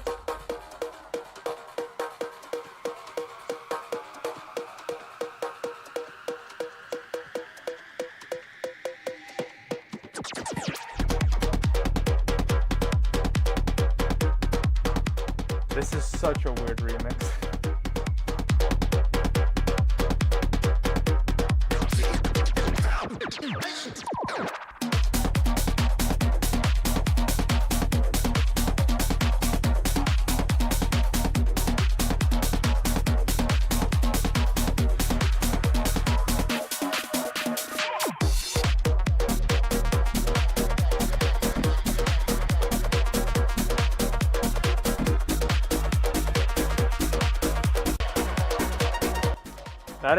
That is a remix.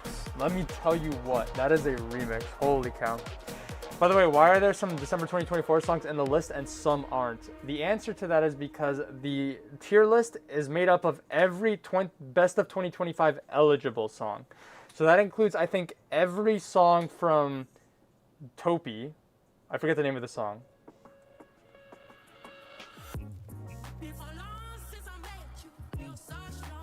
I'm gonna pause it because I know somebody will get mad at me if I don't listen to Skybreak. I'm lost. There it is, Topi. Do I get file names? Wide Open by Topi. It starts from Wide Open Topi all the way until, well, I guess voting starts Monday. I don't know if voting will include Monday's track. So this might actually be the final list here. The final list of music might be in this tier list already. But that's why it includes stuff like the Lo-Fi EP, some of the other remixes that were released at the end of last year, stuff like that.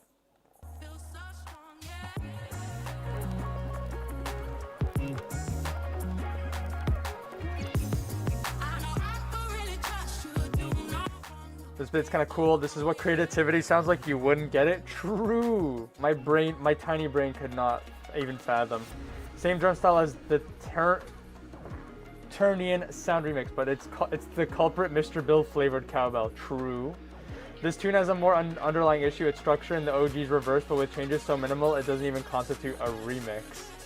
I'm so fucking tired of techno second drops already. Wilted rose emoji. A bastardization of my favorite tune on the original LP and culprit's worst in years. Fair enough. Bro, we can't release this. Can you just make some bass house or something?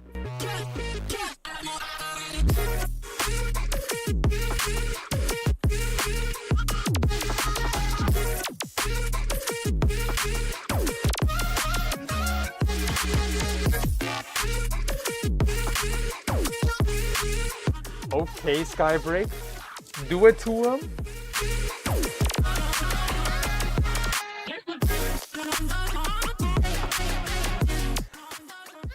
I love Culprit. This is a neat tune. I think it's actually hilarious. I love this. I love Culprit more now, so I won't be able to vote for Coming Back. Who made Coming Back? This one is stock Skybreak, literal definition of a 710, still good though.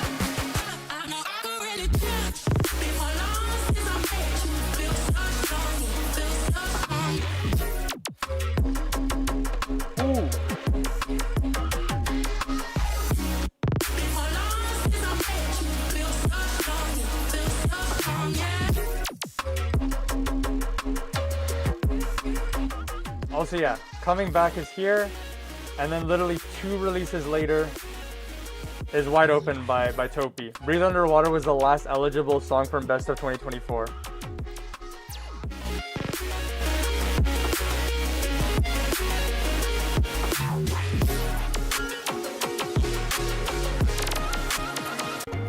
So confused and disillusioned by music production. And then I found the making of Lunar live stream. My name is Virtual Light. He just wrote a giant piece of art in like 4 hours, and you watch the entire thing, and it made the whole thing less scary. You can go pretty much anywhere from here. It made sense of this big Excel spreadsheet and showed that you can make art out of it. That's a cool little last little snippet from Skybreak. Shouts out. I'm still mad people didn't vote for it. I don't remember enjoying that track, so I am indifferent about the fact that they did not make it on. Alright, I've heard critical acclaim from the Ranks remix.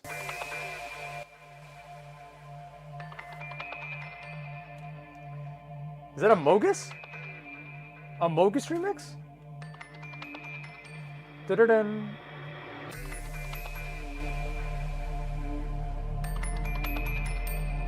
Da-da-dun.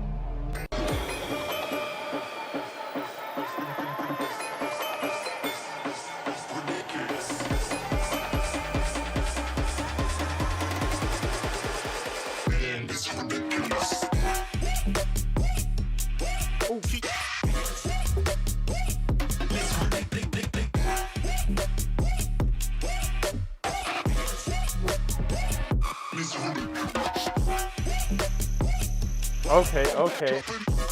Tinnitus remix.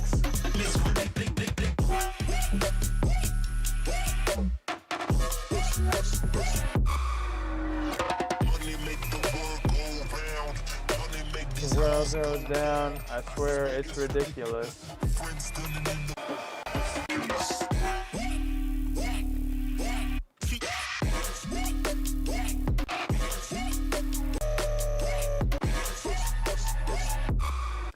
I don't want tinnitus. Boss fight. Will I get good boss fight?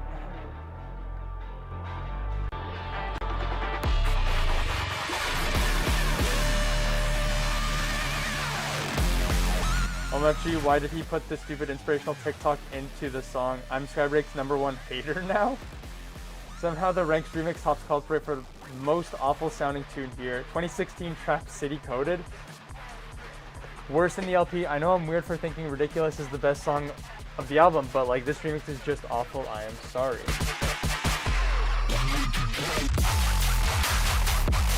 Damn!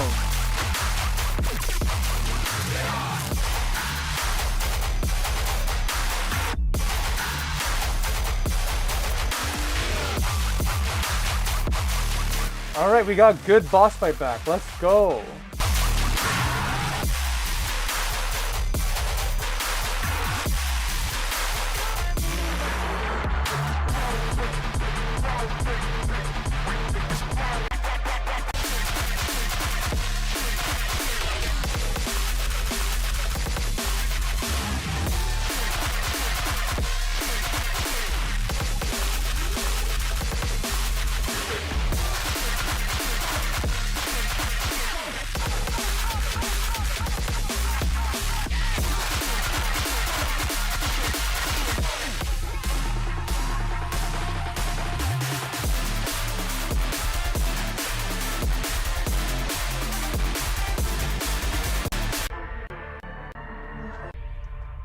Very long outro. I wanted to acknowledge the 2016 Trap City Coded because that is not an insult. To me, that is not an insult, but I understand it is an insult. Worse than the LP. I know I'm weird for thinking Ridiculous. I read that. LMAO, just me then, I guess so. I watched Boss Fight I watched Boss Fight's stream remixing this. This is good. I like this one. This takes me back to like a 2021, 22 era of boss fight that I've thoroughly enjoyed. Dodge and Fusky, Dino Killer. Scientists across the planet believe that the last of these creatures roamed to the Earth millions of years ago. But as it turns out, this species is all but extinct.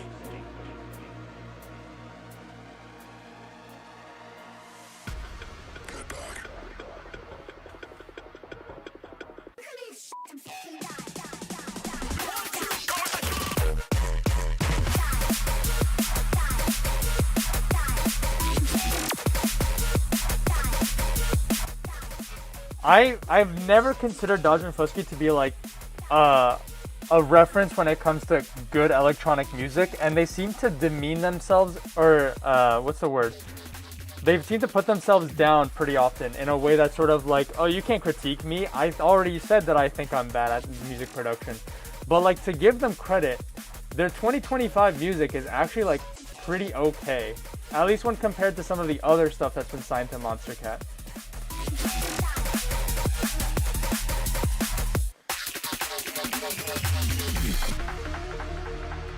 One has to be careful when coming in wrong.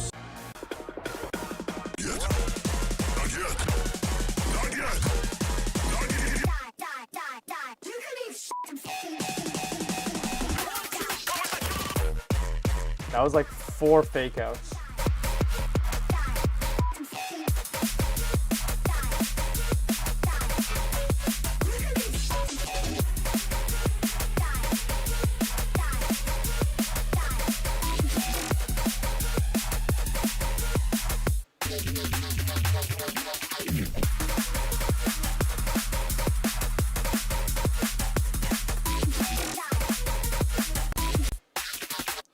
Hey, that was pretty cool. Yeah, Dodge and Fusky has been impressing me. I can't lie. Everett Maxwell is an artist that I think has been snubbed twice from the second Disciple Remix contest, biggest remix contest of all time. So I'm happy to see that Everett Maxwell is not only getting acknowledged by Virtual Riot, but that they are on monstercat. So shout out to Everett Maxwell.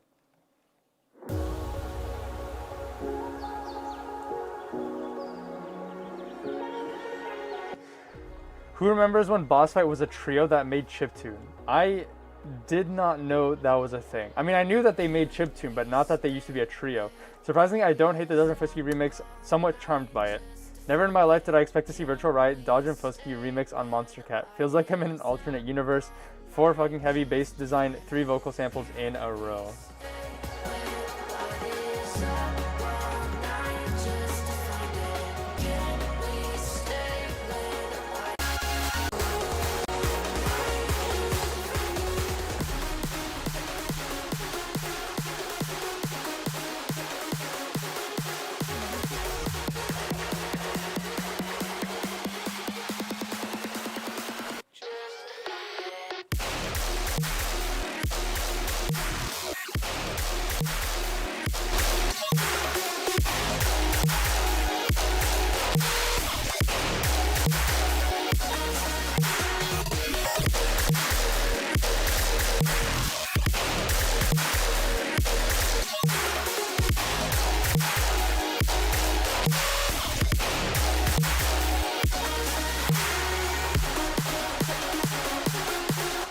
I have missed this style from Everett Maxwell. Although admittedly I don't listen to them enough. Maybe they've already been doing this for a while. But like the last stuff I listened to them was from the Heaven Sent EP, and this throws me back.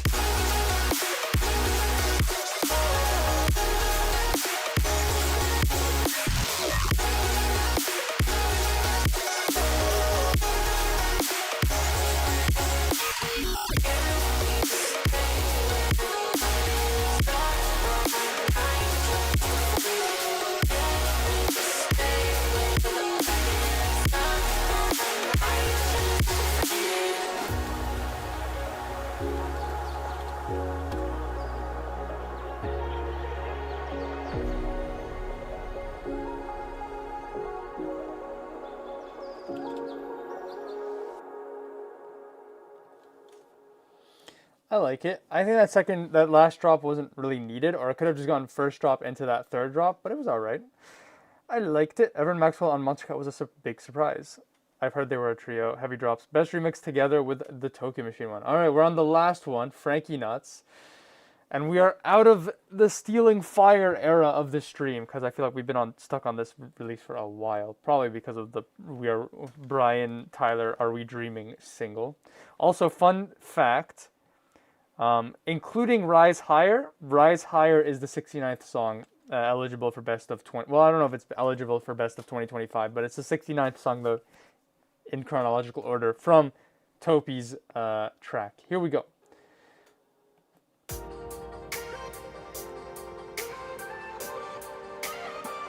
I think regardless of how the Frankie Nuts release is, I have an idea of how I want to rank the Stealing Fire album now.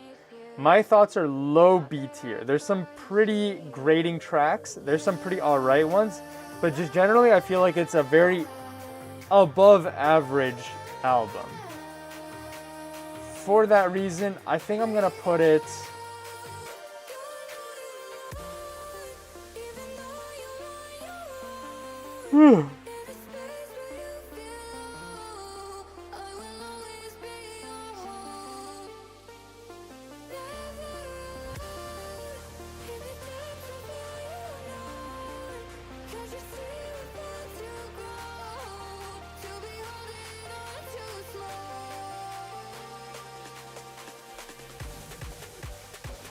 I'm gonna put it above Love and Hardcore, just mid B is how I feel about this remix EP or LP.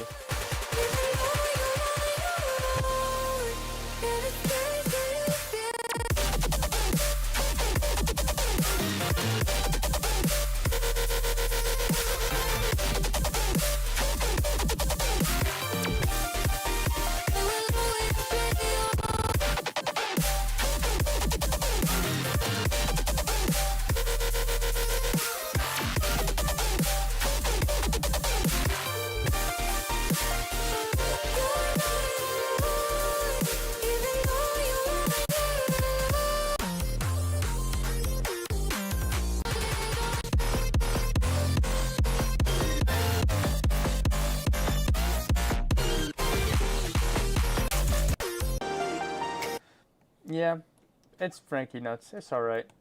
Alright. We have seen this architecture setting on fire for the last however long. Finally, we get to move on. Where are we? Oh, here we are. Stealing Fire. We've got Instinct. What? Wait, Instinct and Silk? Huh? Excuse me? Cross-label releases? Is this the first time this has happened?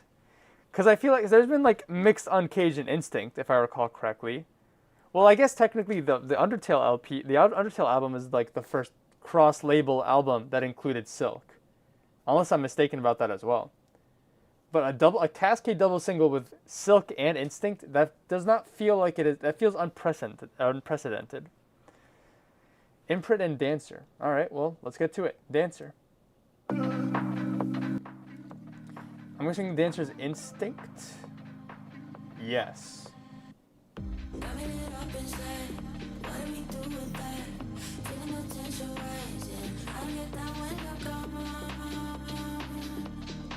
Oh wait, we've entered watermark era, the changed watermark era. This is an awful watermark, all right? Cascade does not want to be associated with monstercat.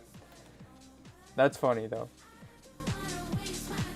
Especially because there was an entire like thing about when Whipped Cream did it that apparently that was like a failure of like the monstercat art team to like that happened at all. And Cascade's coming in like, no, we're gonna do that again and with a smaller watermark.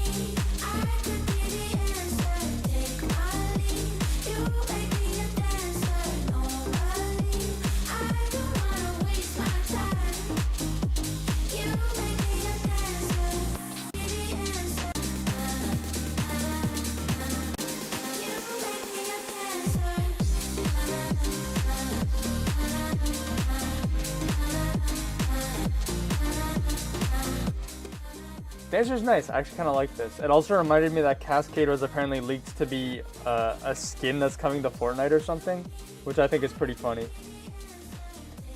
We got Imprint. So this is Silk, right?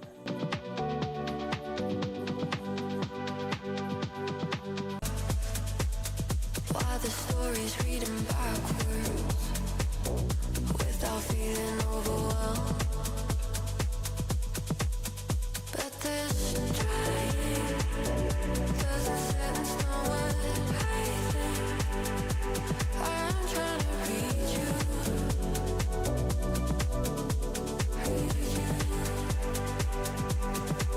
It's just a quick hint on the way you left your word.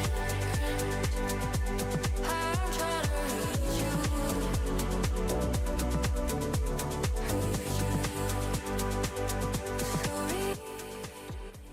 Am I the only one who doesn't really like that much the original Holding On to Smoke? Is that a Virtual Riot track? Because I don't remember how that sounds like.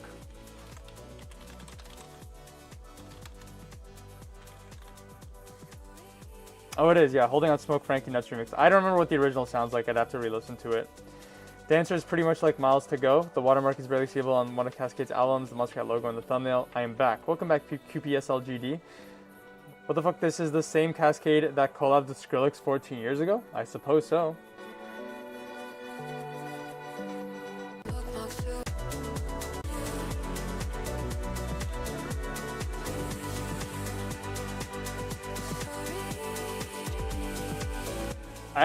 This is a really nice Silk track. The only thing is I feel like this only is on Silk because they wanted Cascade's rep to be represented in Silk. Which is kind of how I felt about, was it Miles to Go that was on Silk? It's not right, double single. It's interesting, like I said, that it crosses, why is this a button here? If I delete group, I just lost the YouTube tab. It's like, that's a certified hood classic. We've got Yossi and OK's Drum and Bass Enemies. Here we go.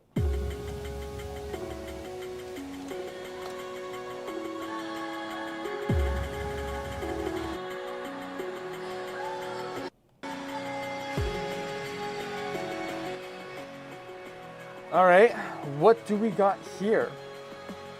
What happened? Bro is now on the good side.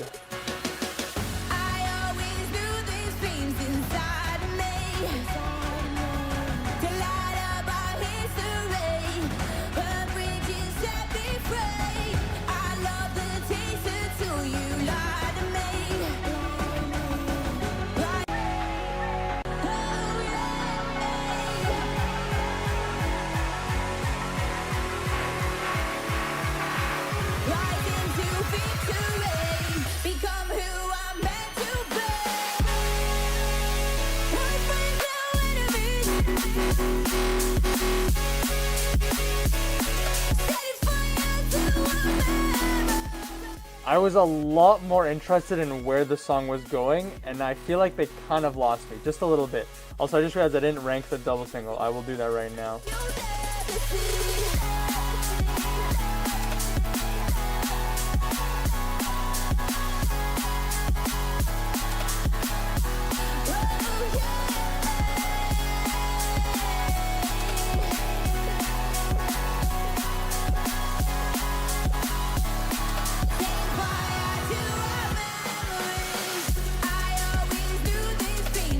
By the way, what's with the D&B spam this year? Listen, I would prefer they spam drum and bass than house music, alright? Silk is soft house, Instinct is pop house, and then Uncaged is aggressive house, alright? Drum and bass, I will take it. If this is considered spam, I will take drum and bass spam. Are you complaining? Somewhat. Love the art for this one. Wish the song was more interesting. I agree. The art was actually pretty hard, and the animation is also pretty cool. I like the way they interpreted on it. The build seemed a lot more promising for this song than the drop. Let's see what the second one gives us.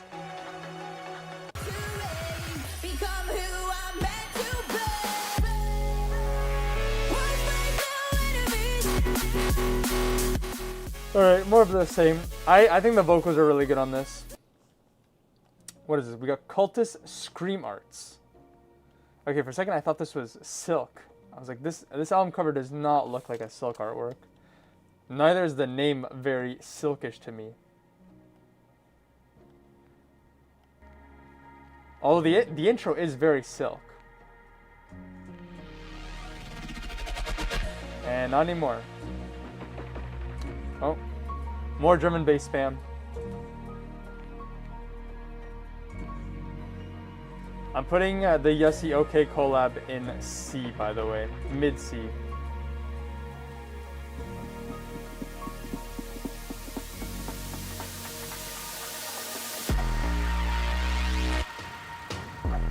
Okay.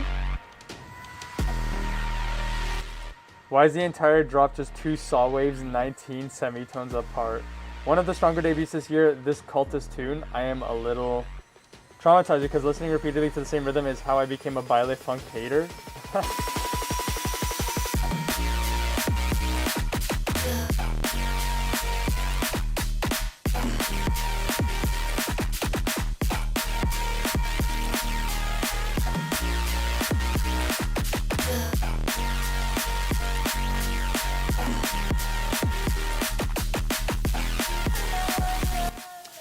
This video shake is comical. Oh.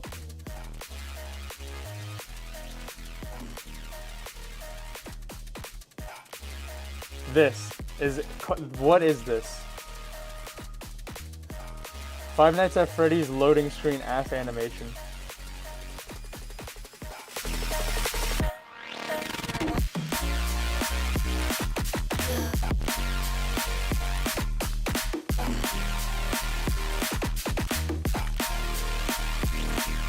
Drum and bass Halloween track. Was this released on Halloween? October 20th, so we're getting there. Song seems empty. I think the mastering is a little bit off. Like there's some elements that I think should be louder to match with some of the basses. Oh! Too far. What was that? Hold on.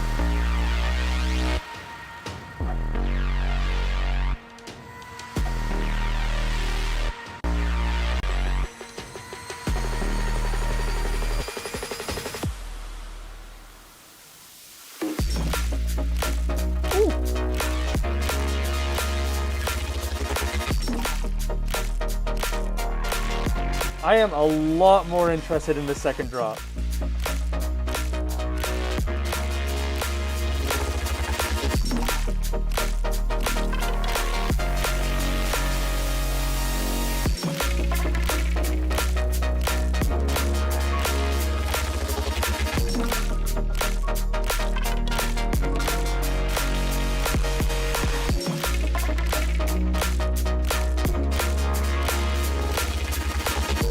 Honestly, if it was just like the first drop copy pasted, that would be like a C tier for me. That second drop saved this song for me. That is it. I love that second drop. The animation actually changes. This is different for the second drop, I guess. GG. I'd like to hear more of that. Well, more interesting stuff. All right, time to relax. We got Silk. Ooh, Prof remix. Cannot go wrong with a Prof remix. What do we got in the chat here? Maybe just a percussion loop or an ARP would fix that. Yeah, I think the first drop could have made use of just a little more care. Oh yes, switch up on second drop. That is some kind of DNB. We need more. True.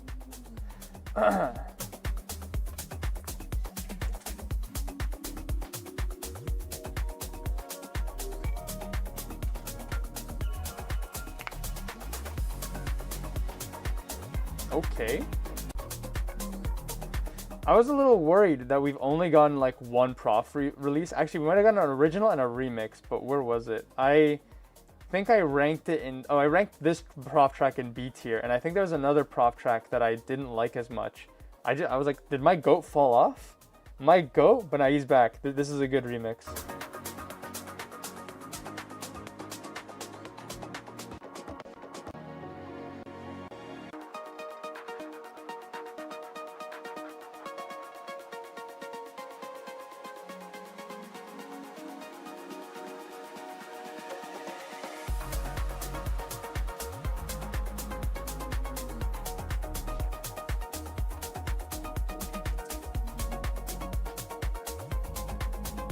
Also gonna rank this one low A.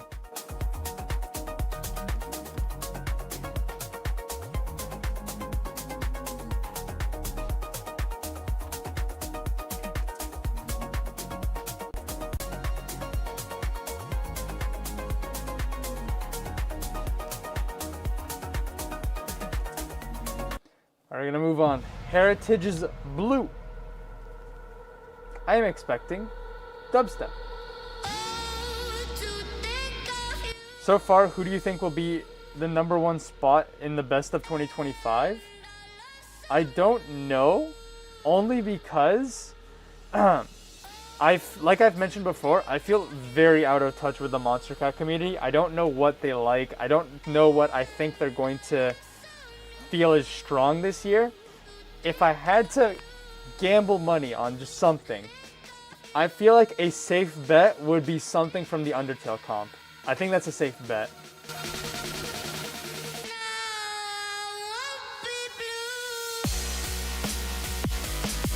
That's a pass.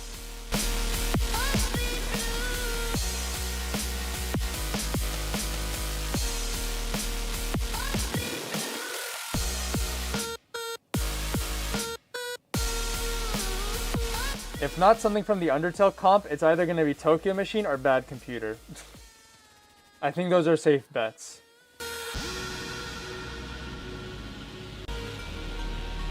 Another safe bet, Cloud Cage song for #1 Silk. Which Cloud Cage song? I don't know.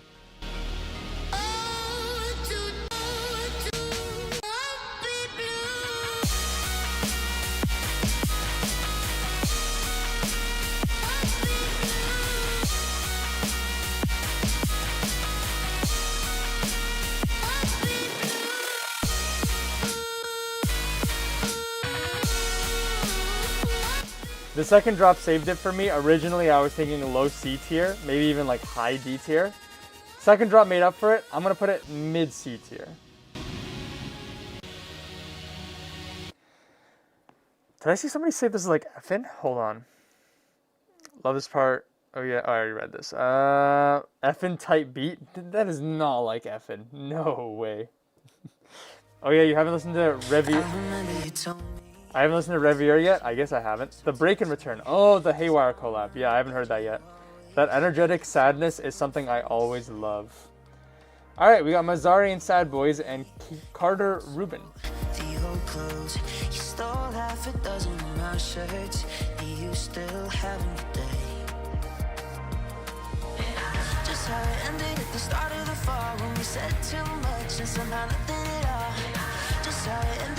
Everyone's fault of miscommunication and too much alcohol. But I know just how you're feeling, cause I'm here at the bar, and you're looking at me like you wanna take it too far. And I know it's not, but tell me, why can't it be easy as hello, I miss you, screw all the history. What if I kissed you and we did all the things we... I'm not sure if anyone has pointed this out, but this is the Blue Sky logo.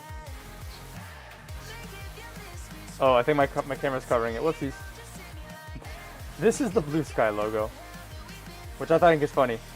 But what I learned as well is that the Blue Sky logo is actually just like a royalty-free icon. Like you can use that without having any issues.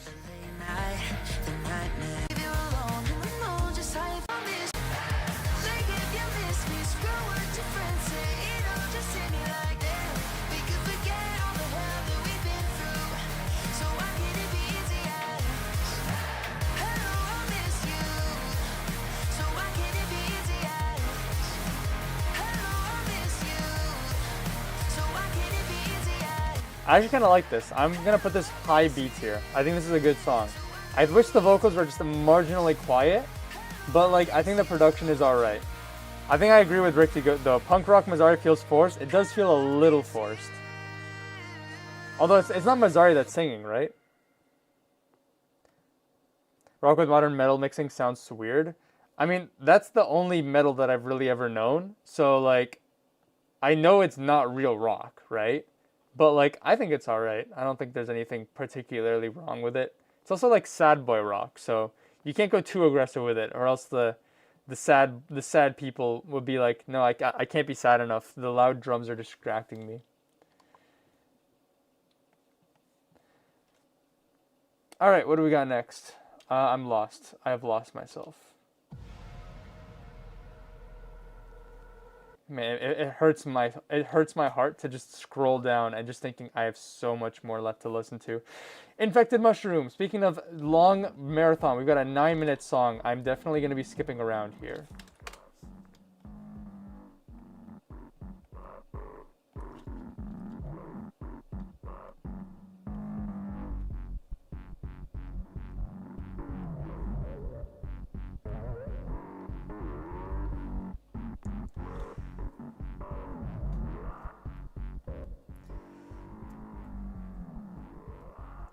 The Bracken return, that energetic sounding is something I was loved. Also Haywire on Cage return. I wish this would make it into the list. Sadly, I already decided my votes and this isn't between them. Yeah, that's why I feel like the drums don't match the rest of the song at all.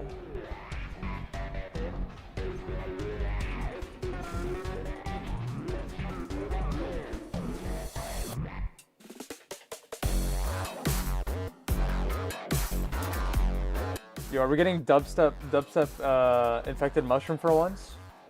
Also, I like how the animator just left this massive gaping hole in this person's head.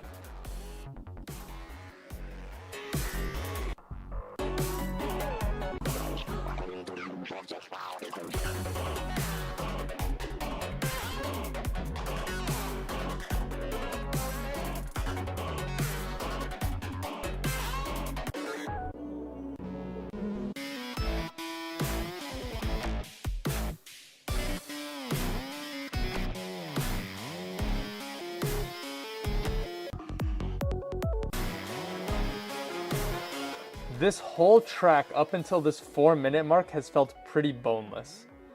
There's a song that was on, was it the Shroomies EP that was like kind of dubstep, or at least it was like a dubstep portion that I was like, I wish we would get more of this side of Infected Mushroom. Okay, now we're in the side trance. Now we're in the Infected Mushroom part. The other Infected Mushroom track, Greater Than a Symbol for Best 2025. This is good though. This is a remake or a reference to the other song, Heavyweight. Ah.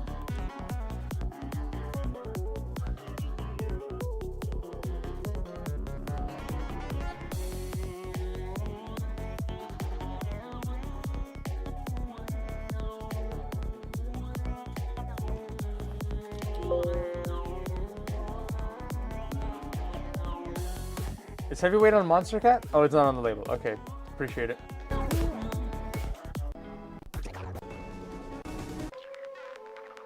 Next drop, next drop.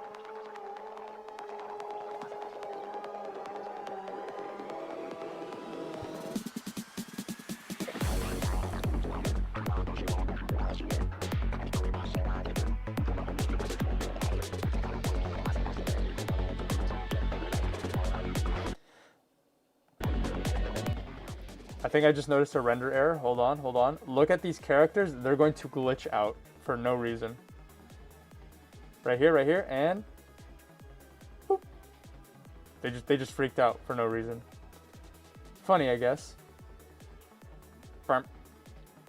Just a random bump there. Also, I think I noticed another render error, render issue. Hold on. There's this random, like, stroke of paint here that's just sticking out the side for, like, no reason. My guess is, hold on. It is because, stop, there it is. This is probably where the asset was from, and it lines up exactly with the wings. So when they were animating it, it does not line up with the wings anymore, and it's just this random stroke here for no reason. This is a bit of a weirdly animated artwork. The wing over here on the left also has some weird. Oh, what's going on over here? Okay, there's so much that I'm looking at here. So if I go back, the wing over here, there's some like weird layers and the way they overlap. Like, what's this floating white string over here? On the left here, the wings here, you can see there's just some randomly floating elements. There's like, oh yeah, there's a big blue layer that's just kind of hovering over for no reason.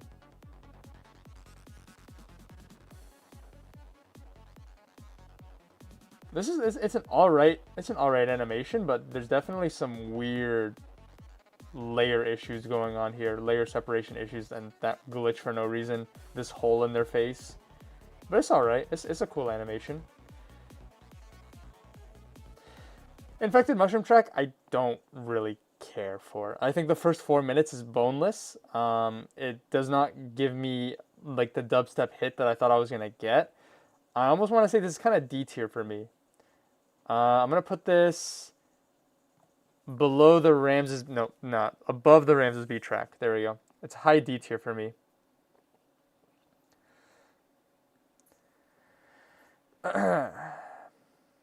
Your face covered it.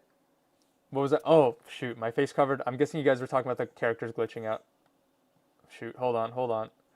You guys must see the mistakes that I have noticed. Oh, there it is. It was right there. Hold on. Look at the characters. Burp. And they just freaked out like that. No reason. This is one of my favorites of this year. The monstercat watermark feels out of place, though. Let's see. Where is the... See, here's the thing is, at this point, because the monstercat watermark is so tiny, there's no excuse for it to be out of place. Yeah, it feels out of... This does feel out of place. But it's actually... I think this... Oh, you guys can't see it. Hold on. Whoop. There we go. Watermark's in the top right. It's definitely out of place, but I think the goal is definitely they didn't want to intrude, I guess, on the actual artwork. Or else it... Yeah, because, like, maybe in the top left it could have blended in a bit more. It probably would have been nicer to just have this, like, white open area. The biggest issue is the monstercat logo is facing to the right. Like, if anything, they should have just reflected the artwork. Made it the character facing left, and then putting the monstercat logo on the left as well. That probably would have been the best solution. I don't know if monstercat just didn't have the ability to negotiate that or not. Alright, let's move on. Man, why do I gotta scroll down every time? We got a full EP? What's new? Desolate, Drifter, Overdrive, and The Future.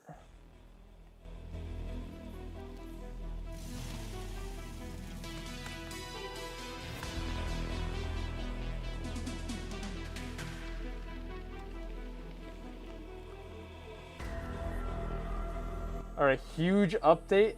The epilepsy warning screen has gotten an update. So it now is not in all caps, and it's in the monstercat font, which I think is pretty funny.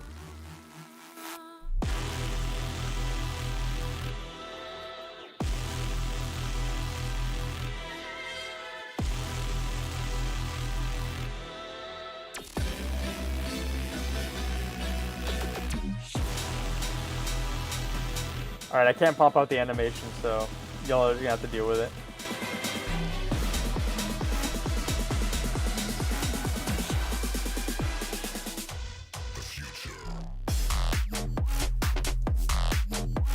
Okay. Good Fool.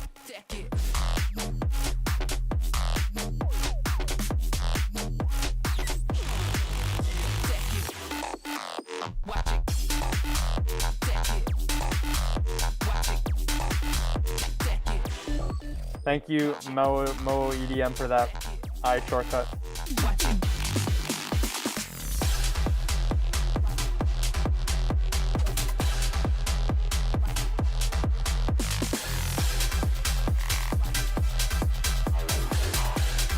Little Wobble Fool, let's go. This sounds like something to be played as a DJ opener. Best track on the EP, hands down. Listen, I don't think it's a secret. I am pretty tired of the full synthwave style. I think it's been done to death. This is extremely refreshing to hear. What?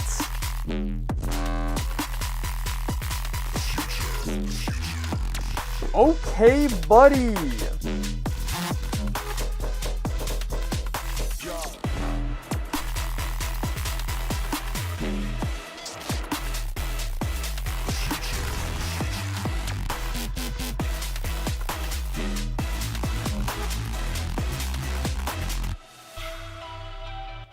Okay, as I was saying, I am pretty, like, exhausted of the full synthwave style.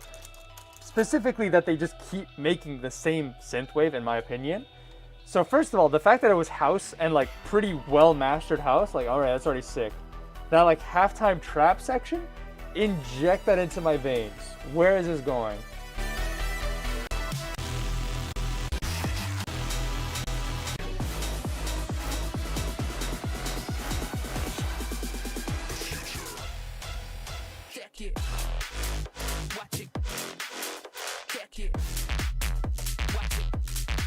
Okay.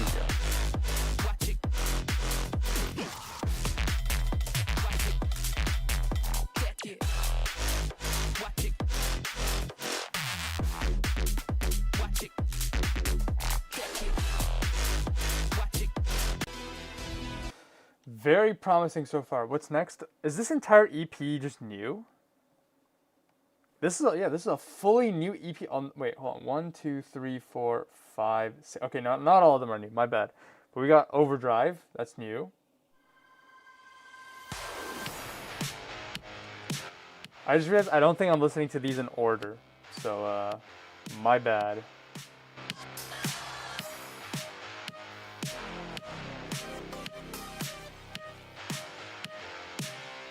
Not the biggest fan, no.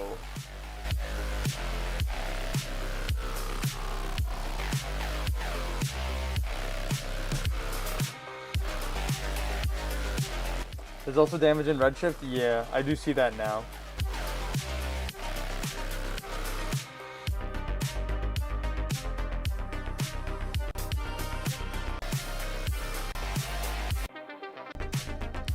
Okay, this is kind of what I was saying. Like this is the tried and true Fool, all right? I'm good with this. I don't really need more of this. I like when Fool kind of steps out of their comfort zone, like in the future. I feel like that's extremely refreshing to hear. Fool's been making music for like a decade and a half at this point. They kind of, I think it's definitely commendable that they've stuck with this style and like aesthetic for this long. Oh, too far. My bad.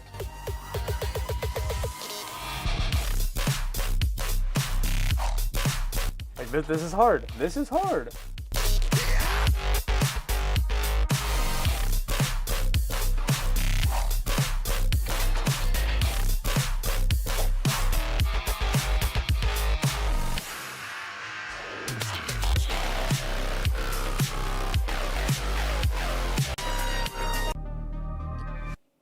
Okay, we got Drifter.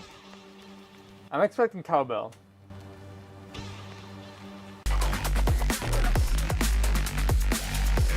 Okay.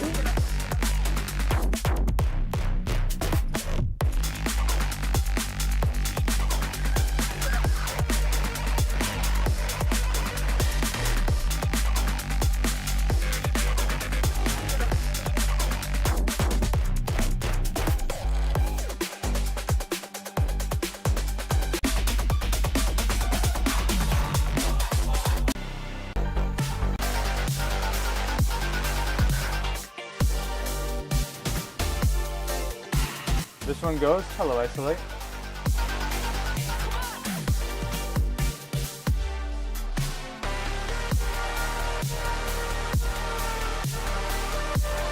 I'm in the middle here where it's like, this is new. This is I can't complain that much. This is pretty interesting. It's different, just like the other two. What do we got for the last drop? What do we got for the last drop?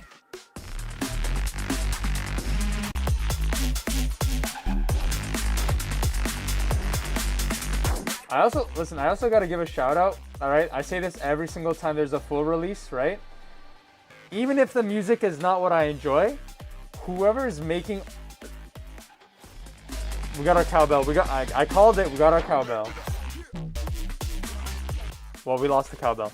Whoever does the animations for Fool knocks out of the park every single time. This is incredible stuff. Alright, Damager I think was... Okay, it's Desolate. Desolate's the last new one. What do we got? What do we got? What do we got? What do we got?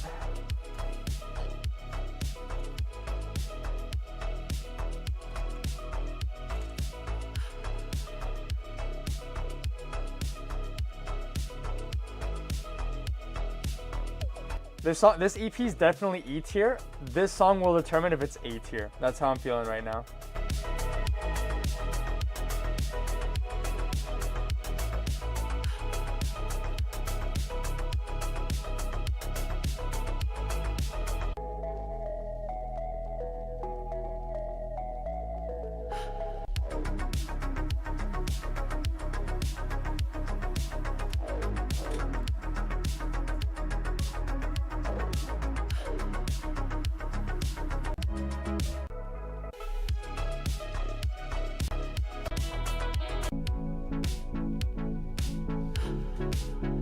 This is probably the most like Fool classic style that I've heard of the new tracks, and even this like classic Fool style track is refreshing to me. I really like this. I mean, I think partially because it reminds me of the collab they had with Allison in their LP, and that was on my best of last year. I really liked the Allison collab. Was it last year or the year before? I genuinely don't remember.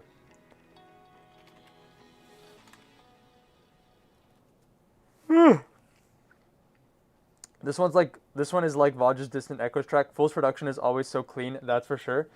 I feel like now it is, but even as of like I want to say a couple of years ago, I don't think it was as clean. And I think that's part of my fatigue with Fool, was it was like not only were they making like essentially the exact same style track over and over again for a decade, that the production did not get better and almost at times felt like it was getting worse. This was a very clean EP, and there were some very fresh ideas, and I'm happy about that. Because I can't lie, for the past like 5 years, when I saw Fool, I was like, oh, this is a song I have to listen to that I'm not gonna enjoy or that I'm tired of. Like I'm already tired without even listening to it. This is fresh. I liked it. I'm gonna rank it a high B tier. Where in high B tier? I'm gonna do above the Zach Winners track. That's fair. I guess it's because I could always rely on Fool to do this sort of style. I think that's a very fair point. Fool is probably the most consistent artist out of like the entire plethora of artists that we're aware of. Like the fact that I can go back to 2011, find a Fool track that is similar in quality, positive by the way, not negative, similar in quality, same style. Like there are so many artists that have transitioned out of an era or style of music that they have made after a couple of years, which can really be annoying because like obviously you followed an artist for a particular style of music, then to stop making it or to pivot away from it, it's like, well, why am I following you? You've just disappointed me, you know? Fool has kept consistencies where I'm like, listen, I don't like their music, but I respect them in that regard. So even if they're going to pivot back to like, okay, let's go back to the formula that has worked, at the very least, they're like, but let me just flex on you real quick. All right, I still got it. He still got it. So I respect it for that. Stendhal.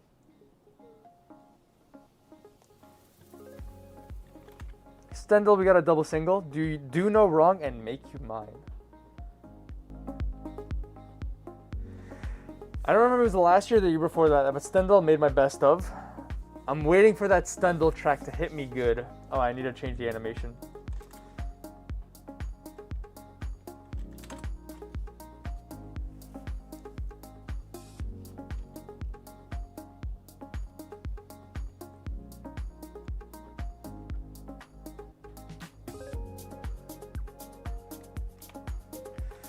We are 49 songs away from finishing our marathon.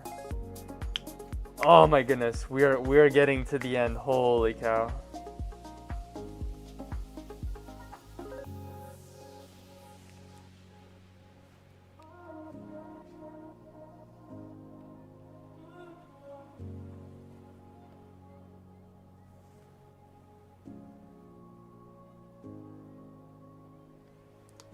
There's a render error of some sort right here after the crossfade.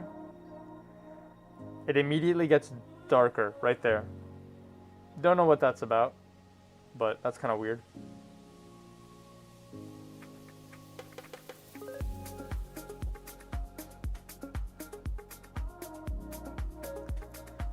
This is nice. This feels a bit more on the minimalistic side of Silk music, which I kind of like. We got Do No Wrong. What do we got here?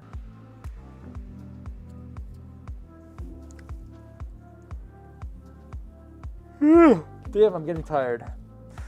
I'm getting sleepy. Now we gotta lock in. We gotta lock in. We are not in the clear just yet.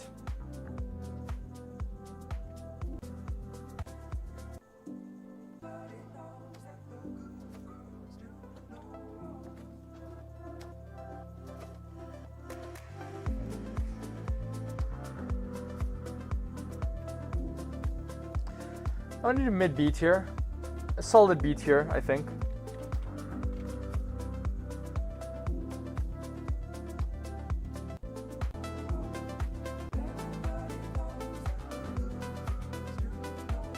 And that is enough of our regularly scheduled silk break. Let's go back to Uncaged. We've got Dirty Phonics' and Ivory's on lock. Could have had a track named Lock In, unfortunately.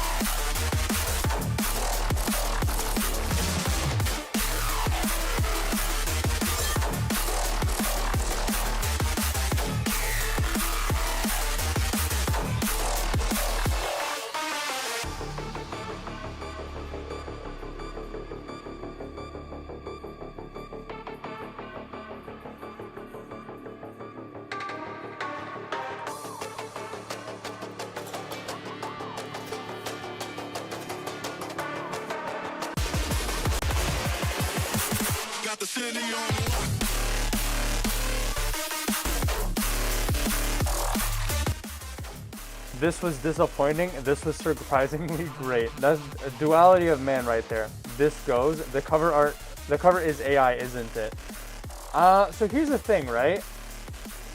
I saw a conversation that some of my mutuals online were having where they speculated the cover art is not AI, but specifically that the text on the cover art is AI. Let me try to position this so you guys can see it better. Hold on.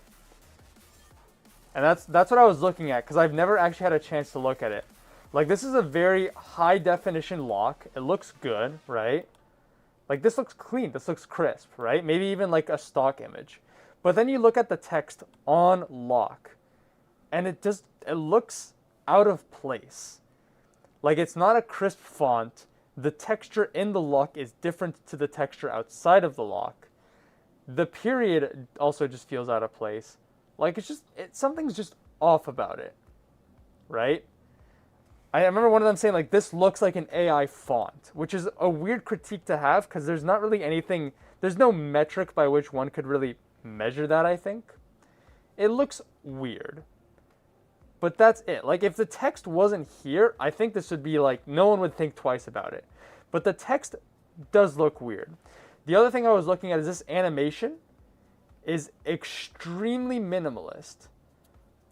And I know that this is like this is a really weird critique, but this exact style of actually, hold on. Let me look at the animation a bit more closely. Does it just perpetually go to the left, right? Oh, it does. Oh, and it zooms in and zooms out.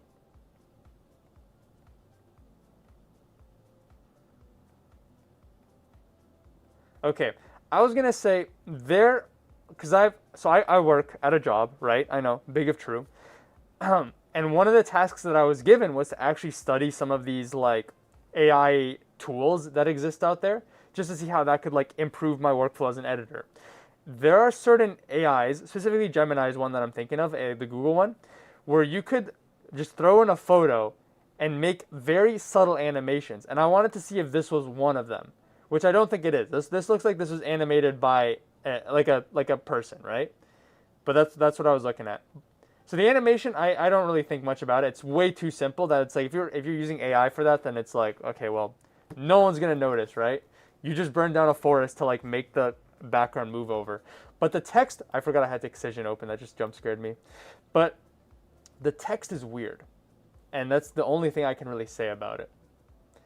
The text is a little weird. I mean, I can still read it, but like, I don't know. It's a little bit goofy. The song is okay. I don't really feel strongly for or against it. It's just it's a very Dirty Phonics and Ivory track. I don't feel very strongly for or against it.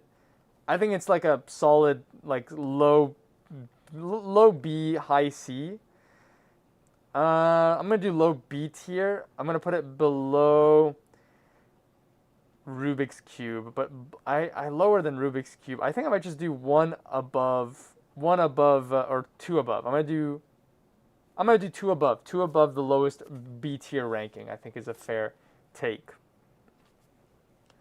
Reminds you of old pegboard nerds? I think that's fair. Now AI would have misspelled the text. True. Now AI is getting better.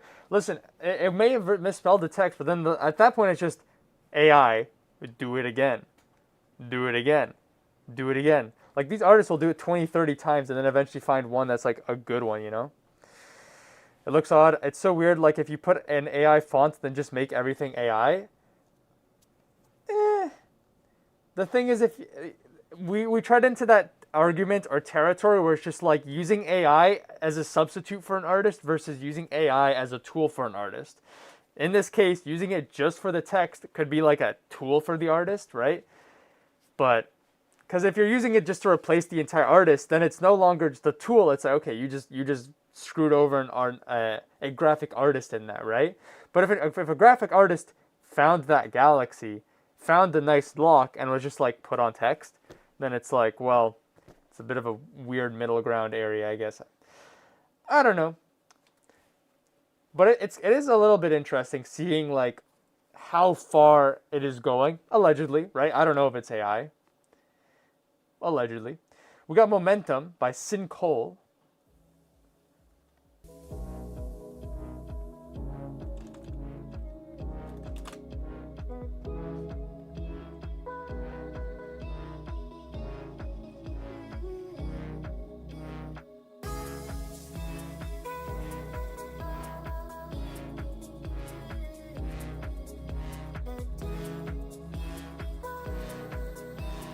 The feel-good guy? What does that mean?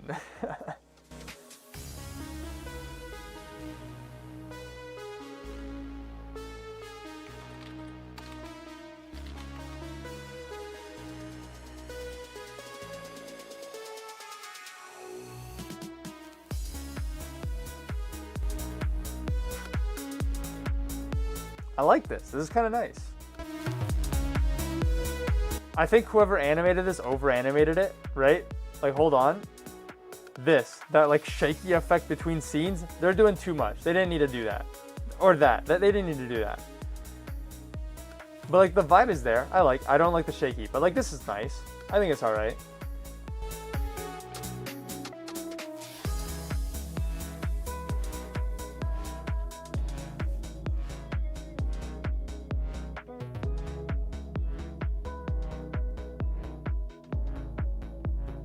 I'm gonna put a mid-B tier. Mid-B tier.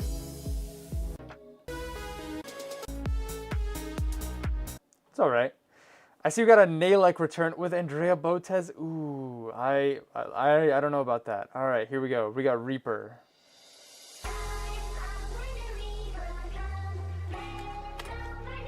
Is this the Halloween release? Oh yeah, it is.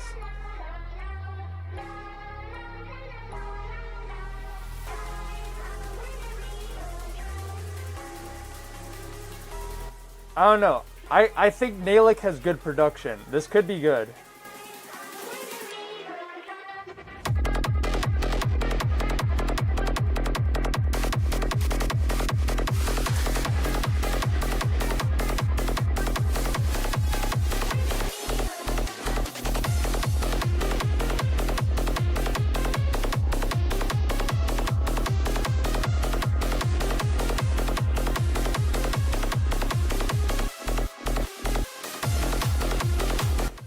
Okay, I actually kind of like this. Hold on. Second drop, second drop. Oh, too far.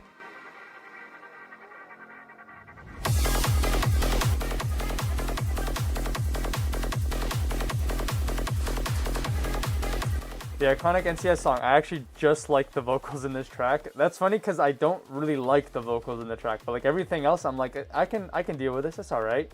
This is definitely by far my favorite Andrea Botas song so far, and I guess technically by extension my favorite Nailic track.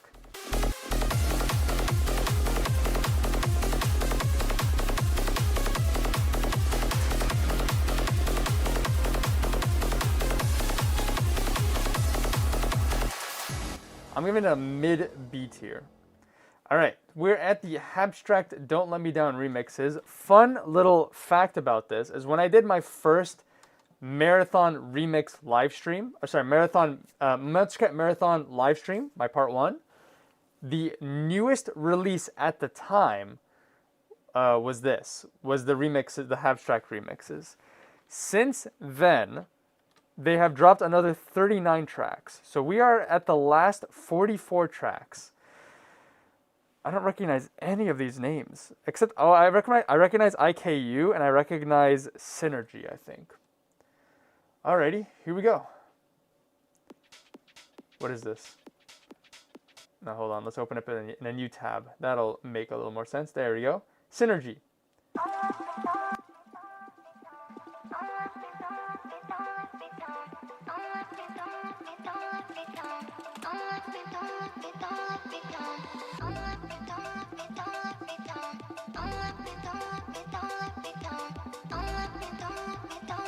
So I remember this, right? Abstract wanted to make a Instinct double single, and like it felt a little boneless because it was Instinct. So I'm hopeful that the remixes will be a little more entertaining. The best Nailic track, in my opinion, is Final Boss. Was that on Monstercat though?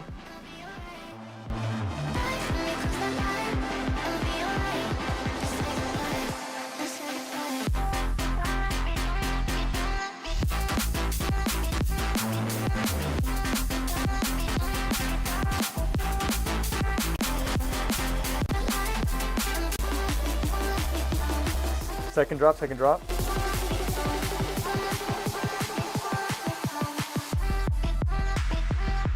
Okay.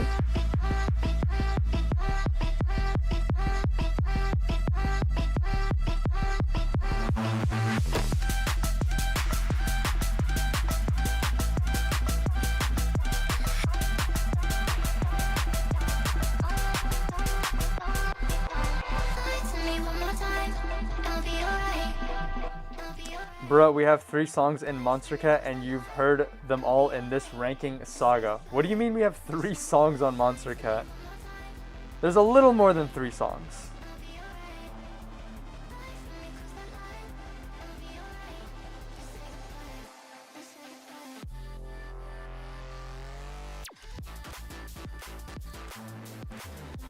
Alright, Synergy remix is alright. Here's the game plan. Oh, bruh, he has 3 songs on Monstercat and you've heard them all. What's the name of the other song? Was it the other one Final Boss? Control F, Final. Nailic's Final Boss wasn't on Monstercat? Or did I misread it? Naeleck. The other one's Ashes. There's no track named Final Boss on Monstercat, to my knowledge. Alright, I need to do something on my phone really quickly, but I'm gonna start up the next remix, so I'm just gonna be quiet. I'm gonna lock in here for just. I'm gonna go non-verbal mode, but here we're gonna do Aloe remix.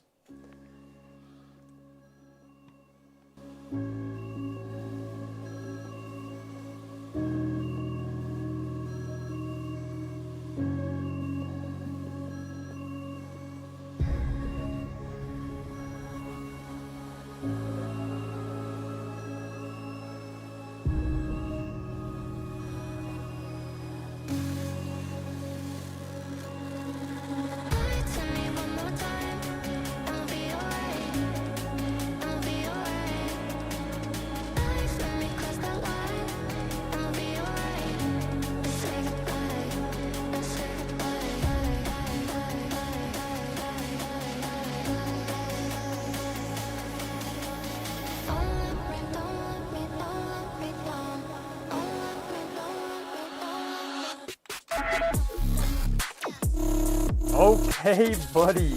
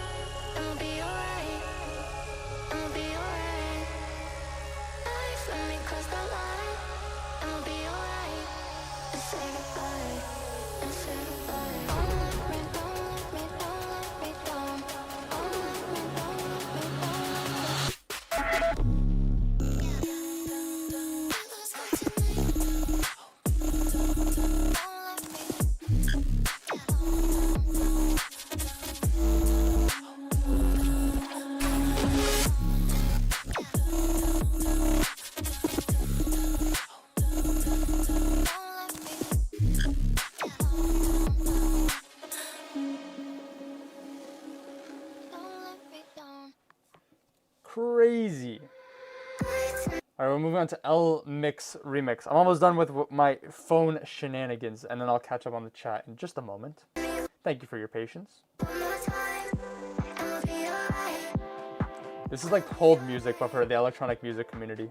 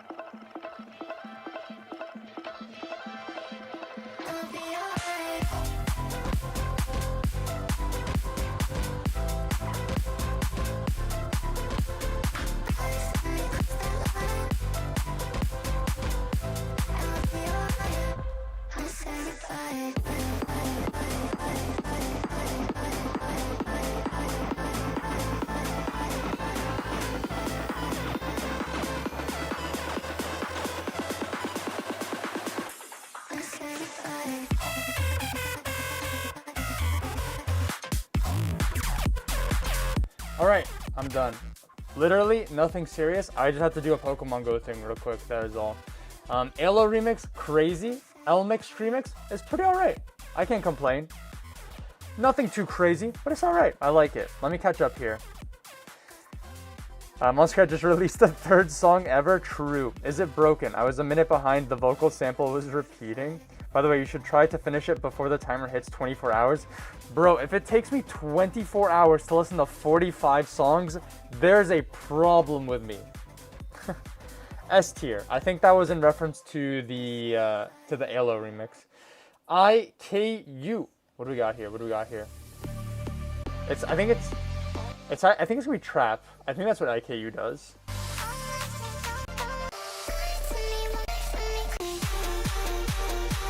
Or maybe dubstep.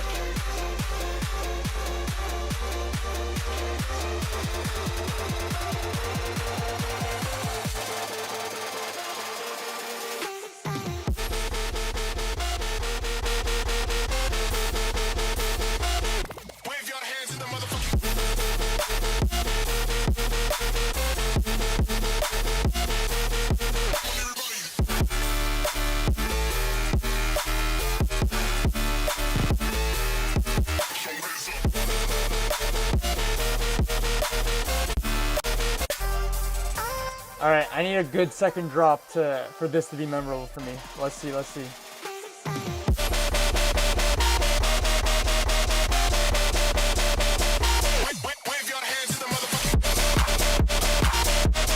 All right, respect, respect.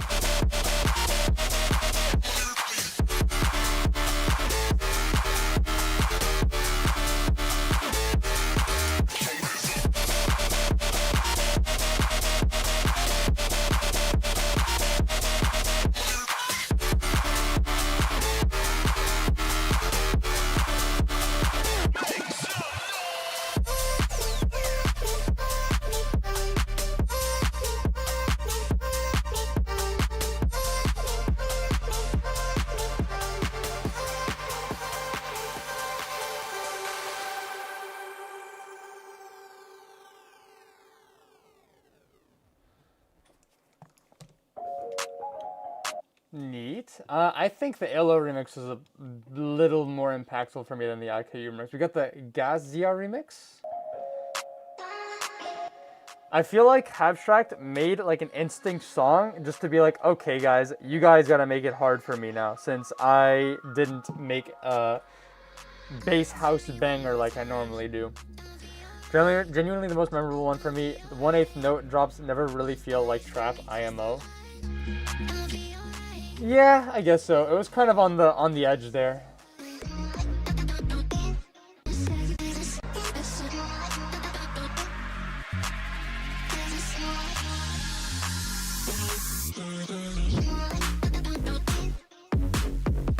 This feels very Brat Summer. Very Charlie XCX coded remix.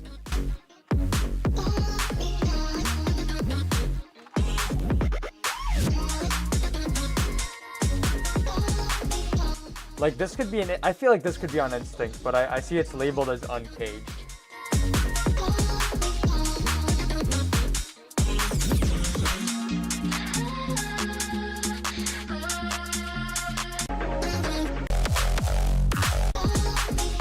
My apologies.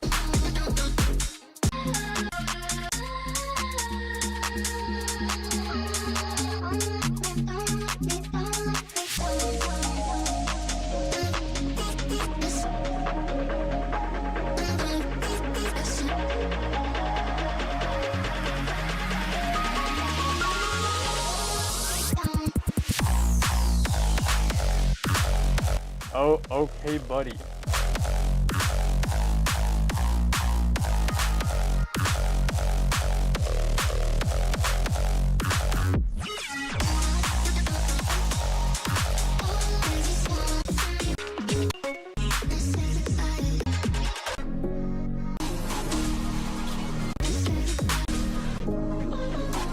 Yeah, I feel like if I was to rank these remixes individually, the Gazia remix is definitely probably up there along with Alao. Synergy's kind of like B tier, and these two are kind of a bit on the lower scale.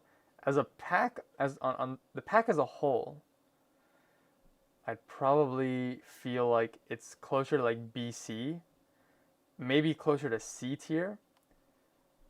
I'm trying to think. No, I don't think C is fair. I'm gonna put B tier, but like low B tier. How high would I go? I'm gonna put it below. I'm gonna put it above Dirty Phonics. Do I go higher than that? No, right there. I'm happy with it being low B tier, just like that. Interesting track for it to. Interesting track for them to remix. We're back to our regularly scheduled Silk break. I love me my AMR. Oh, and Aether. Okay. Will this be a certified hood classic?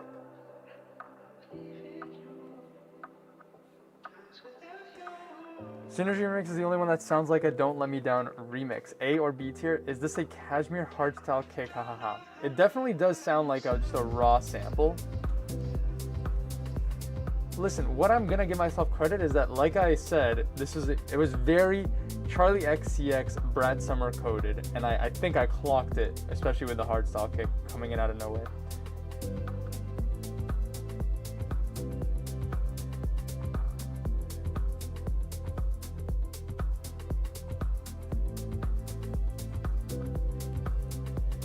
Another Without You to this label? Yeah, you know what? I guess you're right. Alright, how many releases do I have left? 2, 4, 6, 8, 10, 12, 14, 16, 18, 20, 22, 24 releases to go. We are in the home stretch. The moment I listen to the last song, I'm just ending the stream. I'm not even gonna rank it. It's just, we made it. It's over. I'm gonna do a little bit of skipping. I want to try to see if I can finish this stream in the next half an hour or so. This is a nice single. This is a nice Silk tune. I don't feel particularly strong for it, but like I like it. This is probably actually this might be like mid to high B tier. I'm gonna put it here. There we go. I'm gonna put it right there. I think it's fair. We got Holy by Nostalgics and Kira Mastro. This sounds fun.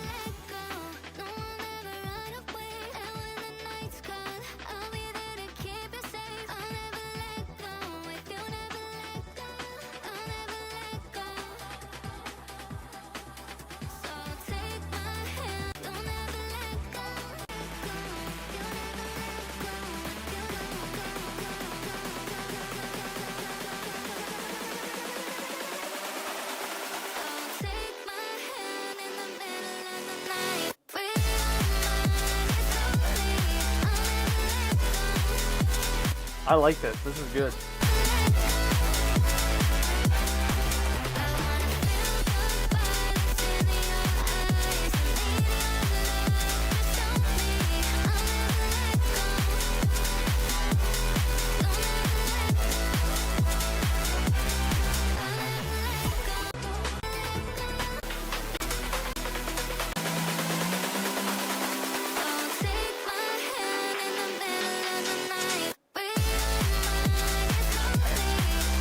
Nostalgics is releasing an LP next year, and it will probably be fire. I mean, to be honest, I wasn't too big of a fan of Nostalgics' EP. Was that last year or the year before that? They dropped an EP. I wasn't too big a fan of it, but I will reserve my expectations and my thoughts for the LP if that's the case. We got Life by Whipped Cream. I see it's melodic house and techno. So I don't know what to expect for that. Nostalgics I'm gonna rate high B tier. I'm gonna put it before the Abstract single.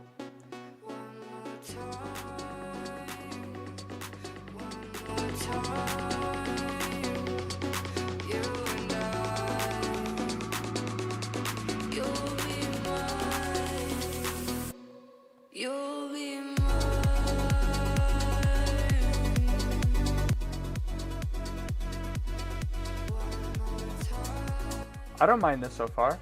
I think it's alright. Also, shoutouts 4x3 Graphics.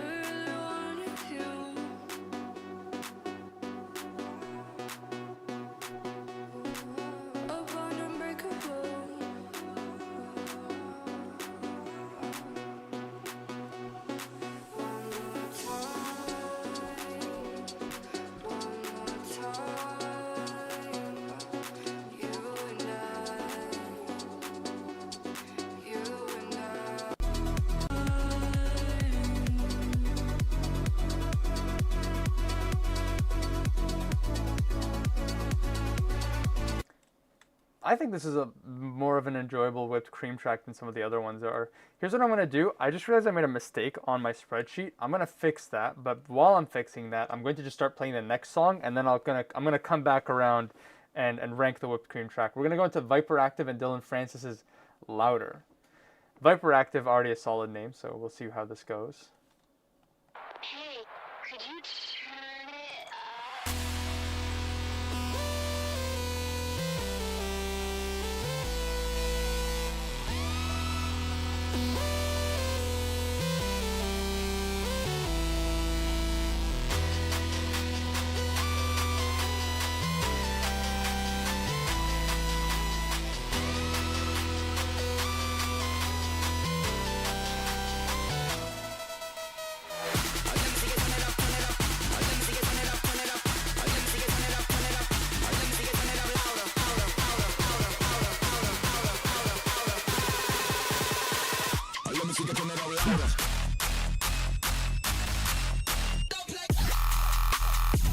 Okay.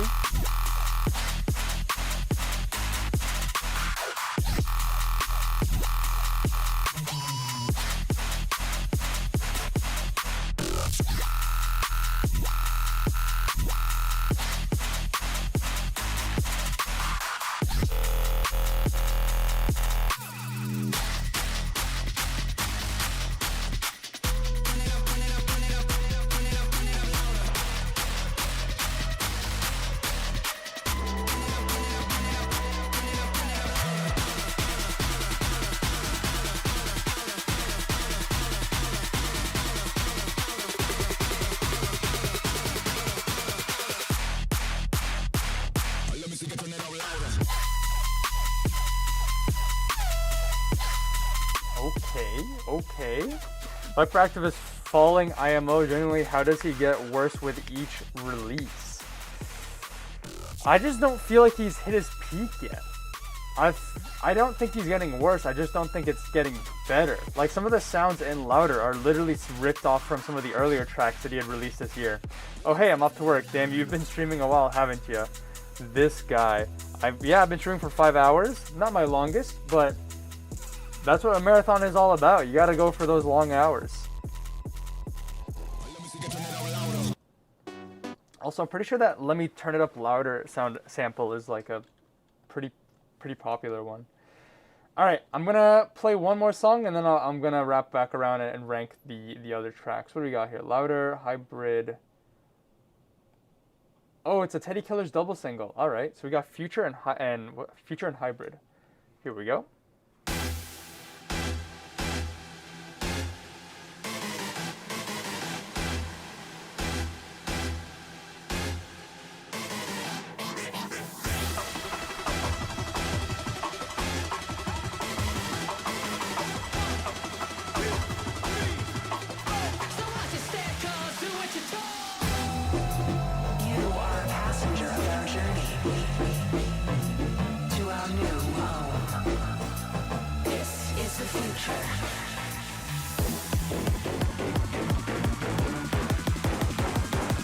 I'm doing the whipped cream single at B.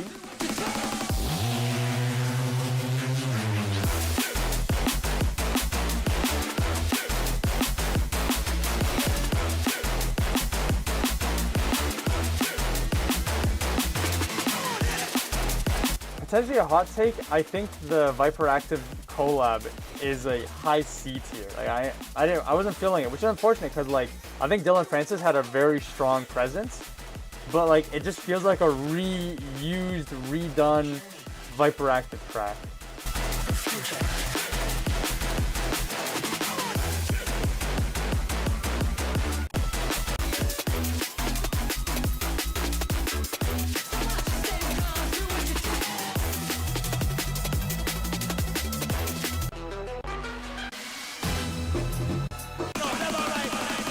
Give me a second drop, give me a second drop.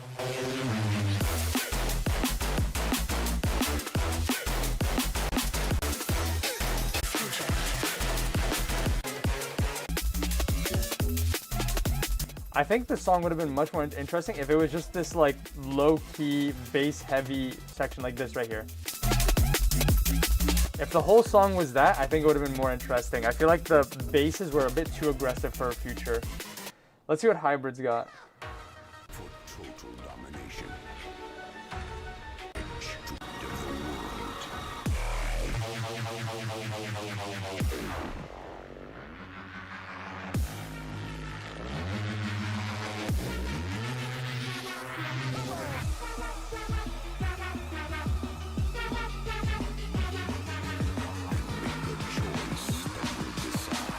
The fate of the world.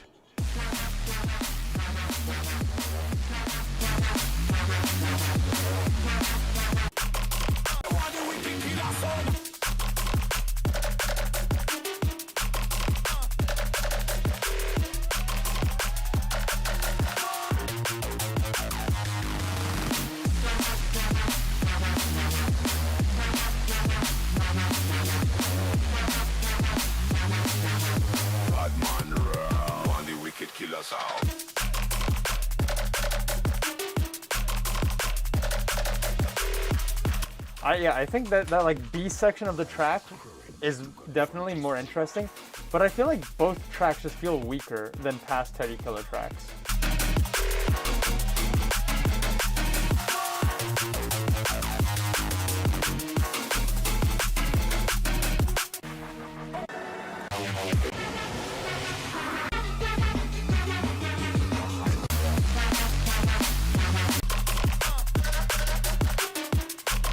This AB is very similar to their other one in 2022, I Need You and Soya's. I feel like it's just similar in like concept, but like the tracks, I feel like the other two are much cleaner and also like louder.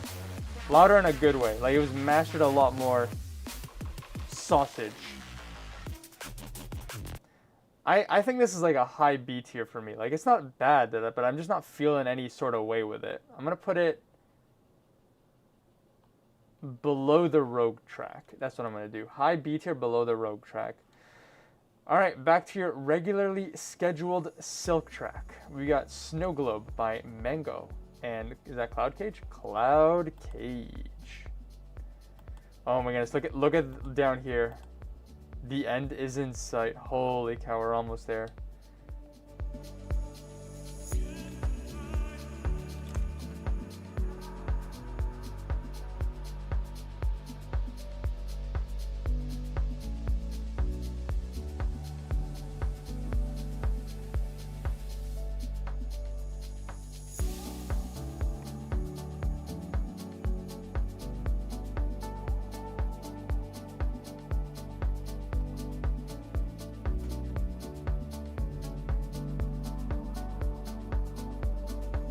Hashtag Mitma sweep true.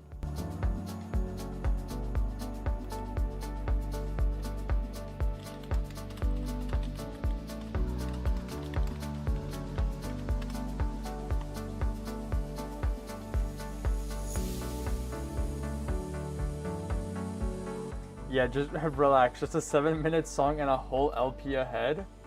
Really? Let's see. Oracle EP, but like that's fine.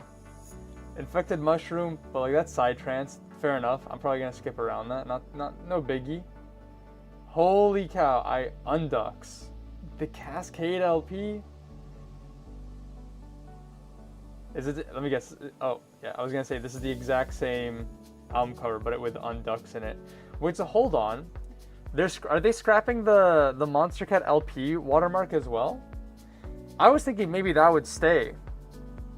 14 songs and it's still just this. Well, that's kind of disappointing. You can't differentiate between an EP, a single. Like when they removed release codes on the album cover, singles and EPs were indistinguishable from each other. But LPs were still like, nah, you know it's an LP. Now you don't know if it's an LP. That's kind of lame. Like, I bet there could have been a way for them to, like, still have the monstercat LP watermark or an LP dedicated watermark that was still unintrusive, but I guess it is what it is. Oh man, I gotta listen to all of this. This is like 1/3 of the music that I have left to listen to is probably in this LP. Maybe 1/4. I see there's a number of like repeated songs here, so I'm not feeling that tilted about it. Snow Globe, pretty alright. I think it's a B tier song, low B tier. I'm gonna put it over there. What do we got next? Alley Cuts and Level Up's Believe, dubstep.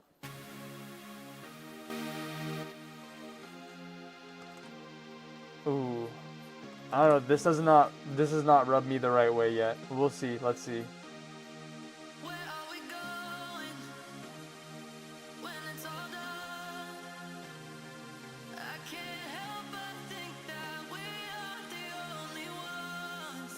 Yes. Why did they remove them in the first place?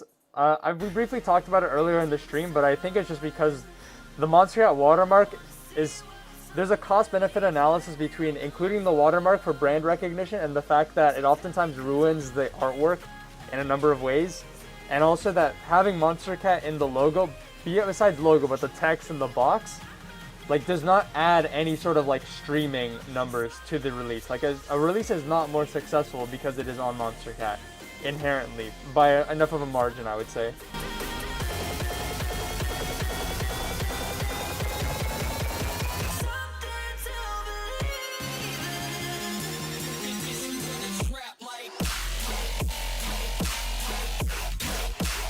Lost Lands type beat.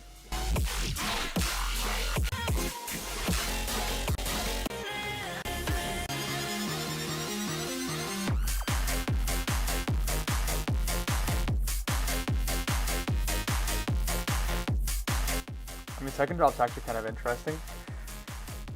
Not for me though. Second drop did redeem it, just marginally redeemed it. I'm gonna put it low C tier for me. Alright, we got Cascade. I Can't Make You Love Me. What do we got here? Is this this is another double single.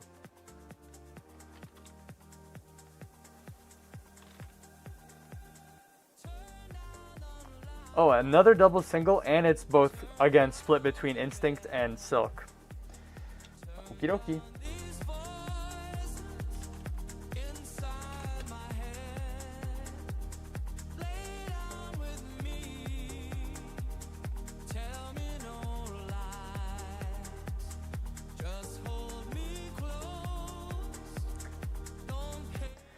I missed it. What were your... Oh, there we go. I missed it. What were your thoughts on Lightweight by Infected Mushroom? The long story short is I was interested at first because if we go back to the Shroomies EP of Infected Mushroom, there was one track that like was dubstep, right?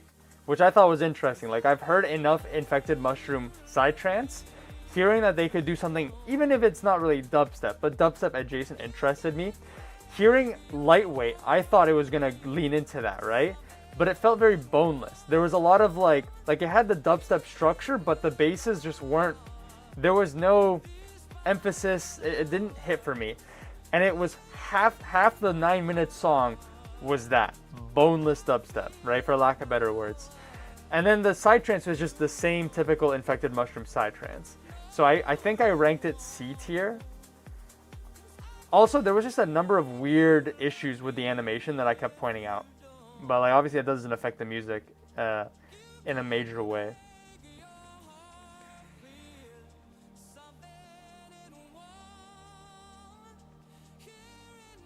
Oh, I ranked it D tier, high D tier. That's where I put the Infected Mushroom track.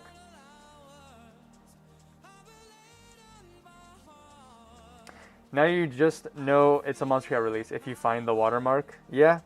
Level Up never leveled up. Is she still Subtronics' girlfriend, by the way? I don't know. They are married now? Congratulations.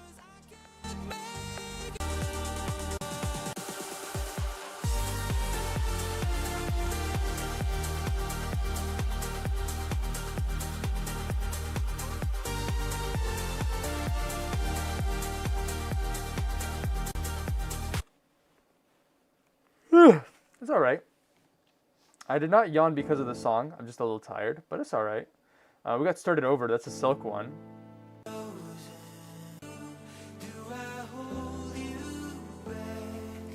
This is so Silk. Why is it on Instinct? No, I could see why that one wasn't on Instinct. It's like very light Instinct, but it still, to me, felt like an Instinct track, not really a Silk track.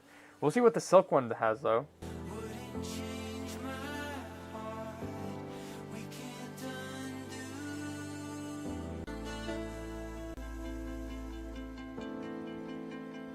This is kind of vibes, Brakes on monstercat. Let's go. Excuse me.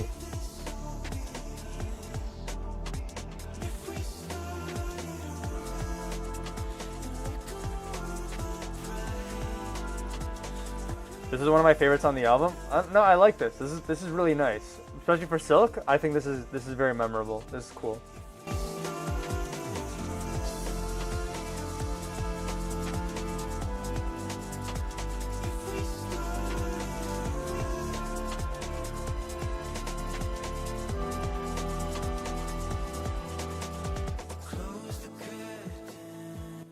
Low B tier. If I had to rank the songs individually, I definitely like Started Over a lot more. But as a double single, I think low B tier is a fair ranking for me. I'm interested in what your thoughts are on the whole album. It's very unique for monstercat. I'm interested to, because like unique is not one of my thoughts that I had when listening to the Cascade singles and double singles prior. But I mean, we'll see what the music that I haven't heard sounds like.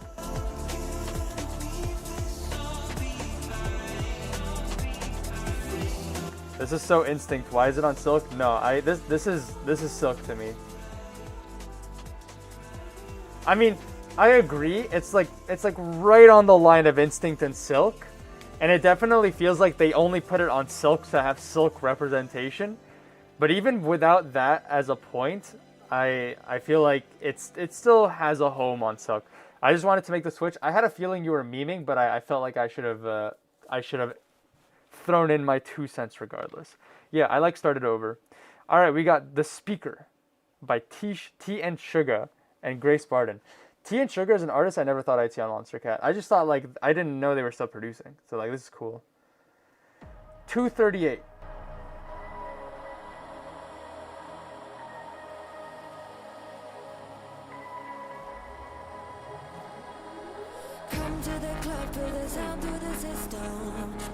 Yeah, I'm memeing, but a little bit of true opinions. Fair enough. Bring the house down. Pull up, switch up, switch up. Someone always been another pick up, pick up. Pull up, switch up, switch up. Someone always been another pick up, pick up. Raise the speaker, take another blow. We'll move it up now. What you waiting for? Step into the speaker, everybody knows. Pick up the flow and get on. Step into the speaker, take another blow. We'll move it up now. What you waiting for? Step into the speaker, everybody knows. Pick up the flow and get on the floor. Pick up the flow and get on the floor.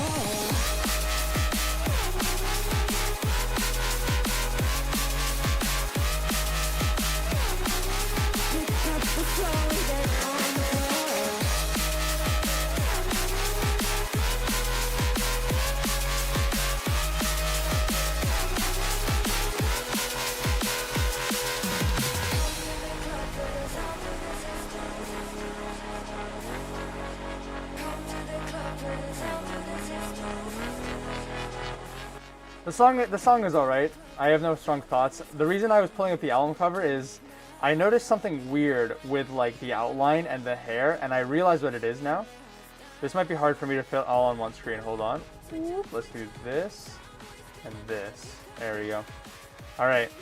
If you look at the album cover, it is entirely orange scaled, right? Like obviously there's some black, but it's like very bright orange to very dark orange. If you look at the hair between in the video, right? It looks like they've masked it twice, right? There's a lot more hair, there's a lot more detail here. And they've not only masked it, but it looks like there's some gray artifacting here. And you can also kind of see it on the guy's hair here, if I can show that. There you go. Yeah, there's like these like strands that are sticking out here. And it's almost like they've masked it again to then animate it, which I guess they kind of did because the background's a lot brighter. There's also like texture, although you can't really see it on the white, but there's a lot of texture and grain, which does not exist here. So, I think they could have done this exact same animation without doing a bad job at masking the characters here. Also, it looks like they have different colors of orange. Like this is more yellow, and this is more orange. Also, I don't like that they have this smoke animation on top of it, which is like, the smoke is not a bad problem. The problem is that the smoke is gray when they could have made it orange scaled again. Odd artistic decisions all around. It doesn't feel like an artistic decision. It just felt like a workaround. This is a C tier for me. I'm going to put it somewhere. Where's Rubik's Cube? I think I'm going to put it below Rubik's Cube. Actually, Rubik's, is it D? No, Rubik's is not D. Oh, Rubik's is B. No, this is not B tier. This is like a high C tier then, and I'm going to throw it.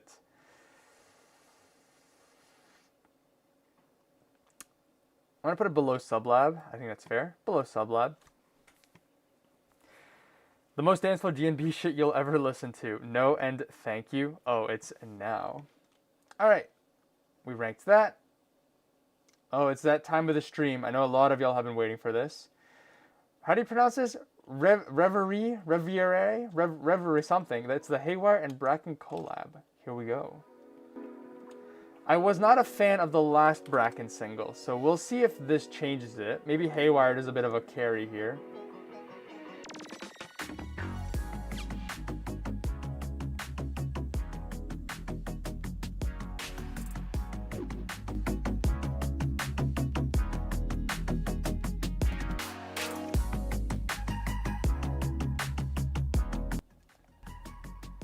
The Ableton instance is not on. It's just a single frame. They could have animated that at least. I think it would have been funny.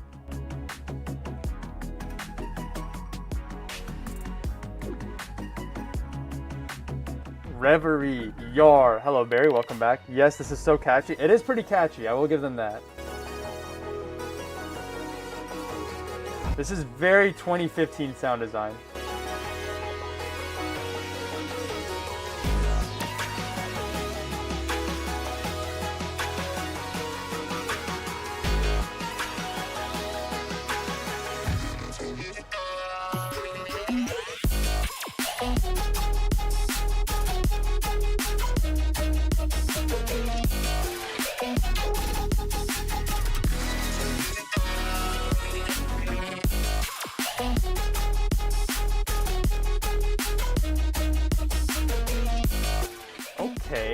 Okay. I'm not voting for this, but I'm pretty sure it will win Best of 2025. Potentially. It's definitely like a dream collab of an OG monstercat fan.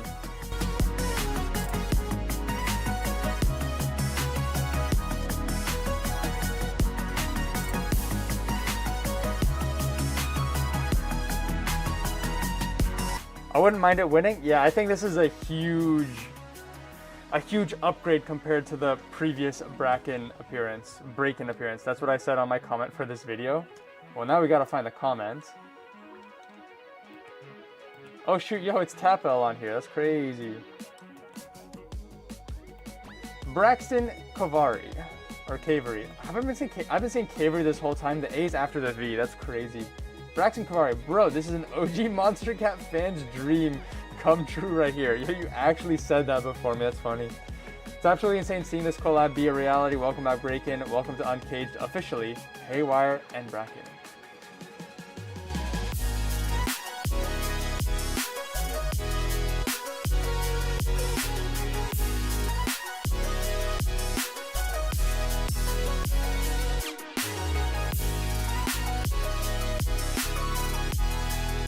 From what I've seen, people saying the winner might be Rivery, Busted, Aura Farming, or Ultrasound. What's Ultrasound? Arcondo and Parapis Ultrasound? No way, bro. Also, if Aura Farming wins, I'm disappointed in the monstercat community.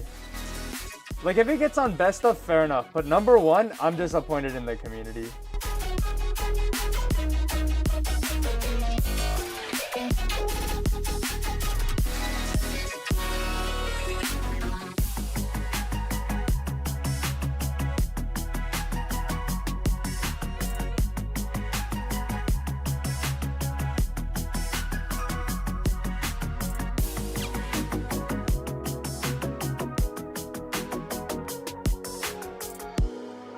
Listen, I'm gonna put it high A tier. That's a good song. I feel like it might get into S tier by like the end of the stream, but for now, high A tier. This feels like the first A tier I've put in here in a while. So like, I think it's deserved. This is catchy. It's got the best aspects of both artists. I think it's good. So many of the dream collabs only happened when the artist styles had already changed too much. I mean, Haywire is still there. Breakin, I never really felt like had an extremely defined style. But maybe that's just me being weird and out of touch, if I'm going to be honest. Reverie Below Eater's song. I like Eater's music. I can't lie. Why do you hate Aura Farming so much? I don't hate it. I just feel like it's the weakest of both artists, you know? Like, it's only big for two reasons. Number one, like, obviously established artists eliminate Virtual Riot, huge. The second one is the whole inside joke of, like, Virtual Riot is eliminate's best friend. I just feel like it's, like, there's a lot going for that release that I think is, I think it's overrated to put a lack of it. I don't think, I also just don't enjoy it, but I don't think it's like a bad song or anything like that. But like there's other Virtual Riot tracks and other Eliminate tracks released on monstercat this year that I think deserve a higher placing than Aura Farming. Also, Aura Farming is literally capitalizing off of the Aura meme, Aura Farming meme. So, I do not feel strongly for it. I believe it insists upon itself. That is what I've got to say about that. Oracle EP. Is it an Oracle EP or an Oracle Waterfalled single? That is the question we are looking for. Oracle has 3 new songs out of this 1, 2, 3, 4, 5 song EP. All right, let's start with Mistakes. No, not Mistakes. Oh yeah, Mistakes. No, Till the End. We're starting with Till the End, I guess. I accidentally just added it to a playlist. Oh, I removed it. There we go, saved. All right, Till the End.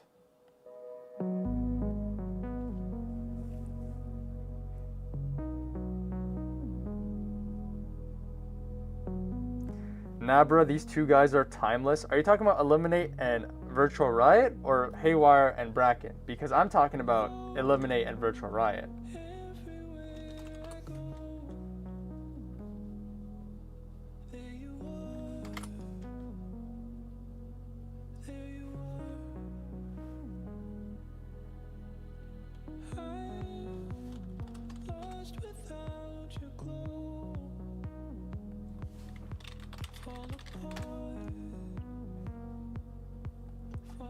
So we've got a DJ set for this one as well. I will be sure to critique it heavily, just like the Arshan DJ set.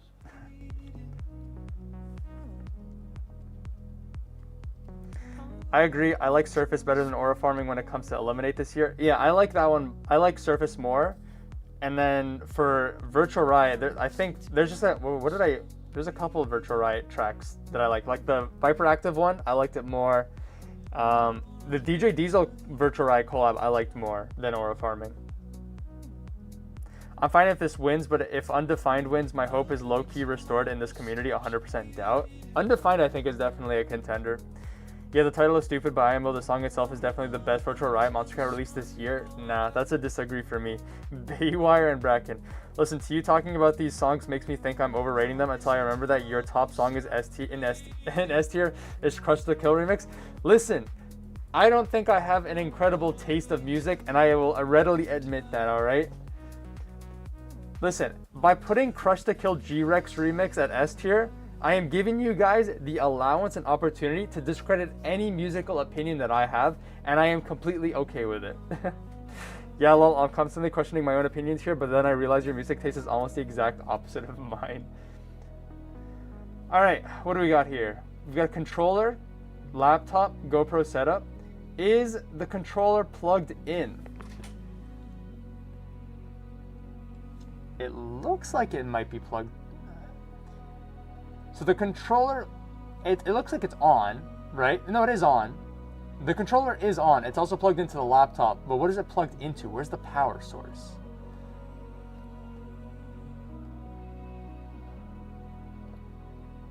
Am I the stupid one this whole time? Is this like a battery-powered DJ controller? And maybe the whole time Arshan actually has been playing a controller? Like, I guess he has Bluetooth headphones. Arshan might have also had Bluetooth headphones. Am I the fool? I'm the mistaken one? Am I out of touch? No. It is the DJs that are out of touch, not me. I could never make such a mistake. This is a really nice area. We got we got a 2-camera setup with the drone. It's a little bit less engaging than the Arshan live set. I think the live set was okay, hold on. We've got a controller view. So yeah, look, the controller is on. The buttons are glowing.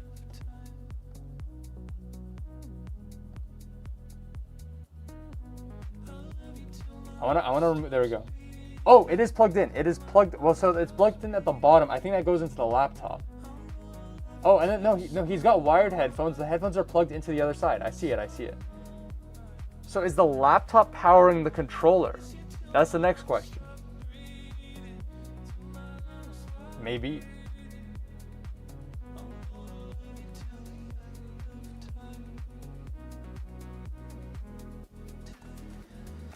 Yeah, I mean, listen, I'm gonna have to give Arshand the better DJ set video. All right. Oh wait, new camera angle. Is this a new camera? This is a new camera angle. So he's got three camera setup and a drone.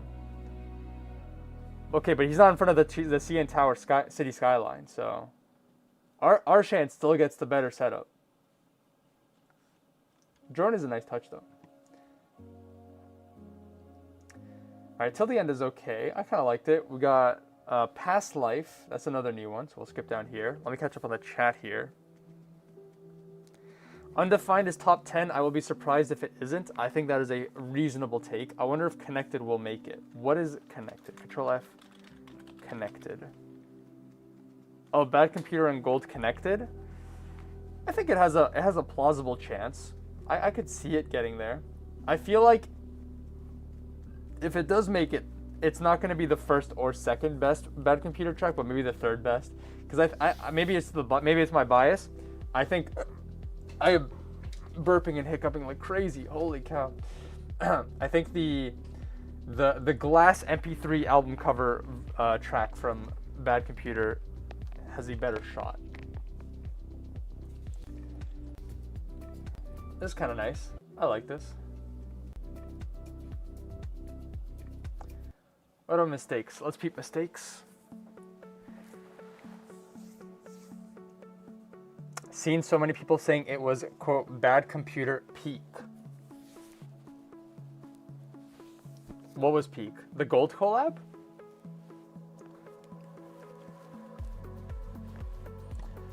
I don't think the Gold collab is peak Bad Computer, but it's, listen, a bad Bad Computer track is still a good Bad Computer track.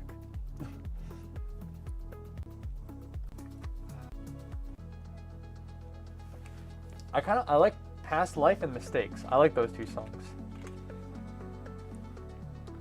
Oh my goodness, I can see all of the remaining tracks on one page. I've got 24 more songs to go.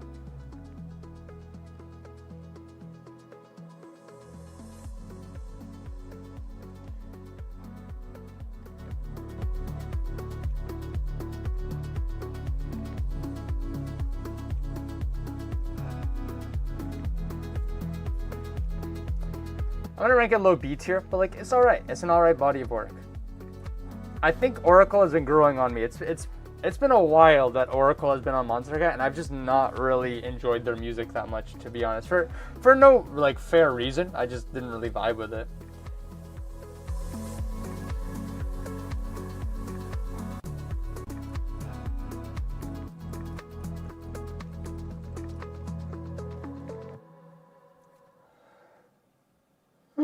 Alrighty. Scrolling up. I can almost see all of the leftover tracks on this page. We've got Devotion, an uncaged song by Ivy and Adelaide. Alright, here we go.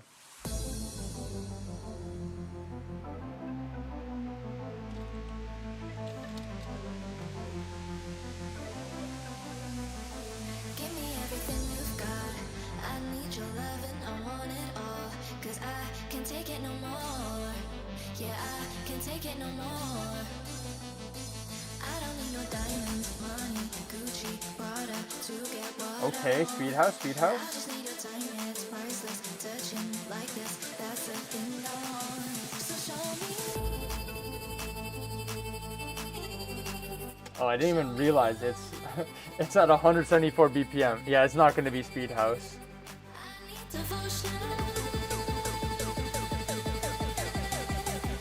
Last row, last row.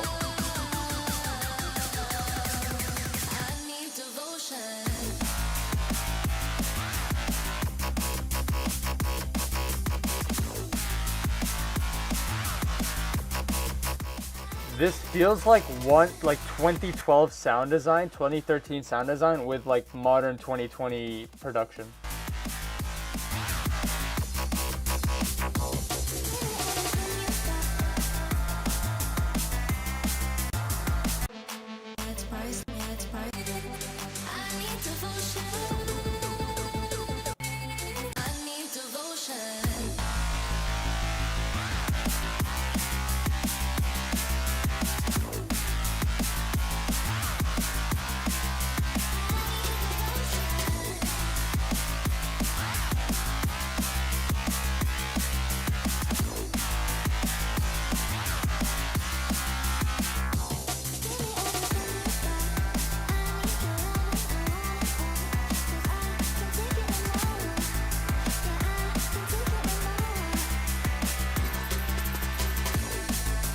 gonna put it above the Tea and Sugar collab. I don't know. This does not do anything for me. Speaking of drum and bass, Barman. So I actually have heard this song. Somebody requested it in my most recent mashup live stream. This is a crazy, kind of stupid track, but it's funny. The way we get nasty coulda call we tramp. When me done with them need a revamp. Be a bad boy, enough girl in a me camp. You know when them me dust, dim the lamp. The way we get nasty coulda call we tramp. When me done with them need a revamp. Bam, bam, bam, bam, bam, bam, bam, bam, bam, bam, bam, bam, bam, bam, bam, bam, bam, bam, bam, be a bad boy, enough be a bad girl inna me camp. Be a bad boy, enough be a bad boy, enough be a bad. You know when them. Be a bad.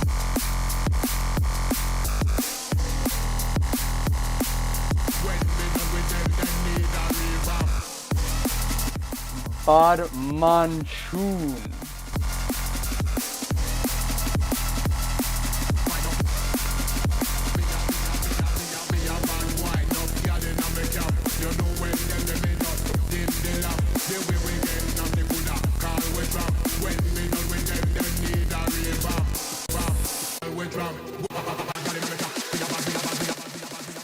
I don't know. I think the vocal is hype. I don't think the drops are. The payoff is not there.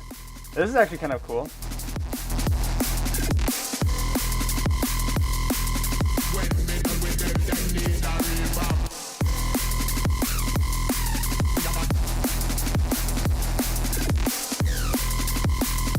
Still crazy regardless to see Mala on monstercat, even if it's their alter ego alias.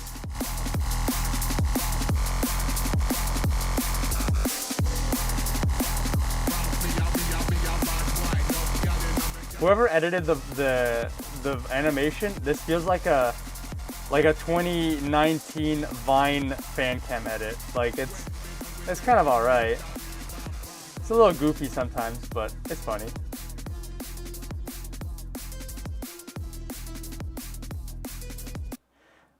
What I'm willing to do is I'm willing to give this the highest C tier. That's as far as I'm gonna go. Only because of the Badman sample. I think the Badman sample is hilarious, but like I don't really vibe with it beyond that.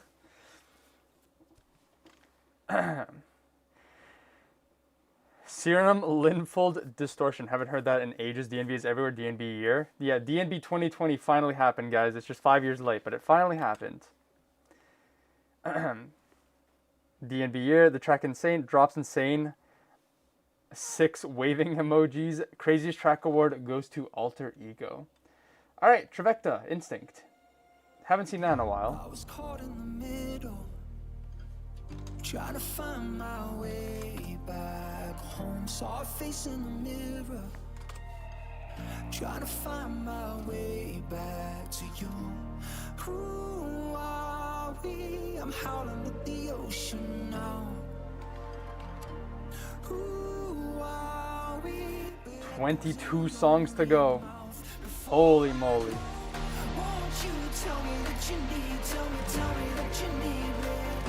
Before all hope is gone, won't you tell me that you breathe, tell me that you breathe me. 'Cause we'll hide in who we are, fighting monsters in the dark. Before I go, won't you tell me that you need, tell me that you need me. Before I go.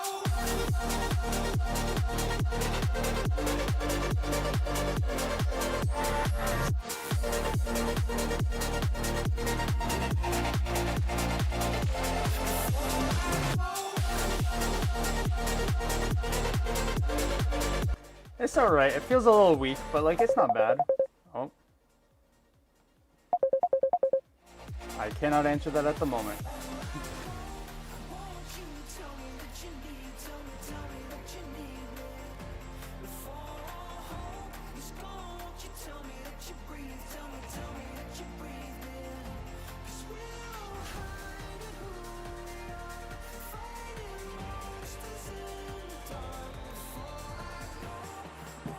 There we go. Put stream on the call. I am not putting the stream on the call. Bro is losing his patience. Me? I don't know about that.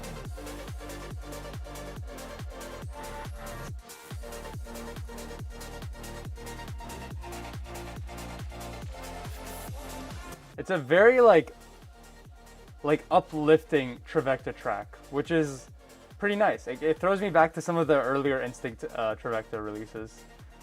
I'm going to put this at like a low B. Maybe like here. Low B for Trivecta. I think that's a fair take.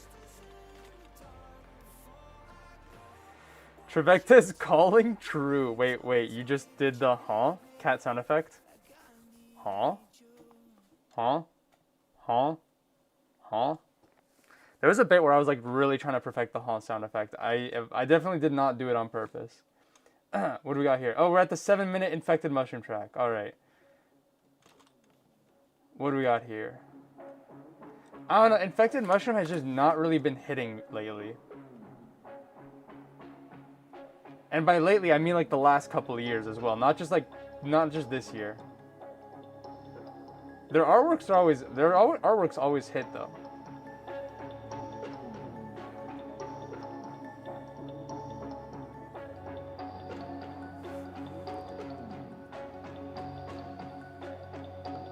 For the infected mushroom heads in the chat, I'm seeing a theme here in the artworks. Are we expecting an infected mushroom EP anytime soon?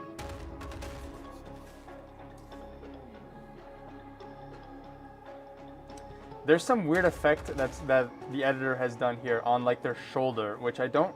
It's like they're animating the shadow of the flaps for some reason, which kind of looks weird to me at least. I don't know why they would do that. Like, they should have gone for like a smoke effect instead of animating the shadow. Alright, time for a real banger. Alright, time for a disappointing one. Duality of Man. That's the other 5+ minute song after Lightweight. Yes. Album next year. I Am 30. I Am 30. Yeah, I'm 30 is dropping next year apparently. That's crazy.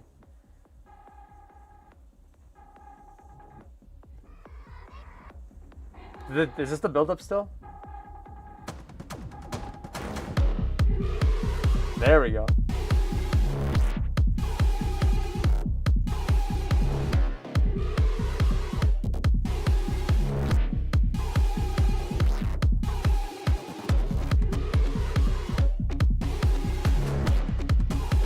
This one I'm more interested and more engaged than Lightweight.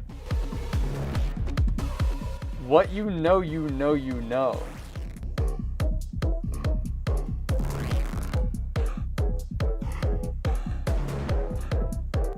The first artist on monstercat to have 4 original albums on monstercat. Really? That's crazy. This name hits so hard if you have ADHD, you have no idea. I mean, it took me a couple of reads to like understand what I was reading. But I get it now, I think.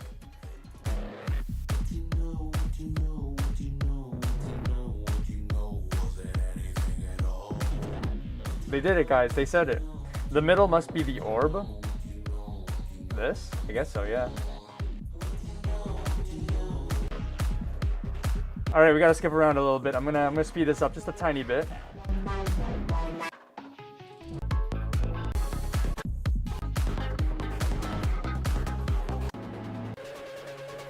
Alright, where is this gonna take us?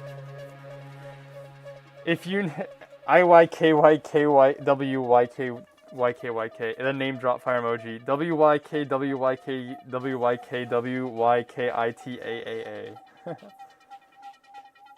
Alright, Badman tune, Badman drop incoming, Badman drop incoming. Where is this? 509? What does the visualizer look like? 509? Yeah. WTF LMAO.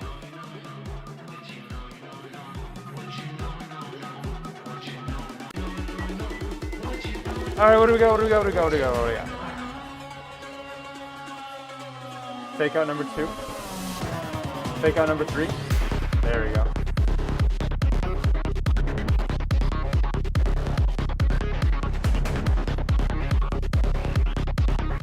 This, I like this infected mushroom track a lot more. I feel like this is like a low A for me. Low A, how low? I'm willing to go like here, maybe? Around there. I like this one. This one's good.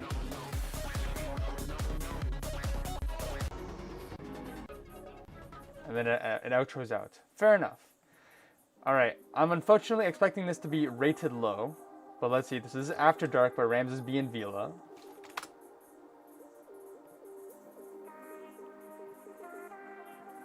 Vila is a ghost. R.I.P.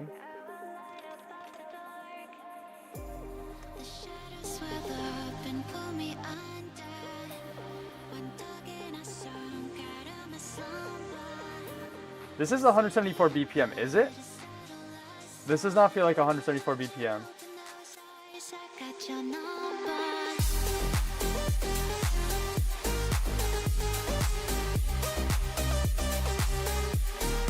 Alright, respect. I like this one. Angel Core debut? What is Angel Core? Or is it because she's dead? She's dead for real.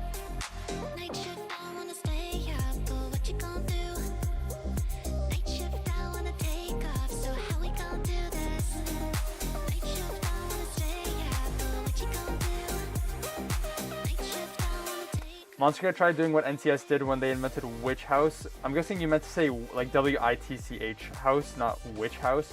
This is listed as Angel Core. It says drum and bass here, but it's definitely not drum and bass. Drum and bass not here either.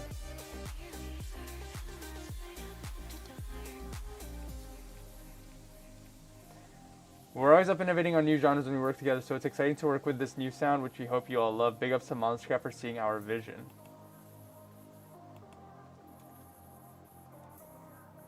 I'm gonna scroll a bit here and then Control F, Angel Core. Alright, we got a couple. So Angel Core, Dance Floor, Drum and Bass. We got Angel Core on Monstercat. Let's go. The combination of Angel Core and Drum and Bass from Ramses B is so divine. I love this track. Angel Core with tempo change into drum and bass is so good. He also did the tempo change with this track, Set Me Free Funk Trance with tempo change into DNB. So is Angel Core an actual thing, or is it just a branding thing? Because that's just house.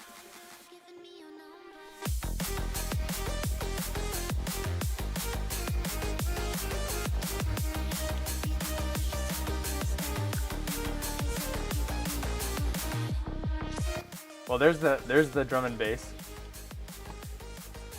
They should have just done drum and bass slash house, but I guess so.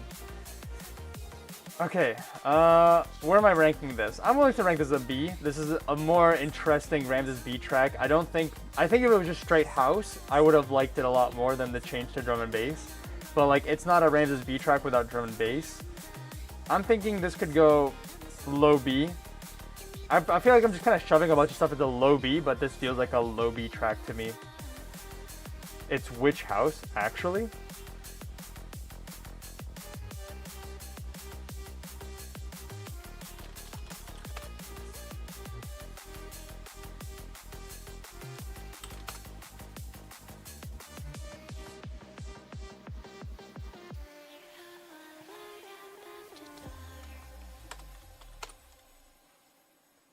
No, it's Witch House. WITCH. You think you're playing me for a fool here? You think you're playing some kind of games with me? Alright, let me catch up on the chat here. Monstercat tried doing... I already read that. I can't lie, I didn't care for the rest of the releases after Infected Mushroom. Just in general, like on Monstercat, or just the rest of the Infected Mushroom releases? NCS did the idea first. No, it's Witch House. Close enough. This track reminds you of his EP in 2022. Hot take, 90% of core genres aren't real. Breakcore is real. That's it. Breakcore is real. That's all I'm going to give it. No, wait, hardcore. Hardcore is real. Well, you did say 90%, so there's a 10% which is real. So breakcore, I think, is real. Hardcore is real. What other core genres are there? It's a subgenre. Witch. Wait, I've been misspelling witch for a whole week. Yeah. WITCH house. Like as in like the Halloween, like the wizard and witch.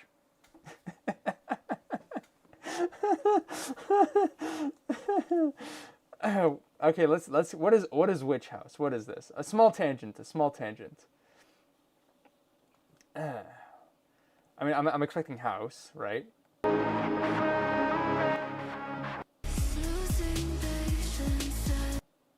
Breaks, all right.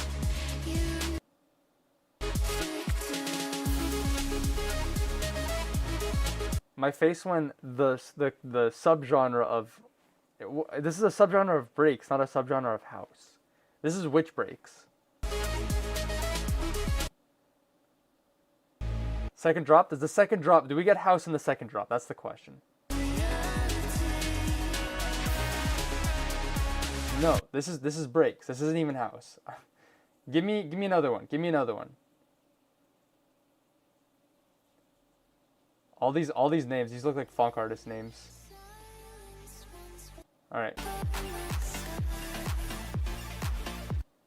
Okay, I literally called it. I said these are funk artist like styled names, and it's funk with house. You can hear the cowbell.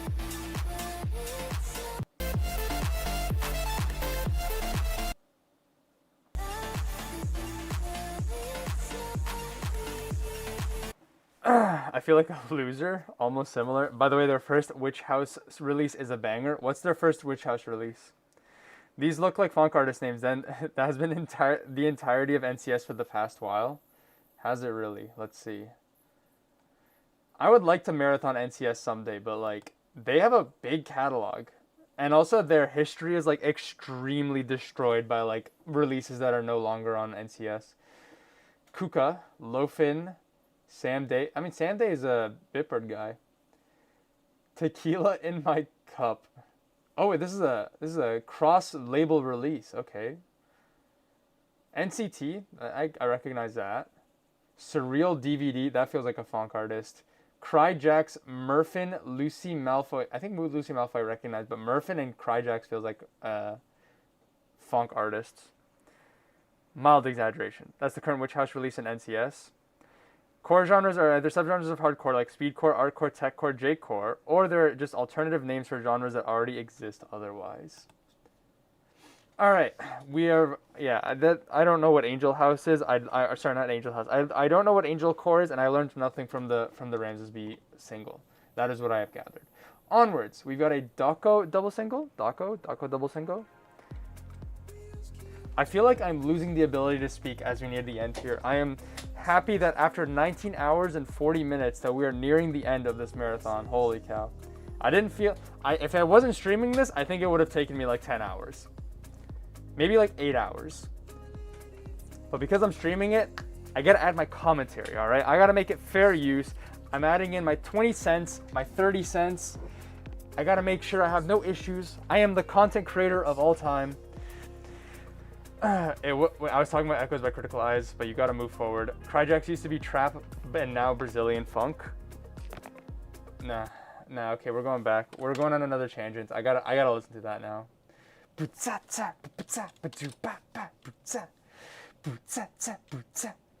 was it? Videos.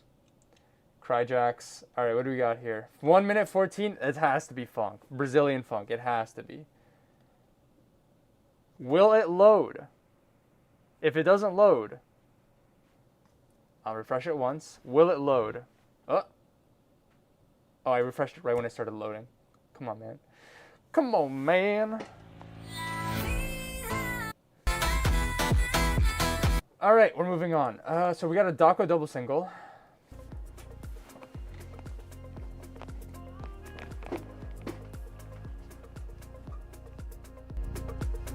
This is kind of nice.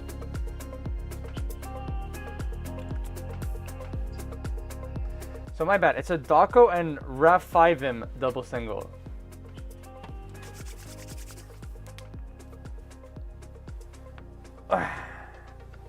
Nearly free. If you put Brazilian funk, I'm muting. I'm so lucky you've managed to do this on the perfect weekend days for me each time because I've been doing stuff in between and I'm flying out for the next week. Well, have fun with your flight wherever you're deciding to go. Shadow of a Budge. What is this emote? It's a... Can I see the name of this emote? How do I see the name of this emote? Can I Control-C, Control-V? face dash green dash smiling. That didn't work. Thank you, YouTube. I now look like a fool. Everyone will now laugh at me. What if I put a semicolon in front of it? Will that work? I did it. There we go. It's YouTube's laughing emoji. I remember when YouTube only had like 5 emotes. Now YouTube has like so many, hold on. YouTube has like so many emotes and I can't even look at the emoji menu very well. My favorite will always be the dabbing one. Isn't it like sneeze? Sneeze? No, it's not sneeze. Cough? Yes, coughing. Why are there 3 of them? That one is a classic. I love that one. Alrighty. Walking away is nice. I like walking away. Let's check out After Dark. Nope, that's just Ramses B. My bad. Let's check out Savoya Boy. Savaya Boy. Savaya Boy. What do you mean YouTube emotes aren't a feature added last year? No, I didn't say they were added. Did I say they were added last year? My bad. I didn't mean to say that. But YouTube has added a lot of emotes over the last couple of years. But I remember when there was only like 5 of them, and they were all like, there was like a thumbs up, and then they were all like COVID related. Still got all the damn COVID emotes. Is that an elbow bump? That's funny. Okay, why can't I want to hover over the emote to see what these are. Face fuchsia tongue out is what Braxton just sent. Lettuce just sent elbow bump after the pandemic. Yeah. Savaya Boy is just kind of standard house. I really like I like walking away. I'm gonna remember that. Where am I ranking this? I feel like this is a low B tier. Maybe like mid B tier. I think this is a mid B tier actually. I'm gonna put it over here below the Cascade double single. All right. Mao EDM has sent that's just sanitizer, okay. WTF is this one? Let's see. That's a do the 5. That emote is called do the 5. Chill W cat. Is that like a membership emote? Here, I'm gonna flex on you guys. You guys ready for this? All right. If you guys become a member, all right. Plugging. Hello. Let's go. There you go. You can drink water. They're just my Discord emotes, but yeah. Boop. There we go. I gotta update my membership stuff. There's a couple things about the memberships that I gotta fix, though, to be honest. So don't become a member yet, but keep it in the back of my mind. All right, we got Mustai and Jikwi. All right, that's huge collab. Shoutouts Jikwi, first of all.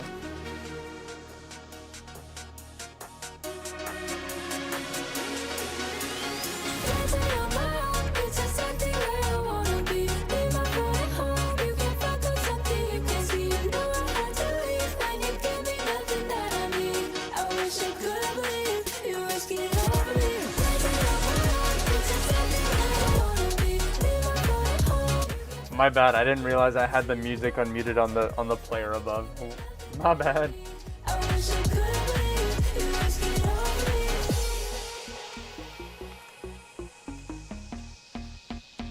Okay.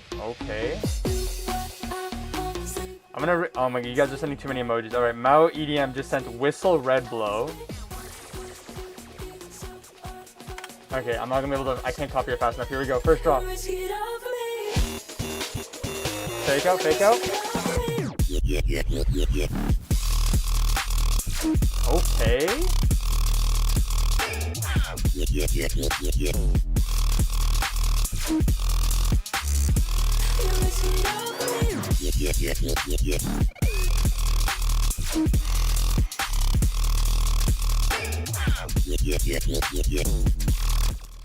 Solid. Drop two. No, midsection. Drop two.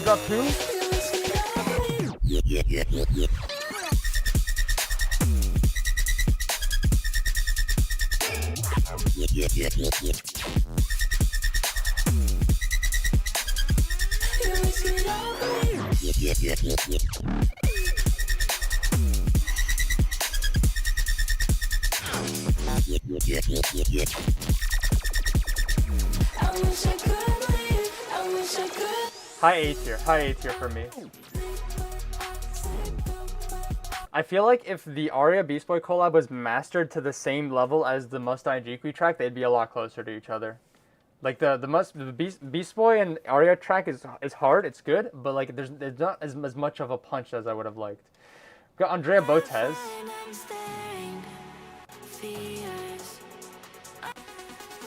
My expectations are low. Let's see.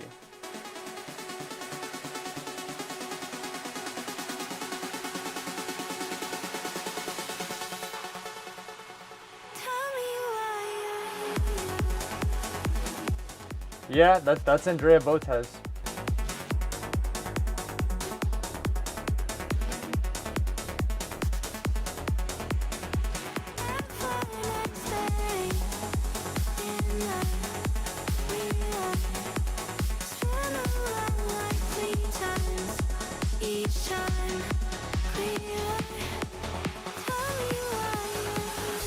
The fox is the member emotes. Red Panda, but yeah, they are. That is a lot of emotes. I'm not reading all those. I hate freeform bass.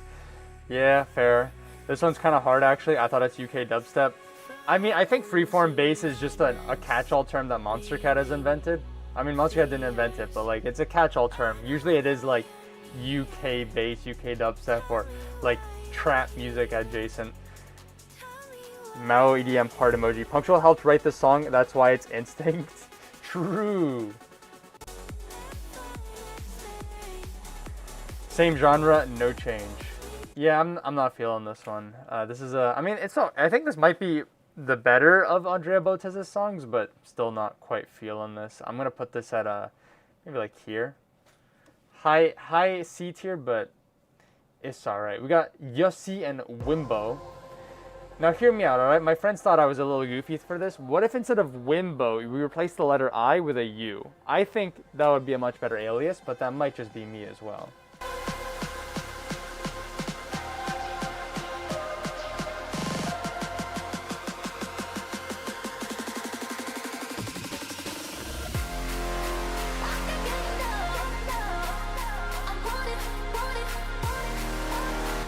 Okay, promising so far. Will the drop keep up? That is the question here.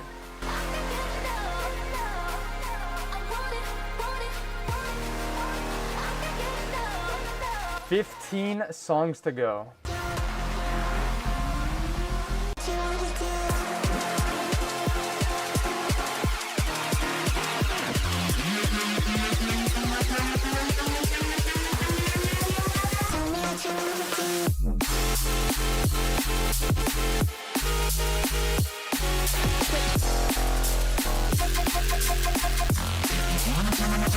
This is good. This is good. I like this.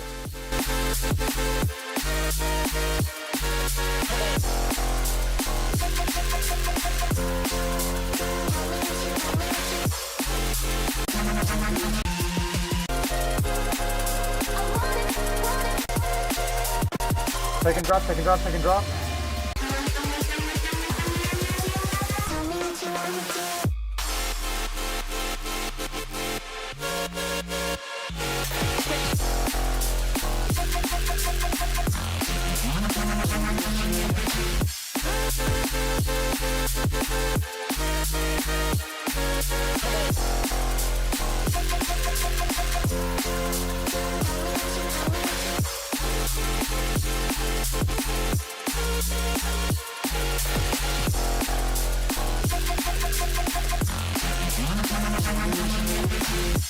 Mid A tier. Like this is a good song. I like this. We're gonna move on. "The Air I Breathe" by Reineck and Luker.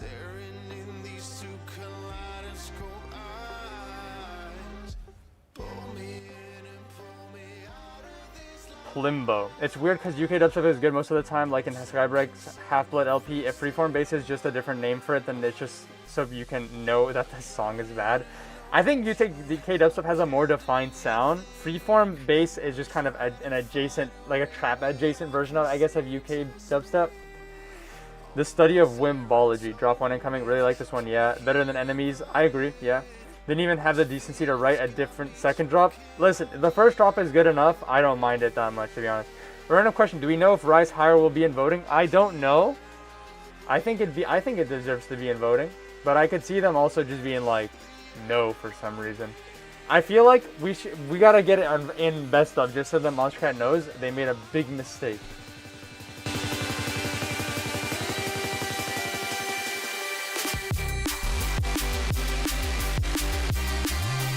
Okay.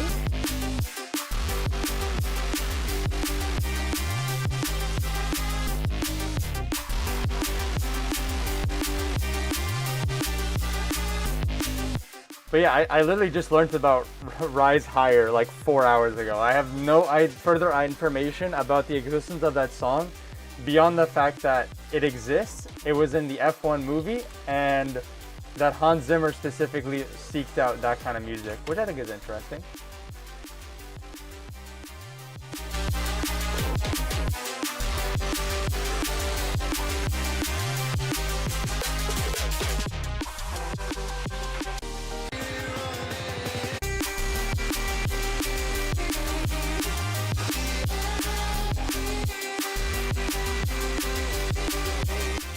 I kind of like this. Like it doesn't try too hard, but like it's a very solid track.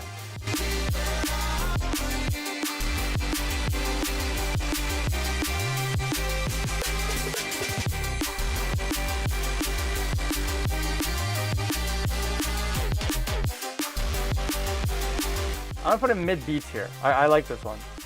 The vocals are good. The drops are like pretty consistent. The song is genuinely just insulting. Why did you make it drum and bass? Are you talking about the air I breathe? I kind of like it. Also, I just realized we're in December. Oh my goodness, we're finally in December. This took so long. Ooh, I'm at the top of the screen. All right. I forgot about Rise Higher. You gotta vote that one. Dark DNB. Yeah, huge debut. All right. Government mandated Silk Break. We got Blue Planet Kurian remix. Is that how you pronounce it? Kurian? Orion? Okay. Kind of neat. Kind of vibey. We're there. Someone cut Duel's internet immediately. Please do not. It took me like 3 months to get stable internet again. I don't want to ruin that. Over half of the songs now are just from the Cascade LP. Yeah, so let me check here. I have 13 songs. This is hard. This is hard. Hey, wait a minute. Okay.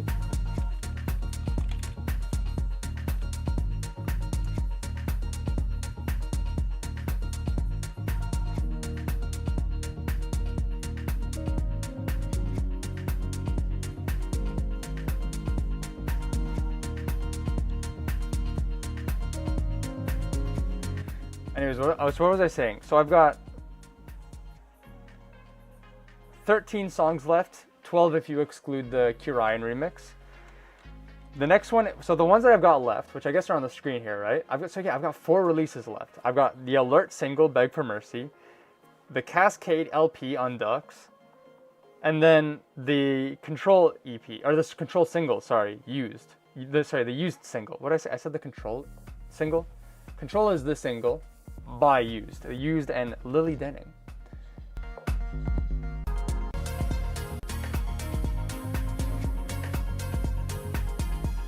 This is a good remix. I like this remix. It deviates from the original. It feels like a remix. Like, this is good. I like it. I think this might be like low A tier for me. I like this. I'm gonna put it here. Boop. There we go. All right, 3 releases left. Alert. It's been a while now, and I think you know. I think you know. 'Cause it follows you around like you want shadow. Epilepsy warning. It's hard, but it's just what you need. I haven't even heard the Cascade LP yet, the relaxed part. I probably haven't heard any of these actually, and then I can hack your stream and close it for you because you're working for too long.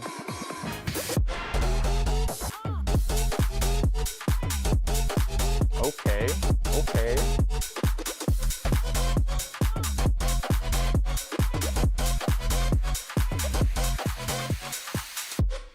Go get on your knees.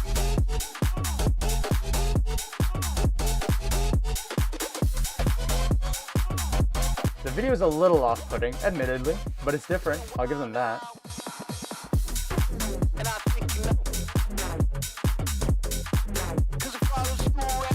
This one kind of goes stupid. OMG, wait, this is fun. Yeah, this one's actually pretty alright. Alert is usually pretty missed for me, but like this is alright.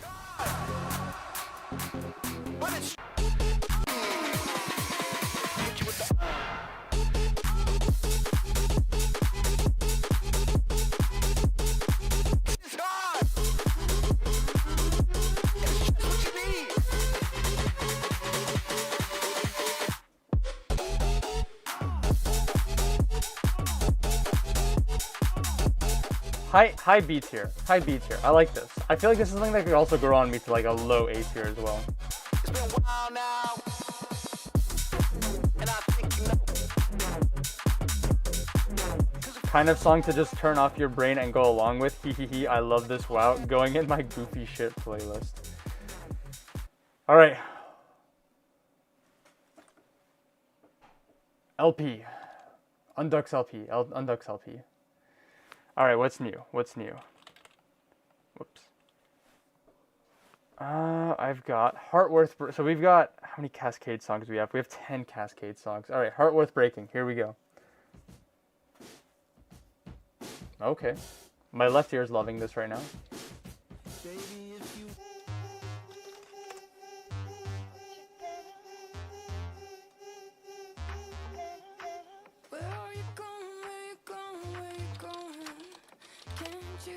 Wait a little longer. I hate not knowing. Your smile's alarming. Wanna hear that song that I wrote? Or should we catch that movie? Very raw. Before I go. Baby, if you want it, you can come and take it.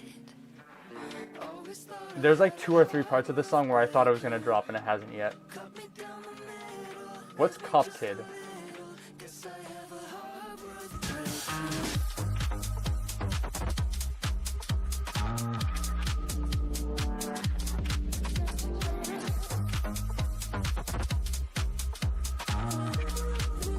They found common ground between Sonic the Hedgehog soundtracks. That is a better love story than Twilight.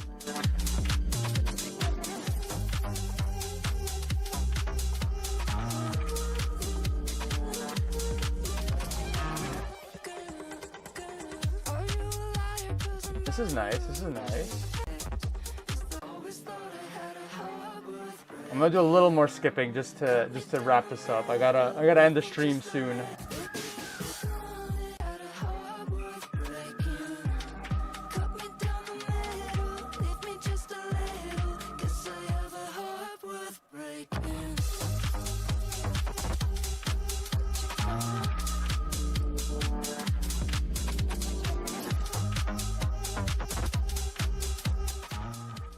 This is good. I know Cascade, like this is all Cascade does, right? Like this is their music, this is their bread and butter, house music. I didn't really feel strongly for or against them when they released their EP on monstercat a couple of years ago. So I had pretty low expectations going into this, but like the double singles leading up to it and at least this first track, it's all really good. Thank you, Adobe Acrobat. Not a seamless listening experience. All right, let me catch up on chat here. Okay. Bangers, back-to-back bangers? Get ready now. Yes, Cascade, let's go. 3, 4, 5, and 9 are previous songs. Thank you, Butchko. I see the vision. Not gonna lie, I felt like listening to an Eden album. Oh wow, this is actually pretty nice. Not sure why my comment duplicated, lol. Cop Kid founded Sonic, true. It happened to me earlier too. Pleasantly surprised. All right, here we go. Where's my wedge?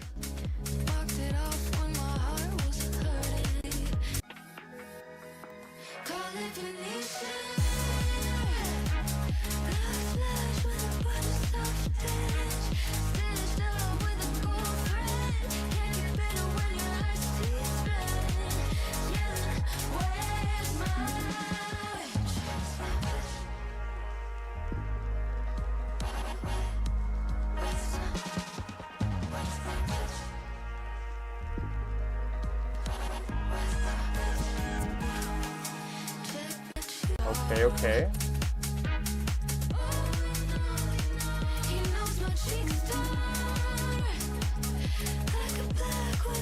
This might, I don't know if this makes sense, but this feels less like a song and more like a story that is being told through the medium of a song, you know? Like there's no drops, but like there's a vibe, there's a beginning, middle, and end, and I like it. This is cool.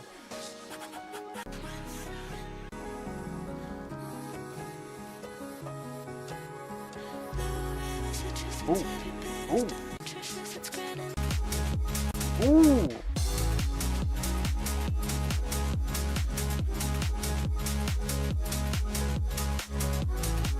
I am pleasantly surprised by Cascade. Very strong album so far.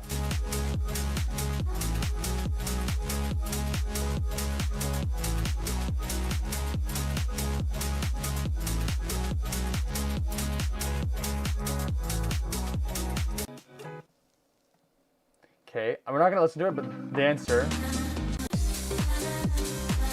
Just to refresh my memory, so it's that song, then start it over. That was Silk Breaks, Imprint.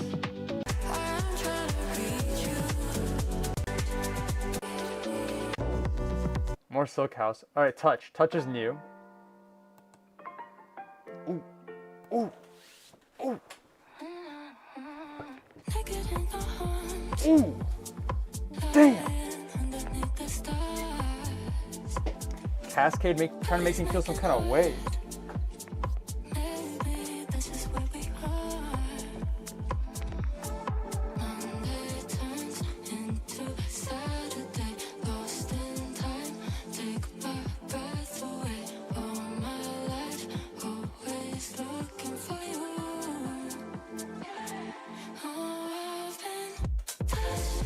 Ooh.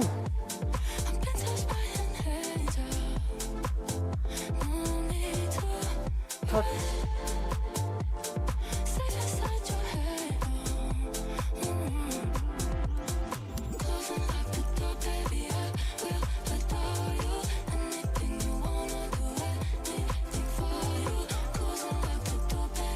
I'm so tired of artists putting their best music first in the singles that lead up to an album. This feels like the opposite. We've heard some good music, but so far, all of the best songs on this album have been the songs on the album. Shouts out Cascade.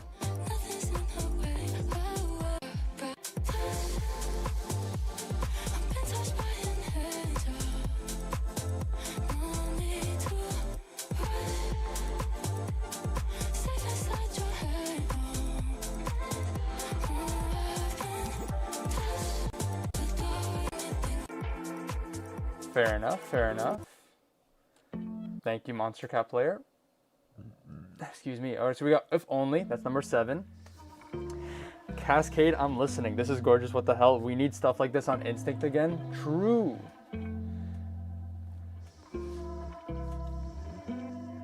Nothing has felt the same since Nick Smith vanished off the face of the earth. True.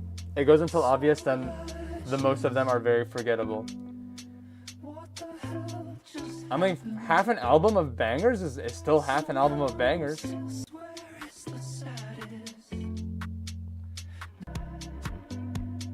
Okay, this is kind of chill. So the rest of the album, the rest of the new music is Instinct. So no more Silk stuff.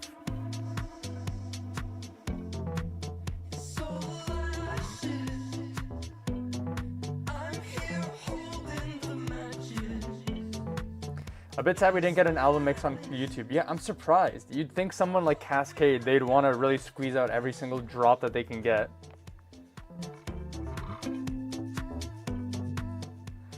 Last song is actually Silk. Okay, I meant the last of the new music, which is track 13, Deeper. That's Instinct.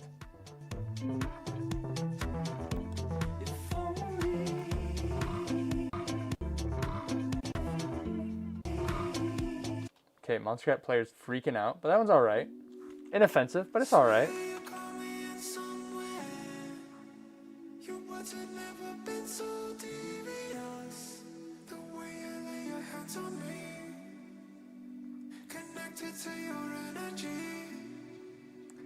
I don't get surprised with these things ever since they didn't make an album for Stealing Fire. Yeah, I don't know what their decisions are or are not. It definitely hurts, but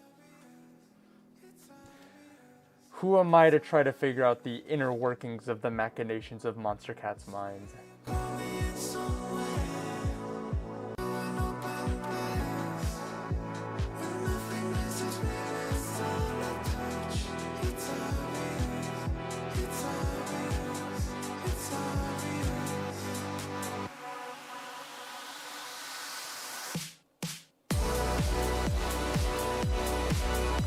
Damn!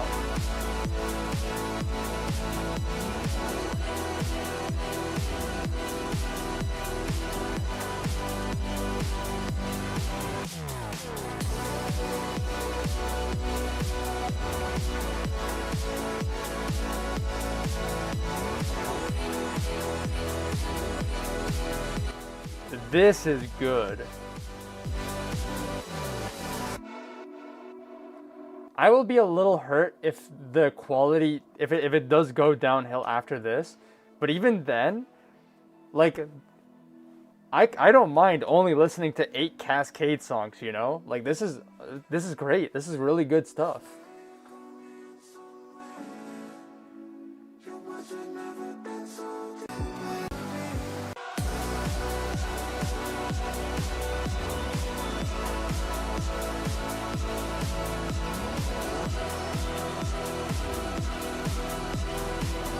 I'm literally getting goosebumps. Like, this is an incredible track.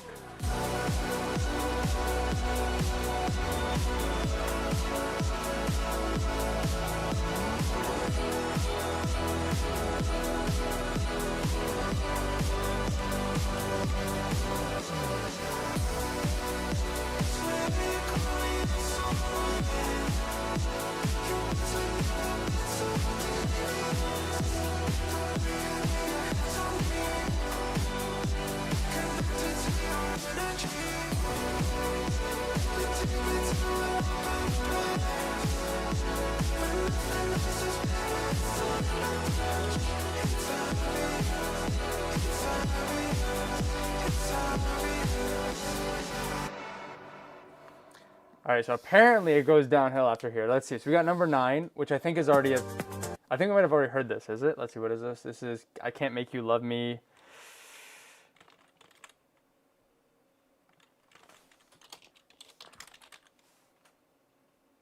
Yeah, this has already been played before. All right, I'll quickly play it.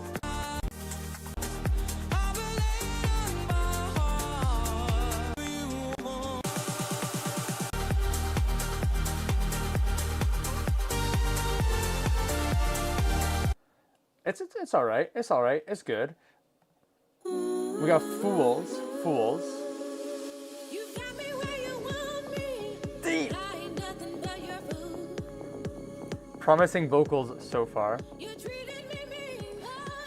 The inner machinations of Monstercat's mind are an enigma. Oh, this is huge. Really full sounding. Wow. Obvious is huge Conroe vibes. True. Hold up. His writing is this fire. I had to pull it up when I saw that. Already getting more out of this than I have the past however many years I've been hearing Cascade music. Encore. Matrata, where you at? Bro, I'm getting so much more out of this than like Instinct the past 5 years. Never mind Cascade.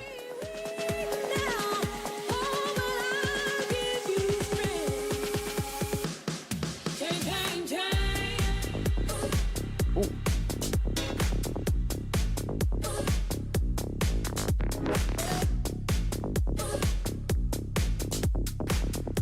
Slightly missed me, but it's okay. I like the direction. Fools is a cover of an Aretha Franklin song.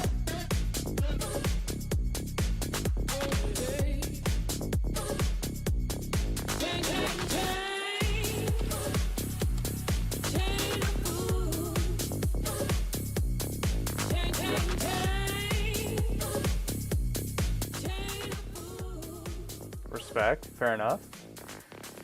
Technically, it's a cover of an Aretha Franklin cover of a Dan Cody song.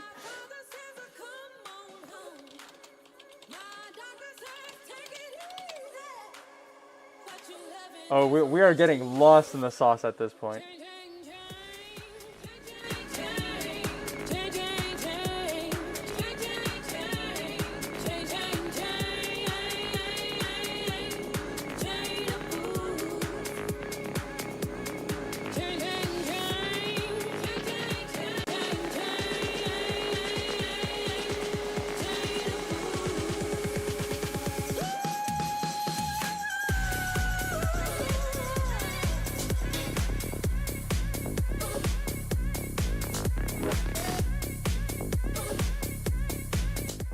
Coverception. Damn, this is an old ass song. There's probably a cover too, or someone will make a cover of Cascade Schools. NSYNC just has a lot of references lately. Chain of covers. True streak. True.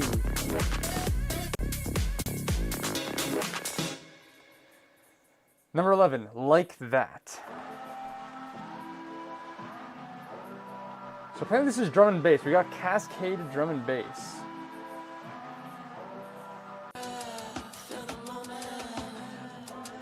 Okay. Okay.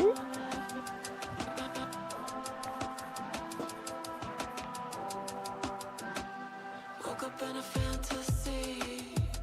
You're next to me. Can we make this last forever? You got me feeling it. You got me feeling it. You got me feeling it. You got me feeling it. Ooh!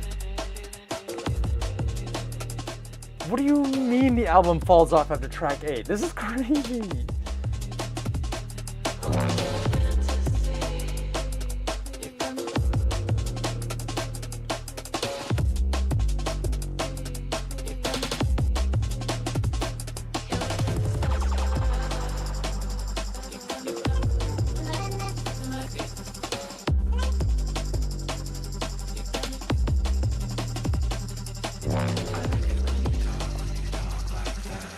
This is just I just realized this is a single drop. That hurts, but fair enough. This is good.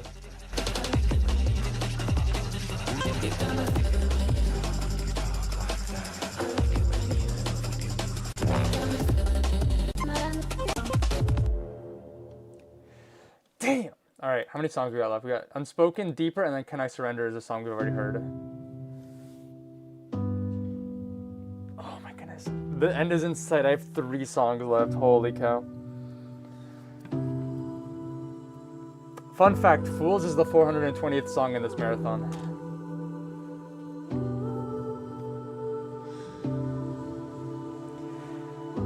Okay, in 5 years, someone cover Fools by Cascade. True. What? Quality Instinct, drum and bass. I'm sorry I ever doubted you, Cascade. That was amazing. Yeah, this album is gas IMO. Cascade kind of saved Instinct with this one. I'm not gonna lie. I was thinking, like, what Instinct songs are gonna be on my best of? And I was kind of convincing myself that I was only gonna have, like, 4 or 5 Instinct songs that I, like, really loved. And I feel like Cascade is putting some competition in my best of Instinct portion of my mix. So, like, thank you, Cascade, for giving something to me here. Took me the whole year, but I'll take it.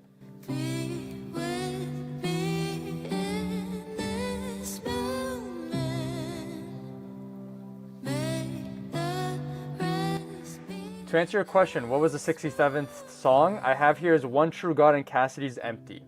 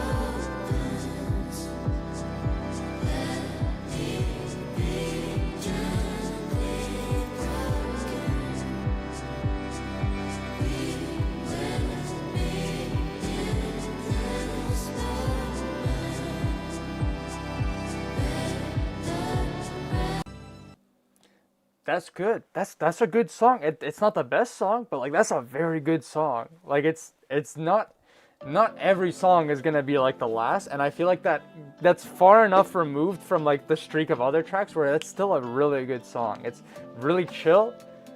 It's good. This is a like the more I listen to this album, I'm like, okay, this is at least a B tier. This is at least an A tier. This might be S tier. Like this is a great body of work here, which I'm very impressed by.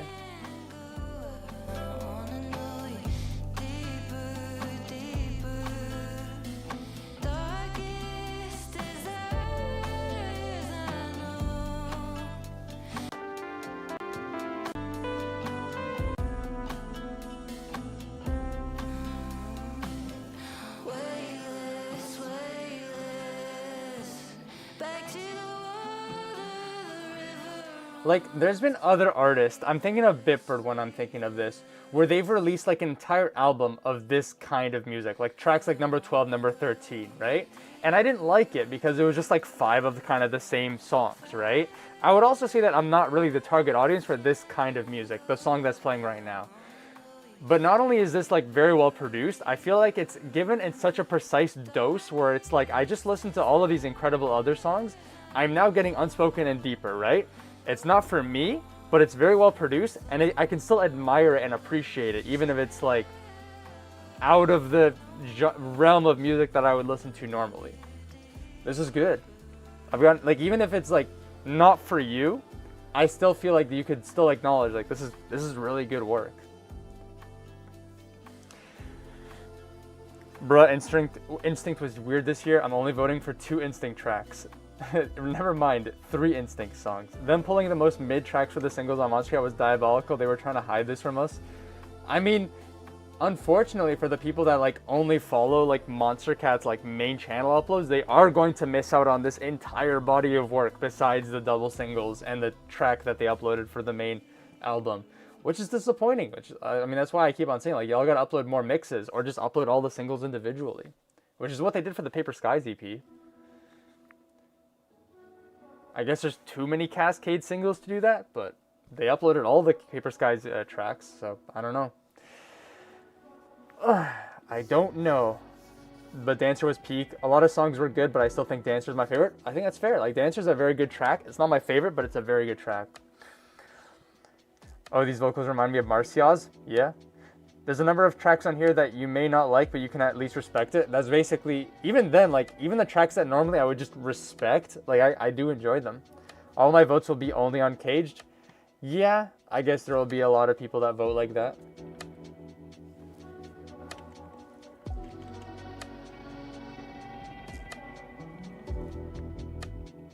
Alright, so it turns out I was mistaken. I thought for some reason Can I Surrender was a song we already heard, but it's not. And it is Chill Out. So I was completely wrong about what I said earlier, that there were no more Silk tracks. There's one more. And I'm liking, I'm vibing. I am a Cascade diehard right now.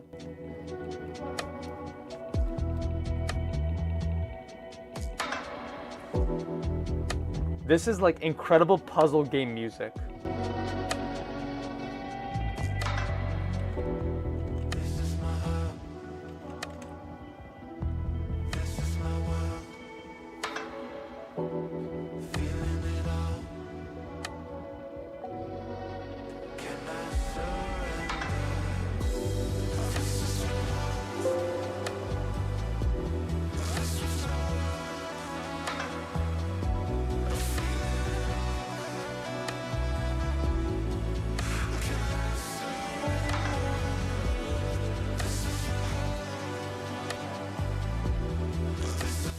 They glazed Paper Skies and not Cascade. For shame, multi-million-dollar record label. Listen, to be fair, all right, I will always glaze my Torontonian homies, all right? Paper Skies deserves glazing no matter what.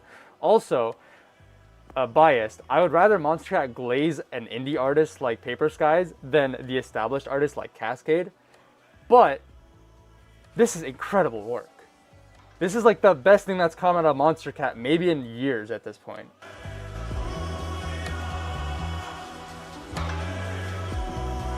Listen to this. This is crazy.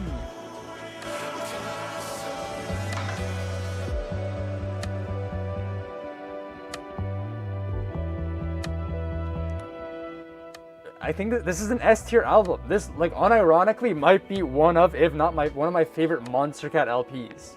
Like, I genuinely enjoy all of the music on this and love almost like more than half of them. And I think if I listened to it more, I would love it even more. Like, this is an incredible body of work.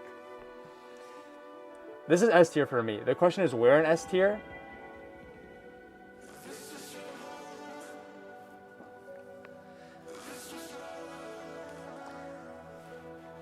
Crazy take. And listen, for the people that have been destroying me, ripping me up for my number one S tier, listen.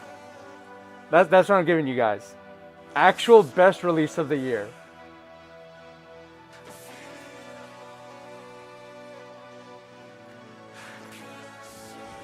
LMAO, when will they give indie artists like Cascade a piece of the limelight? Indie, RPG maker, horror game, trailer, ass song. Pensive music, I'm ascending right now. Hallelujah. Like I said, very unique album. Silk. Low S because of the cover art. We won, chat. Lol, fair placement. I think it's a justified placement. Listen, I will agree though, like the album cover sucks. And I hate that the like 4 double singles all share the exact same album cover.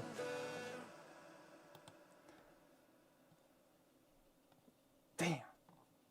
I don't want to listen to the next track. What is this? Undead? Undead's not gonna make me feel the way that I just felt. Undead is already like a D tier just because it's after the Cascade LP. What are you gonna do? Make the best song of the year? No.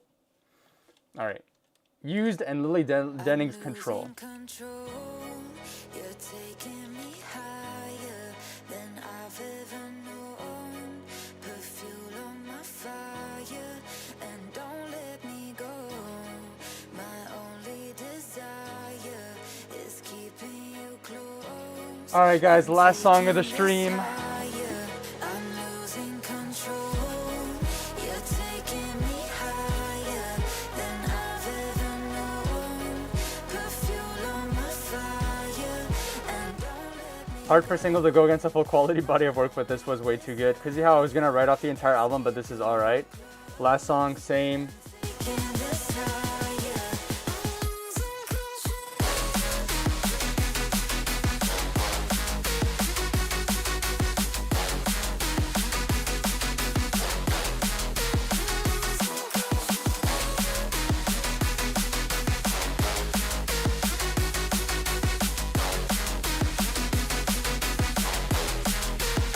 Losing control. You're taking me higher than I've ever known. Put fuel on my fire and don't let me go. My only desire is keep. All right, drop two.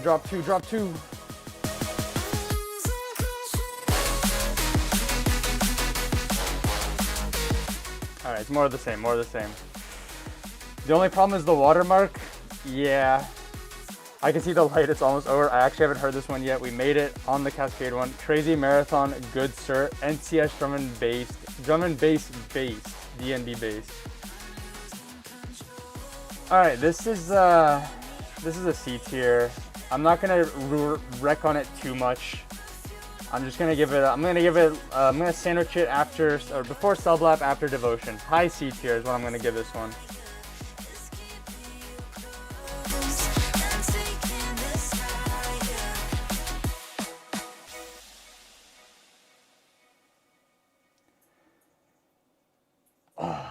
And pause. There we go. Time 20 hours, 27 minutes, 9 seconds, 44 milliseconds. Okie dokie. I gotta soak it in here. I gotta soak it in. It's done. We did it. And now I have more homework. So after this stream, I'm gonna have a nice dinner. I'm gonna have a nice shower, and then I don't know if I'm gonna do tonight. Maybe tomorrow. I gotta narrow down. So here's what my spreadsheet looks like. Hold on. Boop. There we go. I've got all these songs that I've made like little checks with. All right. Definitely does not narrow it down. I'm gonna have to narrow it. I've checkmarked 220 out of 420 songs. I know a lot of these are just like I like it versus I really like it, and I think the tier list here is definitely gonna help me because I've already got like a mental note of what I like and what I think. I've already got an idea of what songs are gonna be on my best of.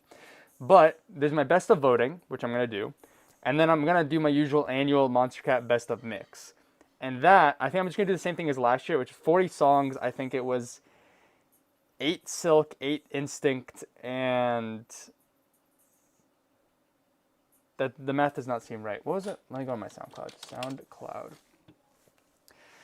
I actually haven't heard this one yet. We made it on the Cascade one. I already read all this. Can we have fewer drum and bass songs next year? Listen, like I said earlier, I'd rather they skew drum and bass like this than they have done in years prior, where it was literally like Silk is all house, Instinct is all house, and then Uncaged was half dubstep, half bass house. I don't need more house. I am okay with more drum and bass. Maybe, also, I'm going to quick shout out, all right, while you guys are here. You guys should listen to the ISO Vox Cutter remix by 808 and Homework, all right? Quick 3-second plug in this 7-hour live stream VOD. I have so much Undertale up here. How far do I got to scroll? This guy uploads too much. Holy cow. All right. Okay, no, I was right. Yeah, 24 Uncaged, 8 Silk, 8 Instinct. So I think I'm going to continue that and make up for my best of 2025 this year. I'm probably going to do some additional tweaking of my tier list, but then I'll post it on like Twitter, or maybe on YouTube or something. If you guys want, there's a link in the description. You can make your own tier list, just like this one. I'll add if there's any more songs that are uploaded on monstercat, but I'm pretty sure Control by Used is going to be the last eligible song for this year. But yeah, that's that on that. Insert Impesta screaming meme free by. Now you have to separate your votes. That's true. 2488, yes. Monstercat Best 2025 mix, and it's just a playthrough of the Cascade album. I mean, the 8 songs will be Cascade. No, I would have 8 Instinct songs by Cascade, and then like 3 Silk songs by Cascade. But the actual Best of 2025 has 50 songs. Correct. I just don't want to make a 50 song mix, and I don't think I love 50 songs from Monstercat this year that much. Woo!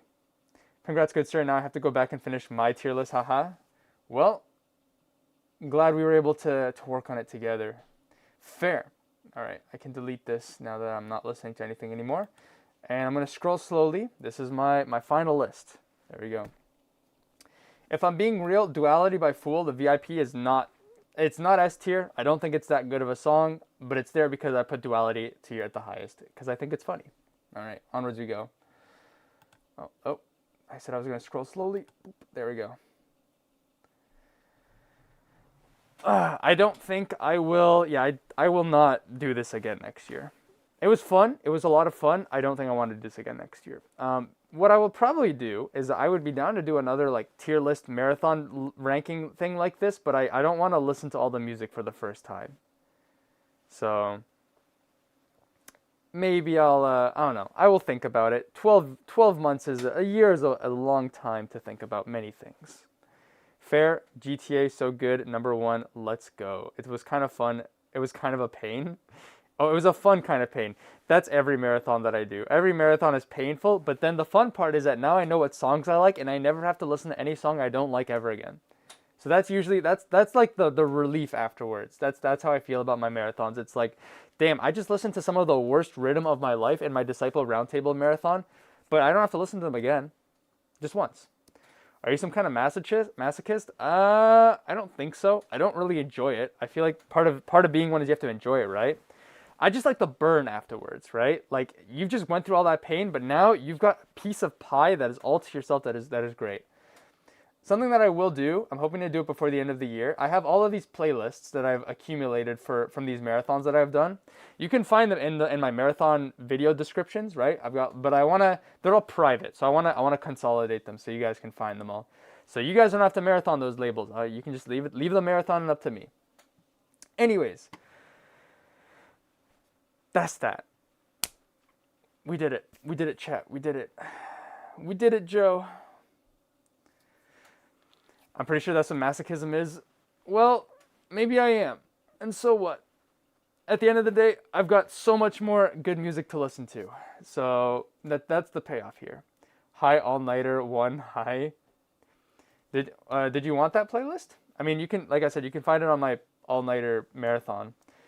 Pretty good list, but Threats isn't an S tier, so sadly invalid. What's Threats again? Threats is Riot Tenant versus Threats. Yeah, I'm okay with that. I'm okay with that criticism.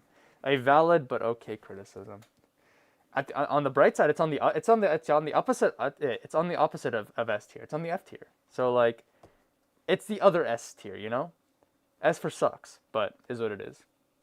Have a good life, man. I'll go to sleep because it's already 1 a.m. here. Yeah, it's 11 over here, and I gotta do all my stuff. Just noticed I probably need to re-listen through the older On Later albums myself. Anyways, enough talking. Thanks for hanging out. If you guys aren't in my Discord server, there's a link in the description. Make those tier lists, post them online. Feel free to tag me. And yeah, I'm going to bed now. I'm exhausted. Nighty-nighty, Braxton. And nighty-nighty to everybody else. I'll see y'all later. Bye-bye. Wait, how do I end? There we go. Bye-bye.